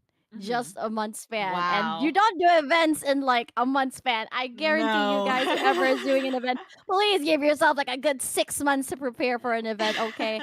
Don't do what I do. But I think that's like one of his I wouldn't say proudest moment, but it's my proud moment. Like I was able to make everything work out within a month. I guarantee you shouldn't do that. But if you really want to do it, and if there's a will, there's a way. So yeah. That's so real. Oh my gosh. Well, that is amazing. I try to tell people like at least 3 months. With more if you can, but at least Yes. 3 months if you're trying to plan an event. But more if you can. I think I agree with the 6 months as well. But oh my gosh, Yes. that's insane. I mean, that sounds like a lot of sleepless nights for sure. To get it done. Oh, would you believe that the live acoustic was also 1 month preparation too? Oh my goodness. That is crazy. No, yeah, my manager's shitting on me right now for all of that, but yeah. That's so real. Oh my gosh. I Yeah, love don't that. do that, guys. No, don't No, do yeah, I that. love that too, absolutely, 100%. Just don't die in game, guys, when Yeah, you're yeah, doing yeah. that. Right. That's so real. You can definitely get lost in the sauce when you're that Oh, involved, you know. absolutely, Yeah. yeah. So then what were you doing? Like, were you still also balancing content creation while also like preparing for that all in that 1 month? Yes, we Wow. also had like a con during that month. It was December, so apart from handling the charity event, I was also doing a charity like stream with that. Mm. That's a different category this time, but it's still under the Hope.exe event. So we Mhm. had the actual IRL live acoustic session with the performance and the guests, and then I had a separate event of the sort with about like maybe 20-ish, 30-ish streamers also earning money for charity. So I was also Ah. manning that as well. On top of streams, on top of work, on top of like everything else in between during that time. So yes, that was very crazy of me to do. Yeah. Yeah. That is, I mean, that's a great. I'm so surprised that you were also sitting on top of your content. I mean, just the content itself, because like I can't imagine trying Yeah. to host something in 1 month while also trying to like be on top of content. Like I was Mhm. doing that for like my previous concerts, and it was really difficult. And oh my Rough, gosh, yeah. yeah, it is very rough. But I am so glad that you have kept your head above water through it all, because I think one of the things that I Mm. struggled with a lot, and maybe you can relate to as well, is like Mhm. genuinely trying to keep yourself above water, whereas like you can get the brain worms eat at you, like why am I working this hard when it Oh yeah, feels for like sure. maybe I'm not making the impact that I want to make, or like people are Mhm. not like, not that you do it for recognition, but like it is nice to feel Mm. like something that you're doing matters in the space, you know what I mean? And For sure. sometimes it doesn't always feel like it does, but like the fact that you keep Mhm. pushing, the fact that you keep doing it, like it does matter 100%, because it does Mm. make an impact as far as like improving the current, you know, environment, or feelings towards like having VTubers in IRL spaces. It's including more VTubers in those spaces, and Mm. it's making improving that situation, creating a better environment for that, Yeah. and uplifting each other too. So that is so awesome, and thank you for all of your hard work. Oh my Thank gosh. you. Yeah. It's a lot, yeah, but I think what does help a lot and what keeps me going is the fact that my community, having a really solid community helps a lot as a VTuber. Knowing that your community is your number one supporter, your number one fan when it comes to the stuff that you do helps a lot with pushing you and encouraging you to do these goals. At the end of the day, these brain worms is going to happen. Like I've Hmm. had doubts, I've had like I thought a lot of these bad things, like I feel, and it happens, we do get that kind of like feeling of like we're not enough, or we're doing a lot of mediocre things and whatever, and I've complained about it a lot towards myself and to like my mom and to my manager. But yeah, but at the end of the day, if you know that the events that you do makes people smile and gives them like fulfillment, it's not only just you sharing this moment, but you're also sharing it with other people as well, the viewers, the guests, and people who just relatively enjoy your content, right? And at the end of the day, even if the impact isn't as big as like, obviously don't compare yourself to like super duper big VTubers or things like Right. that. That's definitely going to be ruining your self-esteem. But at the end of the day, even if you claim that you're not making a huge impact, you are making an impact. Like people who were there in the performance, they'll remember you. Mm. They'll remember that they were part of something fulfilling, helping out children, or even just the karaoke relay to people who haven't had an event before. I've seen their messages. They've told me like they haven't had the opportunity to join events in a while because they were too afraid, or they just haven't had like any luck, and I've given them like the encouragement to try and stuff like that. That already gives me more than enough to push through in Yeah. creating these events more for them than it is for me. But of course, you know, it's great that you guys love them. Absolutely. I love the fact that you guys recognize that I am the person behind it. But more than anything, I want you guys to know that what helps me the most is everybody else helping me with it, like in terms of like encouraging me, making Hmm. me go through all of these goals, not by myself, but with the people that I work with and the friends that I have. Yeah. 100%. That's very sweet of you to remind us of that, of course. Yes. And Cry. I know, cry time. But yes, Nona Men said that, yes, it's really crazy that some of these events were organized in like a month or so, which is just like absolutely Yeah. insane that you're able to do that. So thank you for your hard work. But Ugh. but it seems like you really do have a knack for finding really great VTubers and wonderful people and bringing them together and like creating that sense Mm. of camaraderie and teamwork, because sometimes like there are some spaces out there that even though you're hosting something, sometimes people don't want to work together as a Mm-mm. team, and so I think you have a It knack happens, for, yeah. yeah, you have a good head on your shoulders to find these good people in the community. So Mm. yeah, amazing. I also saw that you Yeah. did another cover, Ride on Time, which I loved. I listened to City Pop. Aw, thank Yeah. you. Heck yeah.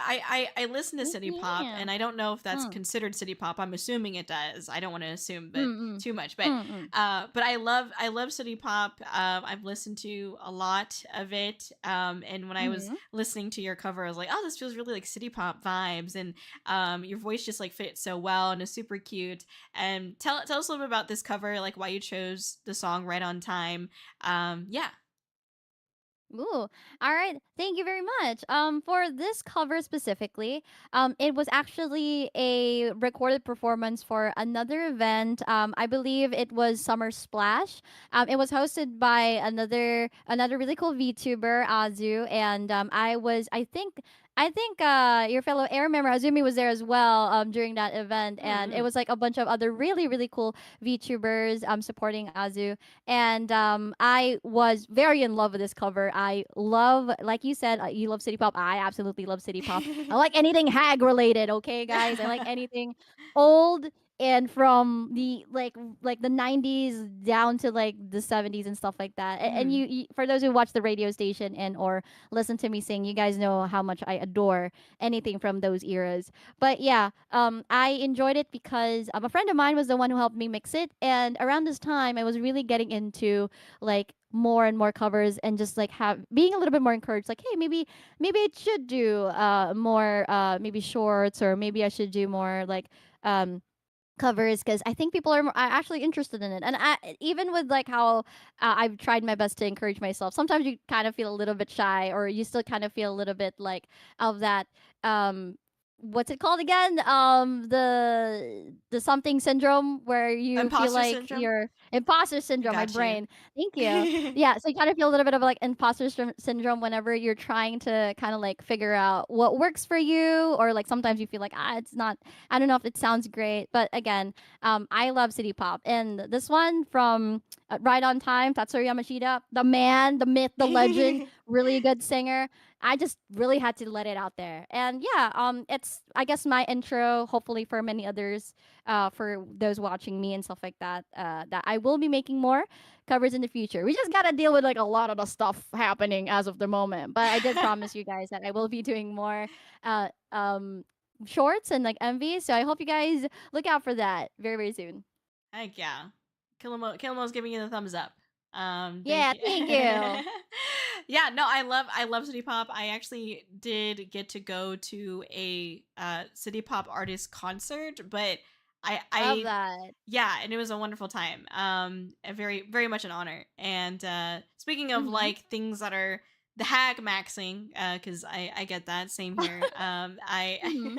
I don't I have my little my real face reveal here. I am 63 years old as Nicolas Cage, so um Oh I boy. do be hag maxing quite a bit. I'm not gonna lie. Oh my god, I'm talking to the Nicolas Cage on stream right Yep, now. yep. Say the line. Say the line. Which one?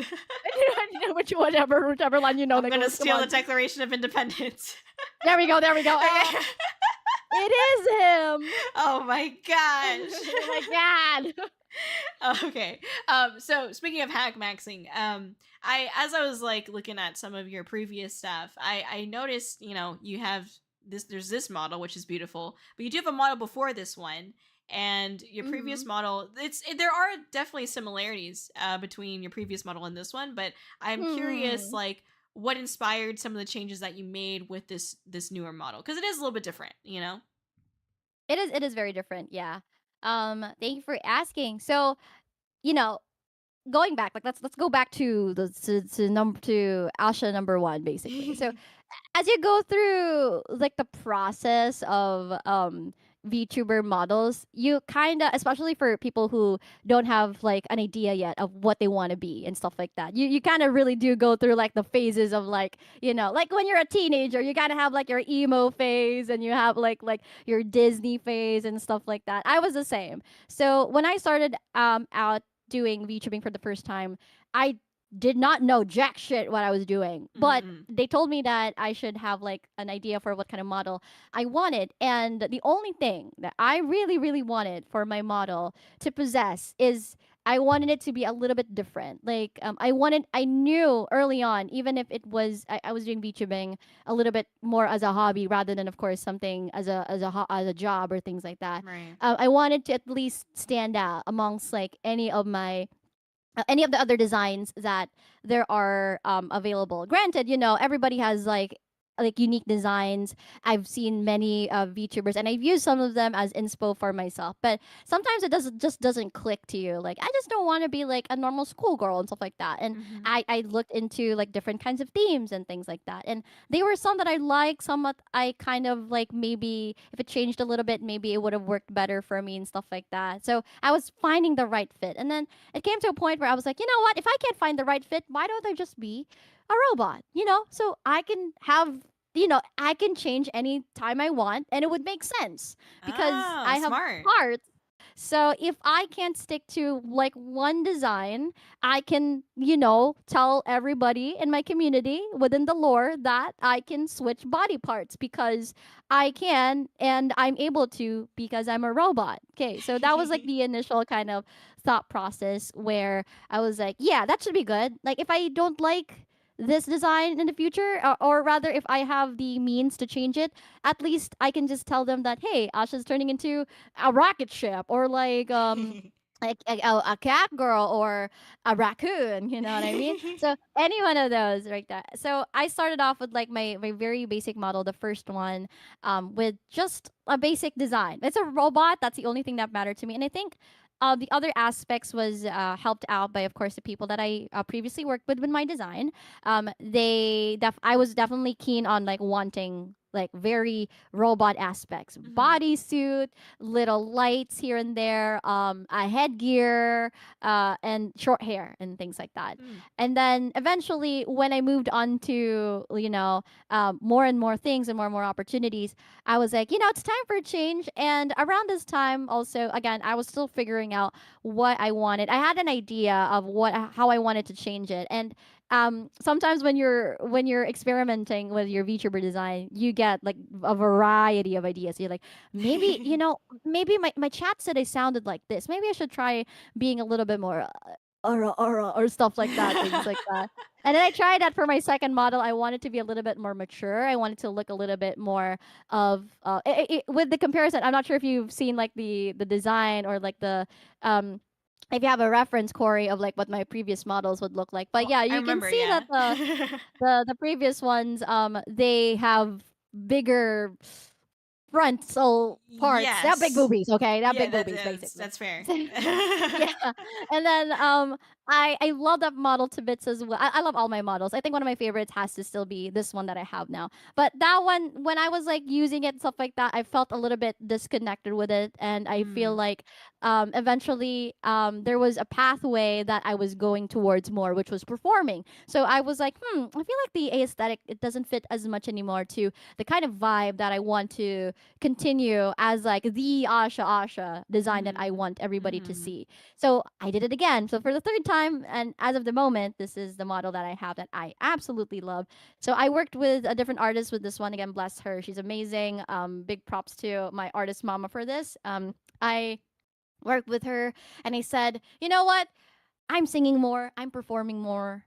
My direction currently is definitely towards music. Let's Mhm. make Asha a pop star. I want her to look like she got her shit going, you know? Like I want everybody when you look at her, she's like she looks like she sings or kind of like that. She looks like she's part of like a group or a singing group and whatever. And that was Mhm. the goal. And I still wanted it of course to look very robot-y, but I wanted it to appeal more, I guess, to more of like a cutesier, a little bit more of a um like a teenage-ish, like early 20s kind of like vibe that Mhm. would fit for a lot of like the designs that I've been seeing for VTuber models. So hence, yeah, this is our current design right now. So my inspo really is that I am an idol, like on training. I still am, in my opinion, an idol in training, doing my best to kind of like make it around the galaxy and sharing my music and having more opportunities with other people, creating more memories, and also being able to share their music as well to other people around the world and around the universe.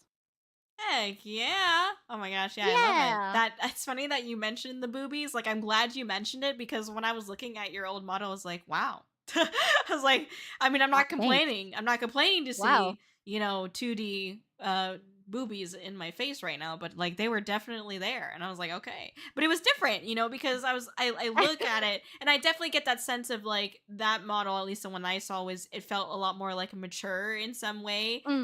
It Um does. yeah, and then I look at this one and I'm like, this one feels definitely like younger, still an adult, of course, but like definitely Mm. younger. And I definitely get that like pop star vibe from like the outfit as well, the Yeah. presentation, the big jacket, which is super cute. So Yeah. yeah, no, that's amazing. Well, thank you for sharing that with us. And I definitely think it's interesting to talk to other VTubers. Like the reason why I bring up that question is because my 1.0, my 2.0, same thing. Like I felt like it wasn't quite me. Like it was like Yeah. I put on makeup that just did not fit my face and it just didn't feel like my Right. skin, which sounds really strange. Like we crawl into Yeah. the Yeah. For skin of our sure. VTubers, but that is kind of what it feels Mhm. like. It does. Yeah. So it felt like I wasn't me and I couldn't be the best like version of Corey on screen because of that. And Yeah. so when I was looking at like, your previous models, I was like, oh my gosh, there's definitely like a jump here. And I was so curious to learn more Mhm. about that. So thank you so much for sharing. And yeah, no, Yeah. let's see. I mean, I love the new look, of course. So um, I find it very funny that you were like, I'm going to be a robot because I can just interchange that. That's actually really smart. Like, Yeah.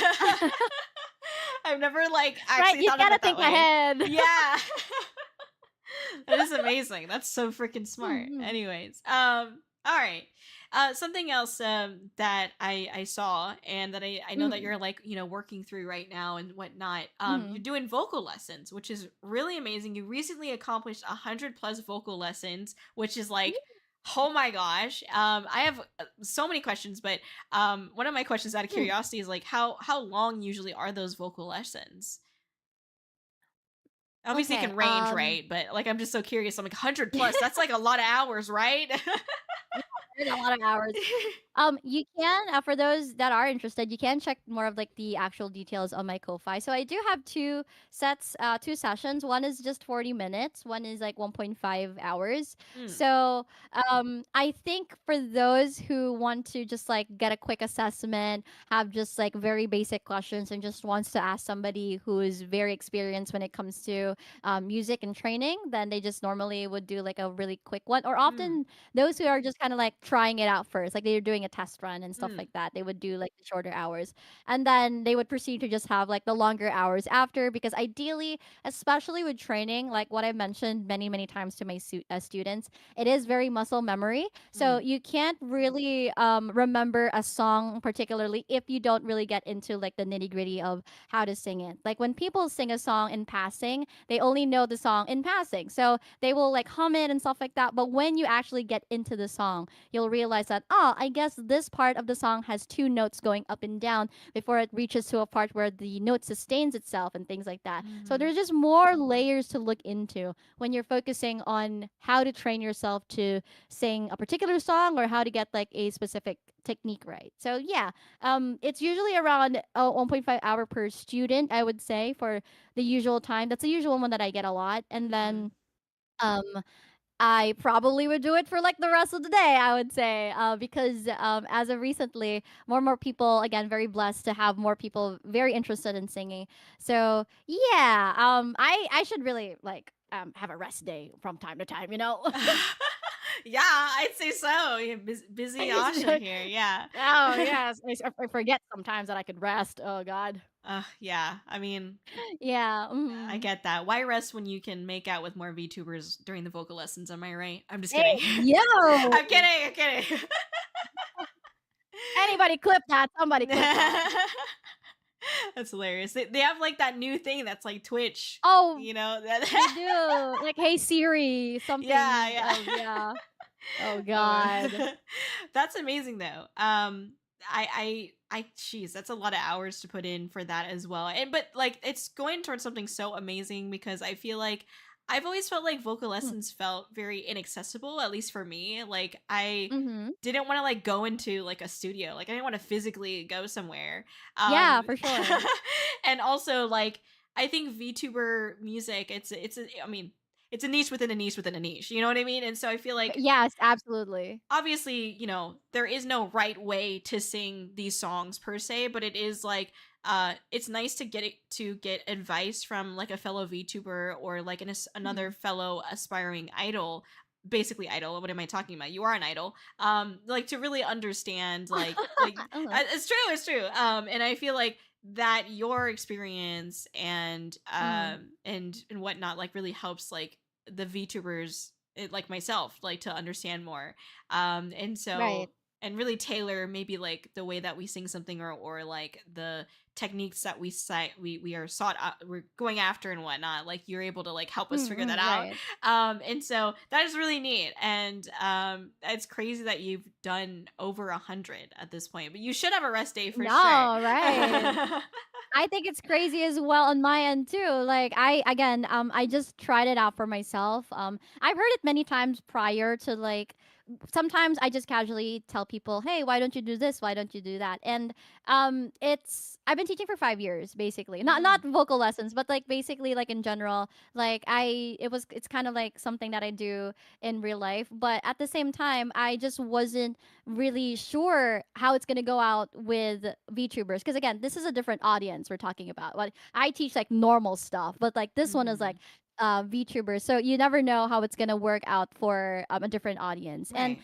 but I again like I was very encouraged by my community and I was encouraged by my friends to try it out. So I did. And the funny thing is like what you mentioned, it's it's a niche within a niche within a niche. And music, especially with how it's really difficult to find like vocal coaches that are directed towards VTubers in this sphere because Right. you kind of have limited resources. And the thing is, there are majority of them obviously they don't really show their face. Some of my students they have shown their faces to me prior because again it does help a lot as well if I could see them in real time when they're Yeah. like moving their diaphragm or like singing and they're hitting the high note and I see that their jaw isn't like properly positioned and I see why the voice is like not hitting correctly. So things like that help a lot when it comes to vocal lessons. But again, not everybody's willing to do that. So you really have to like act on like instinct or like you have to make it fun for them as well, right? Because it can get a little awkward when you're like, teaching and then when you're not giving students like a fun time, like Yeah. obviously they're not going to be able to enjoy it the next time they want to have a vocal lesson. And because of the fact that again vocal coaches are super niche still in this market, I want to have that ability to make it not only fun and comfortable for them but also an experience that they want to come back to and like more people would be interested in trying out, like not just for myself just like as a vocal coach, but I also want to inspire other people as well who have the knack for teaching, like regardless of what it is. Like, we have a lot of people teaching mixing, we have a lot of people teaching how to do art and things like that. So I hope that more people really do get into like the sphere to teach more people how to sing, because really, no, why gatekeep at this point when all of us are just trying our best to get it into the market and like trying our best to like get better when it comes to performing, doing art, like being passionate about our hobbies and things like that. So yeah, again, if I have the opportunity to help out other people, then that's great for me. And don't be shy. If you ever really need help, or you like you have somebody who can teach you, or you want to approach me and like ask me about questions in regards to music, by all means, I'm very very open to that. You guys can like message me like anytime. Like I will absolutely help you in regards to vocal related stuff. So yeah. Heck yeah. No, it's amazing. Yeah. I mean, I appreciate your perspective on it, especially like when you're teaching for sure. It's like it can be a very vulnerable and sometimes for some people like Yeah. awkward time to Mm. be like, here's my Oh voice, yeah, yeah, exactly. you know? Like here's my I voice, feel here's very yeah, shy. yeah. Mm-hmm. I definitely feel very self-conscious as well. So I totally understand that. What do you Mm-hmm. feel like is one of the things that Mm. maybe a general piece of advice that you might give somebody based on like the 100 plus vocal lessons that you've done? What is like something Ooh. that's kind of Mm-hmm. common potentially that you've seen? My example for myself that I've Mm-hmm. learned Mm. from like just doing music and stuff like that. Mm. Mm. I feel like confidence is a really big thing. Like that's for me at least. That's like half the battle is Yeah. confidence. Because Mm-hmm. I've spent a lot. There's it's one thing, right, to hit the notes and like be on pitch or whatever, but then it's another thing Mm-hmm. to add your emotion. And when you start adding your real emotion, it gets a little bit more raw, it gets a little bit more vulnerable, and Mm-hmm. then it gets a little bit scary because you're like, oh god, like I sound like shit. Because I've done some takes where Mm-hmm. or some songs where I thought that it was very experimental and I thought that I sounded terrible, Mm-hmm. but then when I shared it with other people, they're like, no, this is really good. And either they gaslit me for 5 years or they were being honest. And so I'm hoping that they were being honest. But, um, but I'm just curious, like, if there is like one particular maybe Mm-hmm. piece of advice, just based on like generally what you've seen with the VTubers that you've worked with. Mm. Mm-hmm. Okay. I guess one of the things that I can share with you guys that I feel like is a pretty solid piece of advice is, if if you're scared of doing something, it's a lot scarier not knowing that you could do it rather than getting it done and knowing that you can't do it kind of situation, Right, right? right. Like the regrets of not actually trying it out is hits a lot harder than like knowing that you made a mistake and it's something that people still enjoyed at the end of the day. So when it comes to music, like what you mentioned, confidence plays like a huge role here. And a lot of the times, a student would approach me and say, "Oh, I'm not a good singer, Asha," or like, "Oh, I'm like aware that my voice doesn't sound great," and I listen to them, and they're fine. Like the only concern that I have for them is like they may make a mistake here and there, but that's just part of the process of learning, right? Mm-hmm. And you have to really get past that at the end of the day. Like one of the things that I teach my students is, when you sing and you make a mistake, for example, you did that, your voice cracks, you continue, you move on, okay? Because at the Yeah. end of the day, if you perform it in real life, they're not gonna notice that, or they're not gonna be too keen on paying attention to some of the things that make the song, like, their mistakes in the song. At the end of the day, they'll have a great time. They'll remember you for singing amazing. I've done that myself. Like, there are plenty of conventions that I tried my luck on singing something exceptionally hard, like doing auto songs, for instance, in a Oh. convention. And I squeaked the fuck out on some of the songs. But they never mentioned that. They were like, "Oh my god, you sounded great," and stuff like that. Mm-hmm. Because at the end of the day, that's what they'll remember. Yeah. And I want people to have that moment where they don't remember these bad things that happen. They can use it as guide, that, oh, Mm-hmm. I made a mistake here.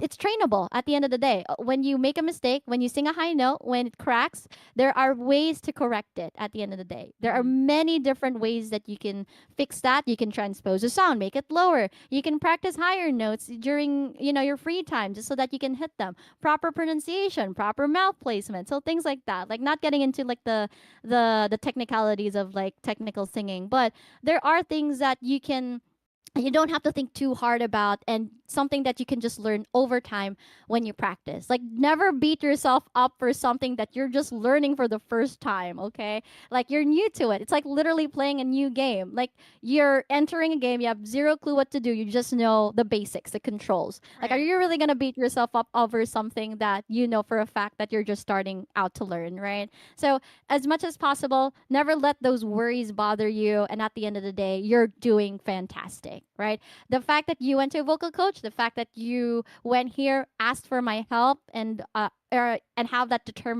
determination to get better already gives you the sign that you're passionate about singing. And I think you need to remember that at the end of the day, there are many things that could affect your vocals, Mm-hmm. and the best that you can do is really work with what you have until you're used to that sensation, until you're used to the practices, and then eventually you'll figure out what suits you the best with singing, because your voice is still your voice. You're going to not sound like the same, like your favorite artist. Like, let's face it, guys, we're never going to be Ado in this lifetime, okay? But we can value the techniques that she does so that we can replicate the stuff that she does, okay?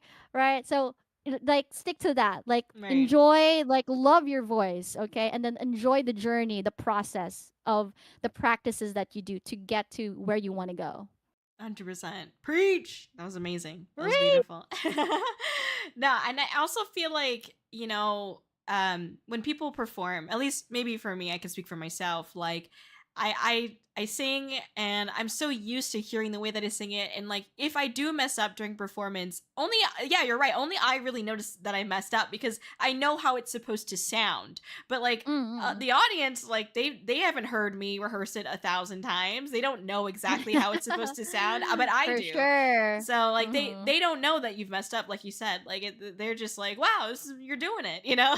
Yeah, absolutely. That's what they hear. They're never gonna like go at you and be like, "Wow, Corey, you suck." No, they're gonna go at you and be like, "Dude, you sang so well," and stuff like that. Because believe me, like when you think about it too hard, it just goes downhill from there. So Oh just don't yeah, really like pay attention too hard about it. Because at the end of the day, what matters is you're having fun.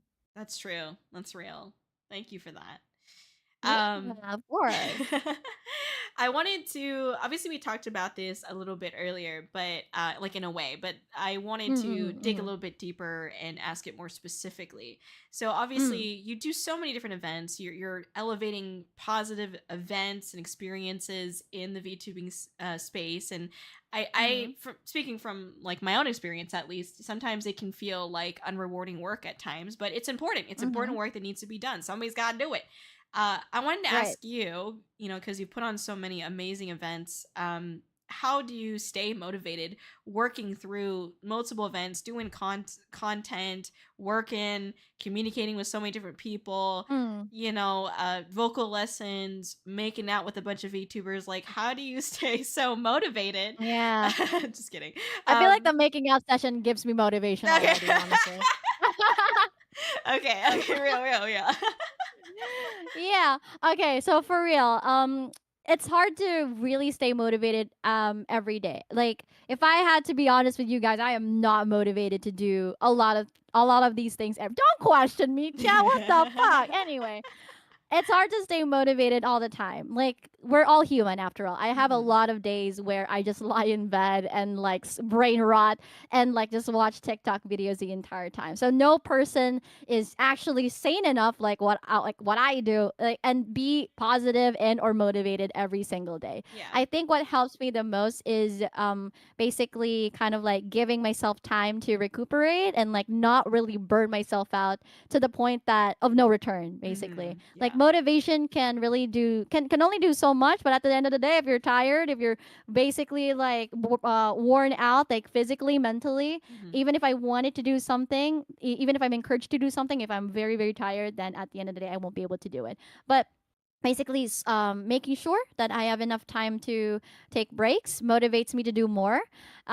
Making sure that my goals are set, and I think it's the fact that I have something to look forward to that also motivates me. Mhm. Even if at the end of the day it's not gonna happen. For example, let's say um joining events, like applying for events and stuff like that. At the end of the day, you're not sure if you're going to get in, but it motivates you, right? It gives you the opportunity to think about it and prepare for it. And if it doesn't happen, then there's plenty of other opportunities, always for all of us, that we can do in the future. We just got to keep going at it. And it motivates me to know that at the end of the day, I tried. And I'd rather try than not doing it, or missing the opportunity. Because at the end, because they get to see you, they get to read your email, they get to say your name, or like put you at least like somewhere in like the back burner for a while. And even if they don't get to use it, they'll probably bring it up at some point, especially if you know for a fact that you're working really hard to get to where you want to go, right? Hmm. So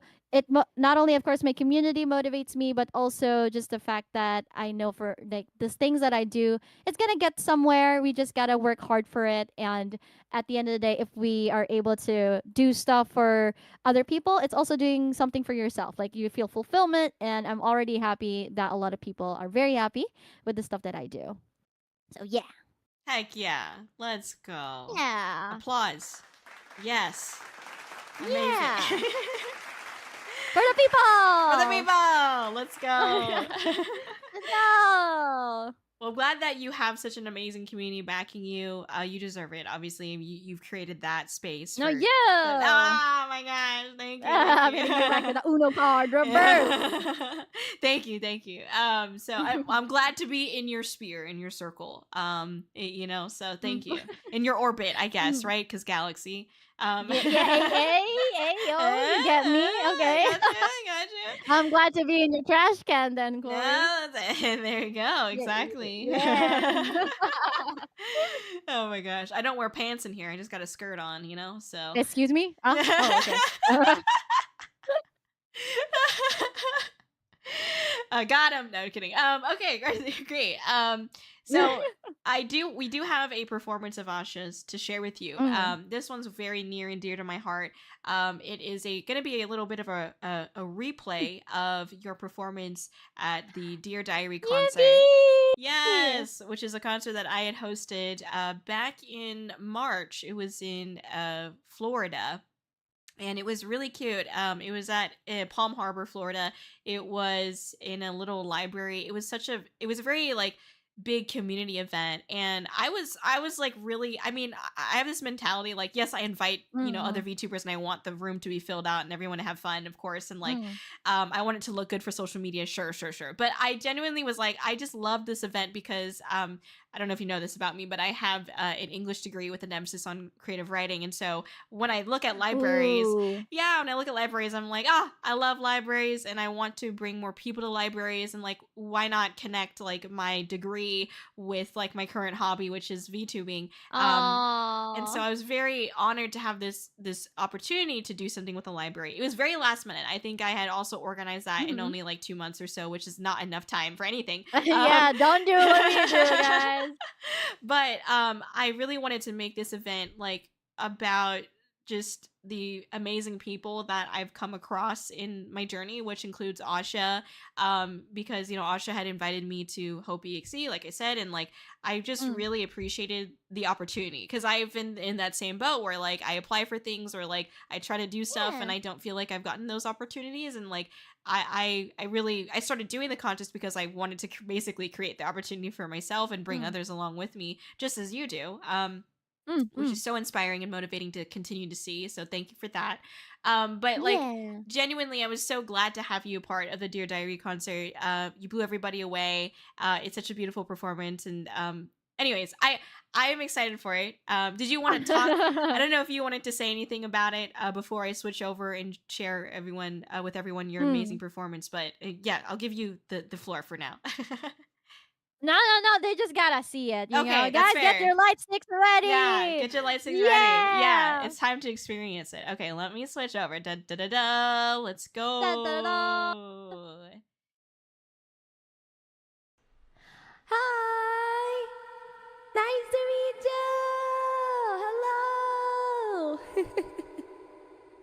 Hi, everybody! My name is Asha. I'm your favorite gynoid slash female android slash IRL radio host of a radio station called V2 FM. And I'm so glad to meet you guys. I hope you have an amazing time in Kōri's concert. Woo! I'm gonna be singing a Magical Girl classic because it fits the vibe so much. So to all the magical girls out there, I hope you enjoyed Card Captor Sakura's Platinum. Thank you so much!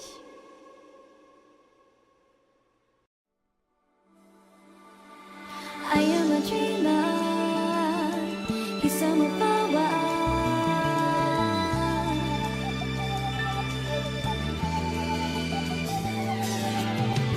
私の世界夢と恋と不安でできてるでも想像しないもの隠れてるはず空に向かう危機のようにあなたをまっすぐ見つめてる見つけたいな叶えたいな信じるそれだけで超えられないものはない歌うように奇跡のように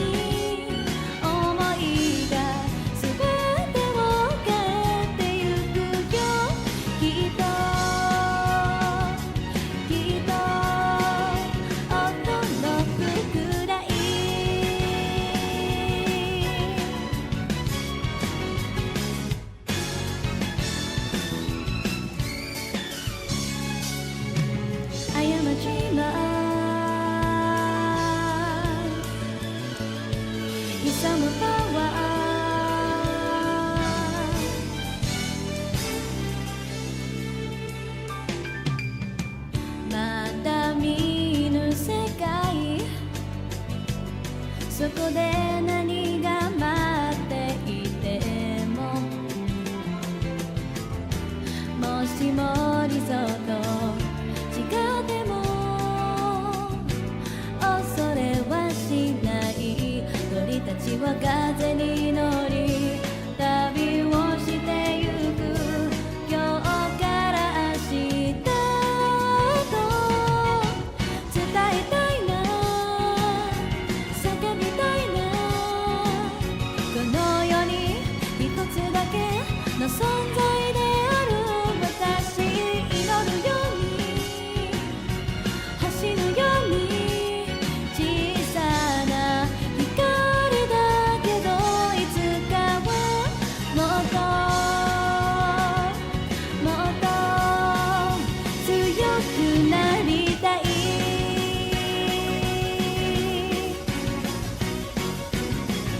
Let's go wave your light sticks in the air 限界のない可能性がここにあるこの手に It's gonna be yours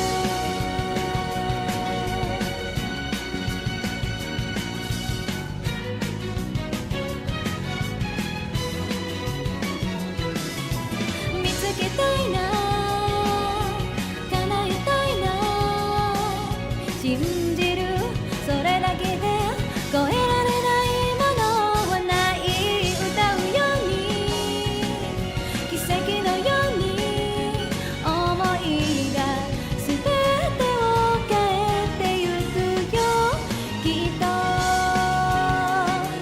きっと驚くぐらい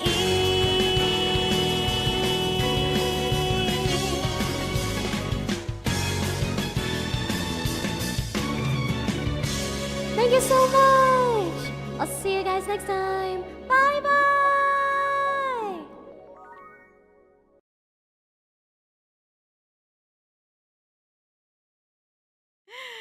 Okay, we're back. That was amazing. Okay, that was so The great. makeup was amazing. I mean, what? Oh yeah, that's true. That's I true. know. Crazy, chat. Crazy. I see you are well oiled today as an android. Me? I think you're also very well oiled from the dumpster thank diving you. that we Yeah, just yeah, did. yeah. Yeah. Oh, sorry. We were talking about Corey's birthday, and Oh yeah. I did admit the secret to the chat that I actually don't. My birthday is not on the same day as Corey. So Corey's birthday is tomorrow. No! Yeah, I know. I've been deceiving you all. I've been lying. Oh my god, Google Doc and Kōri-Oujo happening right now. No! I feel so disappointed. I feel so stressed about this I'm gonna make a Google Docie about how Cory lied to all of us. How her birthday was not actually her actual birthday. Estimate in my head, guys. I didn't want to have to work on my birthday, okay? Okay, it's fair. That's I fair. didn't want to stream on my birthday. Also, someone brought up a good point to me. They were like, if you use your real birthday, that's like another piece of information that like people can use to That's dox fair, that's you. fair. Yeah. Mhm. So I was like, I didn't even think about that. So I was like, I just literally did not want to work on my Like, oh, birthday. Oh my gosh. So you were yeah. kind of smart. You were kind of 3 steps ahead, but, like, in the other direction, basically. Yeah, that's exactly. Anyways, yeah, no, it does. As Dragon said, the song that you say, I think it was from like an old anime, right? Something Yeah, hag yeah, maxing. It's from, the 3rd opening of an anime called Cardcaptor Sakura, right. so yeah, mhm. Oh my gosh, I love Cardcaptor Sakura.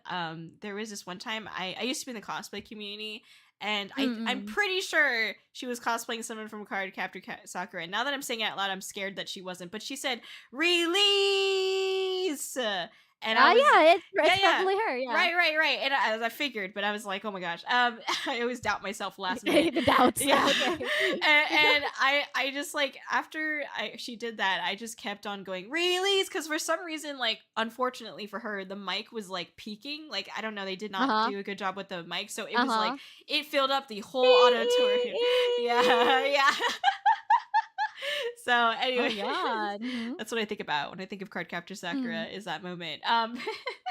But yeah, no, that was so great. I again the audience loved you. A lot of people showed up. We had a full room, which Aw. I was Wait, really what, surprised at. really? Yeah, we did have a full room. It was just unfortunate because like to Uh-huh, get a good angle was really difficult to do in the room because there mhm. was like these tables that were pushed to the front in front of the screen. Right. I can't really. I Mhm. mean, I wasn't there, so I can't really explain it. But basically, Right. it was like tough to get a good picture of everyone, but it was basically like a full room of people that were Mhm. watching. So yeah, no, you did a great job. People are really excited. So thank you for participating in that. I'm so grateful.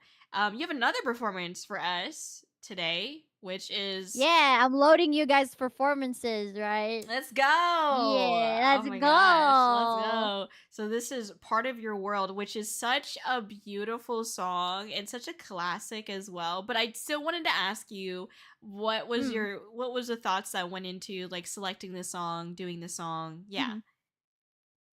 Okay. So for this one, I made it on the get go when you said that you needed another performance. So this is gonna be a Corey exclusive. You're gonna Woo! seeing, yeah, you will be seeing this for the first time. But my thought process for that, to be exact, is when I'm a Disney kid. Okay, I love Disney, and I was like looking through songs that I felt that people would be interested in listening to, Mm. and one of the songs that I was thinking of was, Summer, and Little Mermaid just came up in my brain when I was thinking that. So I was like, yeah, you know what? I haven't done a Disney song as a performance, and I think it'd be really nice to just let people hear a little bit more of, I guess, my Disney, also Disney princess voice, because it's a Yeah. little bit of a contrast with the Cardcaptor Sakura, more anime, more Japanese. It is obviously in Japanese. So I wanted to sing something that was a little bit like, that explores a little bit more of like a different kind of technique, a little bit of a different genre. So yeah, I decided, why not a Disney song? So we're gonna have Part of Your World for the next one. Yes, it is beautiful. Yeah. Do you have a favorite like Disney movie or princess? My favorite Disney movie is um Ratatouille, unironically. Oh my gosh! No lie. That's I love watching yeah. Ratatouille as well because the food looks so good.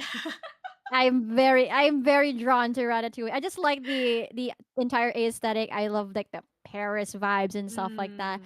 But I also like how it ended and stuff. Usually for like a lot of like movies, sometimes especially for kids, they teach you they're like, ah, happy ending and stuff like that. But it's not like that for Ratatouille, and I think it was kind of directed more for a little bit of a maturer audience, despite the fact that like, ooh, rats, ooh, food, ooh, oh, linguine and stuff like that. Yeah. Linguini. So yeah, and Ratatouille is really dear to my heart because I also played the game when I was young. They had like this like the PlayStation 2 game for Ratatouille, and I adored that when I was very Mhm. young. And yeah, it's just I had just a huge attachment to it. For Disney princesses, this is I'd say Rapunzel. Mostly because Tangled is such a great movie as well. It's Oh, like my second true. favorite movie when it comes to Disney Pixar's and stuff like that. But yeah, also who doesn't like magical glowing healing hair, right? That's real. If only that was Yeah, all of for our hair. real. Yeah, well, I have blue hair, so I guess that doesn't count. But it's okay, guys. We can still sing.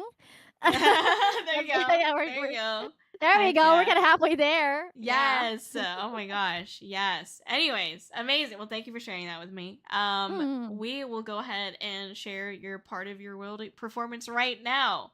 All right, Let's everybody. Here we go. Woo go. Woo, woo, woo, woo, woo woo, woo woo. woo.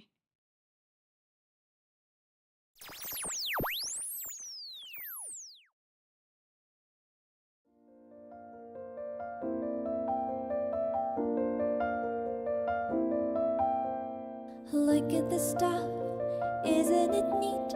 Wouldn't you think my collection's complete? Wouldn't you think I'm the girl who has everything? Look at this trove, treasures untold. How many wonders can one cavern hold? Looking around here you think, sure, she's got everything. I've got gadgets and gizmos aplenty. I've got who's its and what's its galore. You want thingamabobs?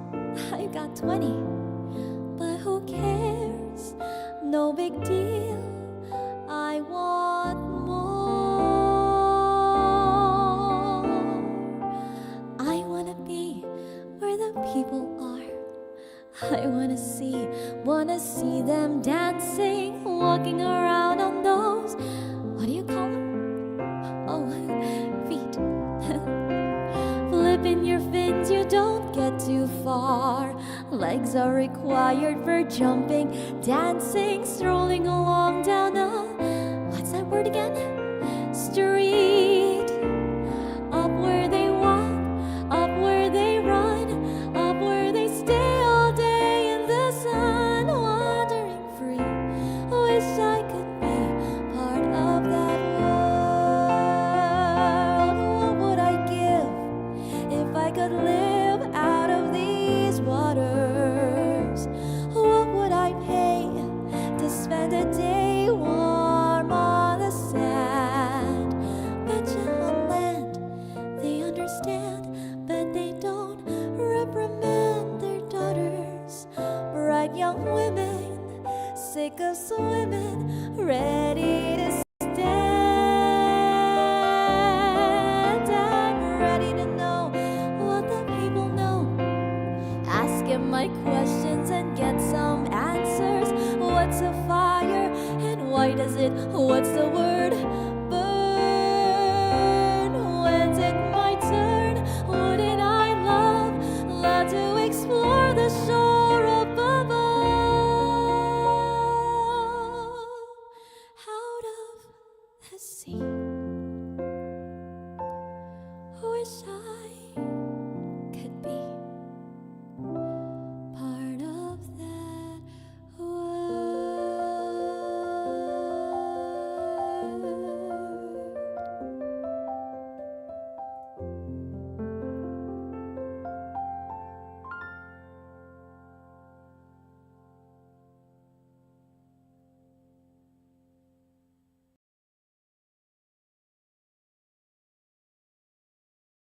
And when he quit, he already what are we talking about? It's just so funny that we're just talking about the ending of Ratatouille as we Yeah, come back. he no, ego, okay, or quit his job Okay. from being a critic, okay, Right. and then he entered like Linguini's restaurant, and then like he saw Remy on the window, and then like Linguini coming out from like the kitchen, and he's like, "What are you gonna have for today, sir?" And he looked at the window, and Remy was there, and he's like, "Surprise me!" And then he did little hands and like did the little thingy with like the cook, and then yeah, that's the ending. So Right. yeah, sorry Okay. guys, because That's right. I remember now. Right. They opened yeah, up a that's new it. one. Right. Okay. Yeah, they opened up a new one, and they Yeah. called it like Ratatouille or something like that. Yeah. Oh my gosh. Yeah. Anyways, I was asking Asha, I was like, what was the ending of Ratatouille again? I forgot, even though I watched it a couple times. Oh my god, that's so funny. Well, thank you for that wonderful performance. And yeah, definitely childhood memories right there. Both with Ratatouille and also with Part of Your World. So thank you so much Yeah. for sharing that with us. An Asha Kōri exclusive. Asha Bin Buddy exclusive, I guess you could say. Yeah. Yeah. No, I'm freaking honored. Amazing. Thank you. Of course. Thank you. Yeah, we are coming towards the end of our episode Mm, here, and um, so towards the end of the show, I like to mm, ask the guest basically mm, for kind of like a wisdom nugget, and since we're dumpster diving, sometimes I say it's a wisdom chicken nugget, or if you like some other type mm-hmm, of nuggets, that's fine. But mm-hmm. basically, I love some me a wisdom chicken nugget. Yeah. yeah, wisdom chicken nugget. Thank you. Mm-hmm, A wisdom nugget for aspiring VTubers, and I think in this particular maybe situation, mm-hmm. maybe like a wisdom nugget towards if somebody were to maybe host their own karaoke relay. Since we're coming off the cusp of never-ending summer karaoke relay. Right. What is maybe a wisdom nugget you might give somebody who's interested in hosting their own karaoke relay? Um, First of all, again, thank you so much for having me, and I appreciate that question. Yeah. One of the things that I think that I can give you guys is a wisdom chicken nugget with a little bit of barbecue sauce on the side. Okay. Eh? Yeah, with a little bit of like a Corey bite mark on it. You can sell those, by the way. Mm, mm. Just a chicken nugget, and then like, yeah, with a core. How about this? A Corey shaped chicken nugget with a bite mark and a barbecue on the side, barbecue Mm. sauce on the side. Okay. Barbecue Yeah, sauce on my yeah. titties. All right. Yeah, okay. Anyway, guys, all right, moving on to the wisdom chicken nugget. Absolutely. Okay. I guess one of the things that I would give you guys as a word of advice is apart from of course just doing it, is Mm-hmm. learn from your peers. Absolutely. Like if you don't know where to start and you don't know who to talk to or like ask about how to make an event, there are plenty of like people who have done events prior that you can use as a reference. For example, let's say they're busy people and which is the usual case for a lot of us here on Mm-hmm. the platform or doing our own thing. You can always like use their videos as reference or their events on like how they did it. And then of course, if you have any people that you can talk to, all the more, ask all the necessary questions that you need when you're trying to create an event.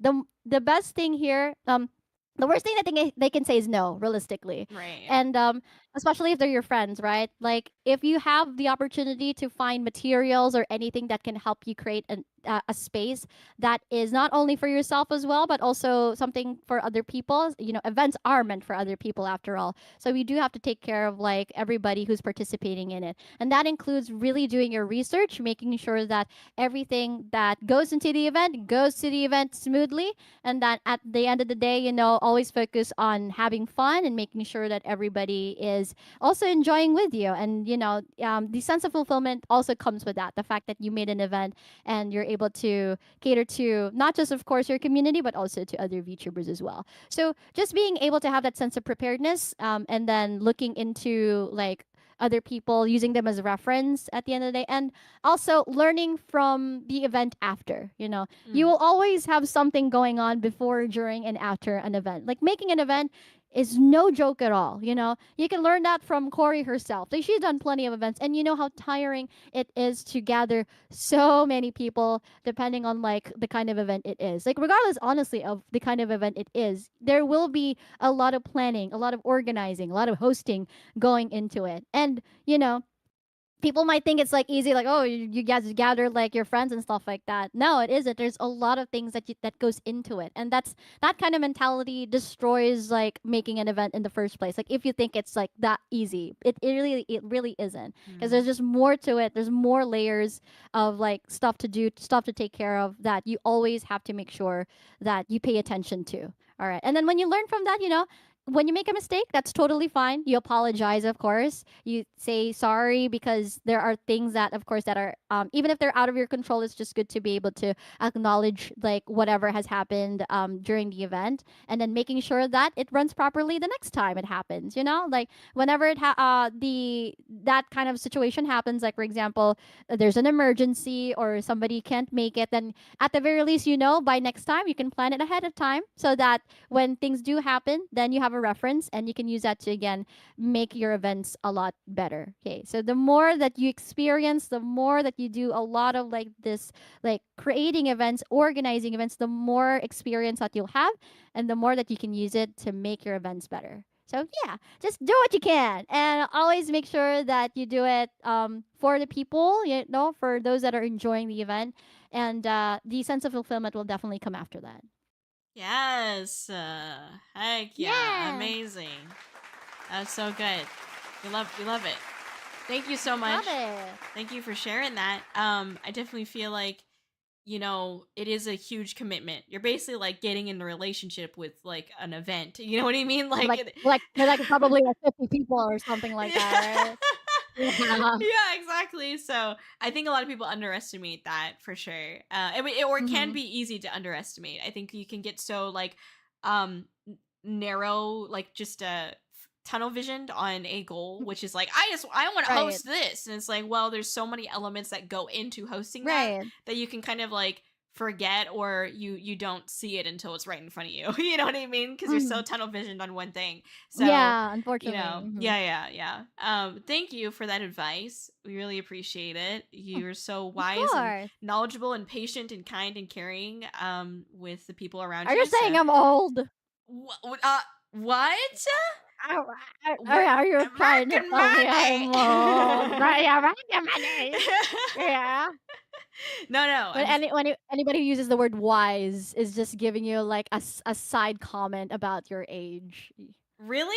Is that how you feel? Yeah. Oh shit, my I don't bad. actually Oh, know. okay. Absolutely not. But for the sake of this bit, yeah, Okay, absolutely. all I right, feel shit. really old.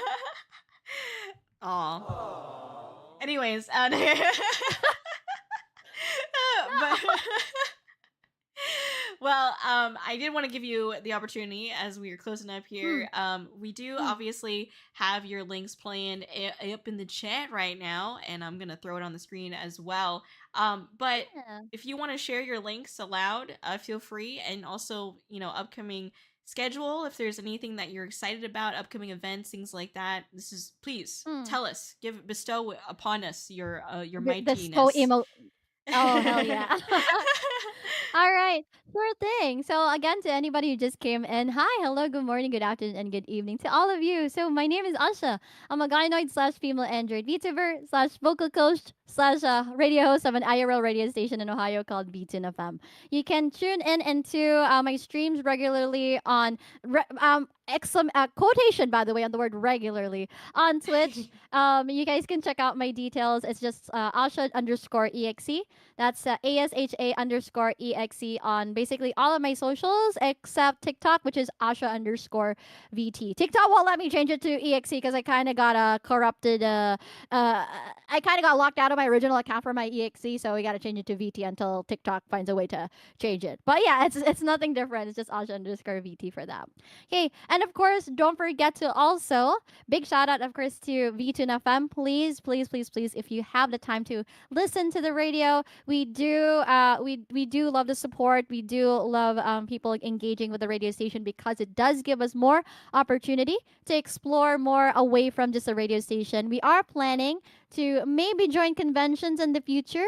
So hopefully, if we're given the opportunity by our radio managers or the station manager himself, or like just my handler in general, like my radio manager in general, if we're given like more opportunities to do it all across the world to share more about the amazing music of VTune FM, then of course we'll do our best to do it. So you guys can check out VTune FM at Twitter or X, and then you can also of course send us an email, give us your comments, suggestions, messages, and requests under vtunefm at gmail.com. Again, that's vtunefm at gmail.com. All right, we got a bunch of stuff happening on my end as well. But for this month, this July, actually after this, I will be going to a convention in where I live. We have a convention coming up very very soon. Well, actually, I'm probably gonna be bathing after this. I got a shower because Corey probably made me a little bit stinky, so I Yeah. gotta. My bad, my Yeah, bad. I can't. I'm sorry. Yeah, sorry, man. It's the makeout session. Honestly, kind of Yeah. rolled into like a little bit of the trash, It got really so hot I and kind of get steamy. Yeah. it really kind of did, and kind of the nugget juice kind of like spilled over my clothes. I gotta like yeah change a little bit after that. So I will be preparing for a little bit of an event here in the Philippines. It's called ACX. If you ever see me in real life, please feel free to drop by, say hi. I'm also selling my merch during the convention as well, so feel free to go ahead and let me know if you're interested. I'm also a partnered creator of another event coming up here in the Philippines. It's called the PGDX Philippine Game Dev Expo. So I will be there for a good 2 3 ish days as well. So for those who are participating in the convention and is again within my local area, feel free to go ahead and say hi. I have a very big announcement coming up by the end of I think around next weekend or like next weekend. So I hope you guys enjoy what's coming up. And then for August, well. Well, we also have stuff coming up for August, but I guess I gotta like NDA stuff like that. But yeah, That's right. That's right. also not the last but not the least, don't forget to listen to my interview tomorrow with Isa Corva. Again, that's heart to heart on VTune FM. You guys can check out the link. I'll if it's here in the chat. It's just really q105.com, or you can check out the links as well on VTune FM's Twitter website. So or socials actually. But yeah, that's about it that I can mention. I have a lot more going on, but you guys gotta wait for my announcements on Discord and or my socials until then. But yeah, again, thank you so much for having me, and I hope you guys enjoyed. Thank you for joining us. Oh my goodness. Let me also throw the Yeah. VTune FM Twitter into the chat here just to make sure that everybody got it because we do want y'all to be there to listen in. Yeah, So join excited about in. yes, join in. Amazing. Well, thank you so much, Yeah. Asha, for being here, for participating and yapping with us. It means so Of much. course. Thank you, thank you, thank you. We are going to Thank be you. raiding into Artemis, Apola. They are really great. I'm actually going to be seeing them at Off Kai. So I wanted to Let's show them some support. Yes! go. Oh my gosh, yes. But everyone, you guys heard it. Please go check out Asha. Please go check out VTune FM. I really, really, really hope you guys do listen to more VTune FM. If we can get more people listening to VTune FM, we can hope surely we can get more radios normalizing and playing VTuber music on a day-to-day basis. And so I think what you do with VTune FM is so cool, and I just love it so much. I love what you do IRL as well. Yeah, I wish I was able to go see you. I would love to give you a big hug. Oh my gosh, you know. Oh well, one day I'll be in off guy or something. But yeah, somebody got to like buy me a ticket very Yeah, soon I for got you. wink Wait, wonk. But hey, wait. but in any case, again, thank you so much, Corey, for having me. You are a pleasure to have here as my interviewer. And I'm just very happy that I was here as one of your guests for your show, Ben Buddies. Thank you so much. And thank you, Chat, for having me as well. Hope you guys enjoyed. Yes. Yeah. Thank you so much, Yeah. everybody. Have a good night, all, and please take care. Bye. Thank you, Ben Crew. Yes. A Bye. big bye bye, everyone. Bye bye. Take Thank care. you. Bye bye bye bye Look both ways bye. when crossing the street. Yes. Amazing. Great job. Great job. Killed it. Yeah. Killed Killed it. it. Let's Yes. go. That was Yeah. so awesome. Aw, thank you. Thank you for having me again. And I'm really glad to be here. And I hope you had a great time. Yes, I did. I loved it. I love getting to know you more. Oh. And hearing more about your story and how you like came to be, you know. Um Thank you. No, no, thank you. I'm very happy. I love just being able to like sit and yap with people. I can go on and on, honestly. It's just that we also have to run our days and Oh we have things to yes. do. But yeah. We got to shower. I have to shower as well, to be honest. Yeah. Yeah, me too, me too. I can't be stinky in front of like my community. They might know that I was making out with you, so I have to like be. Yeah. That's real. They still smell me, you know, my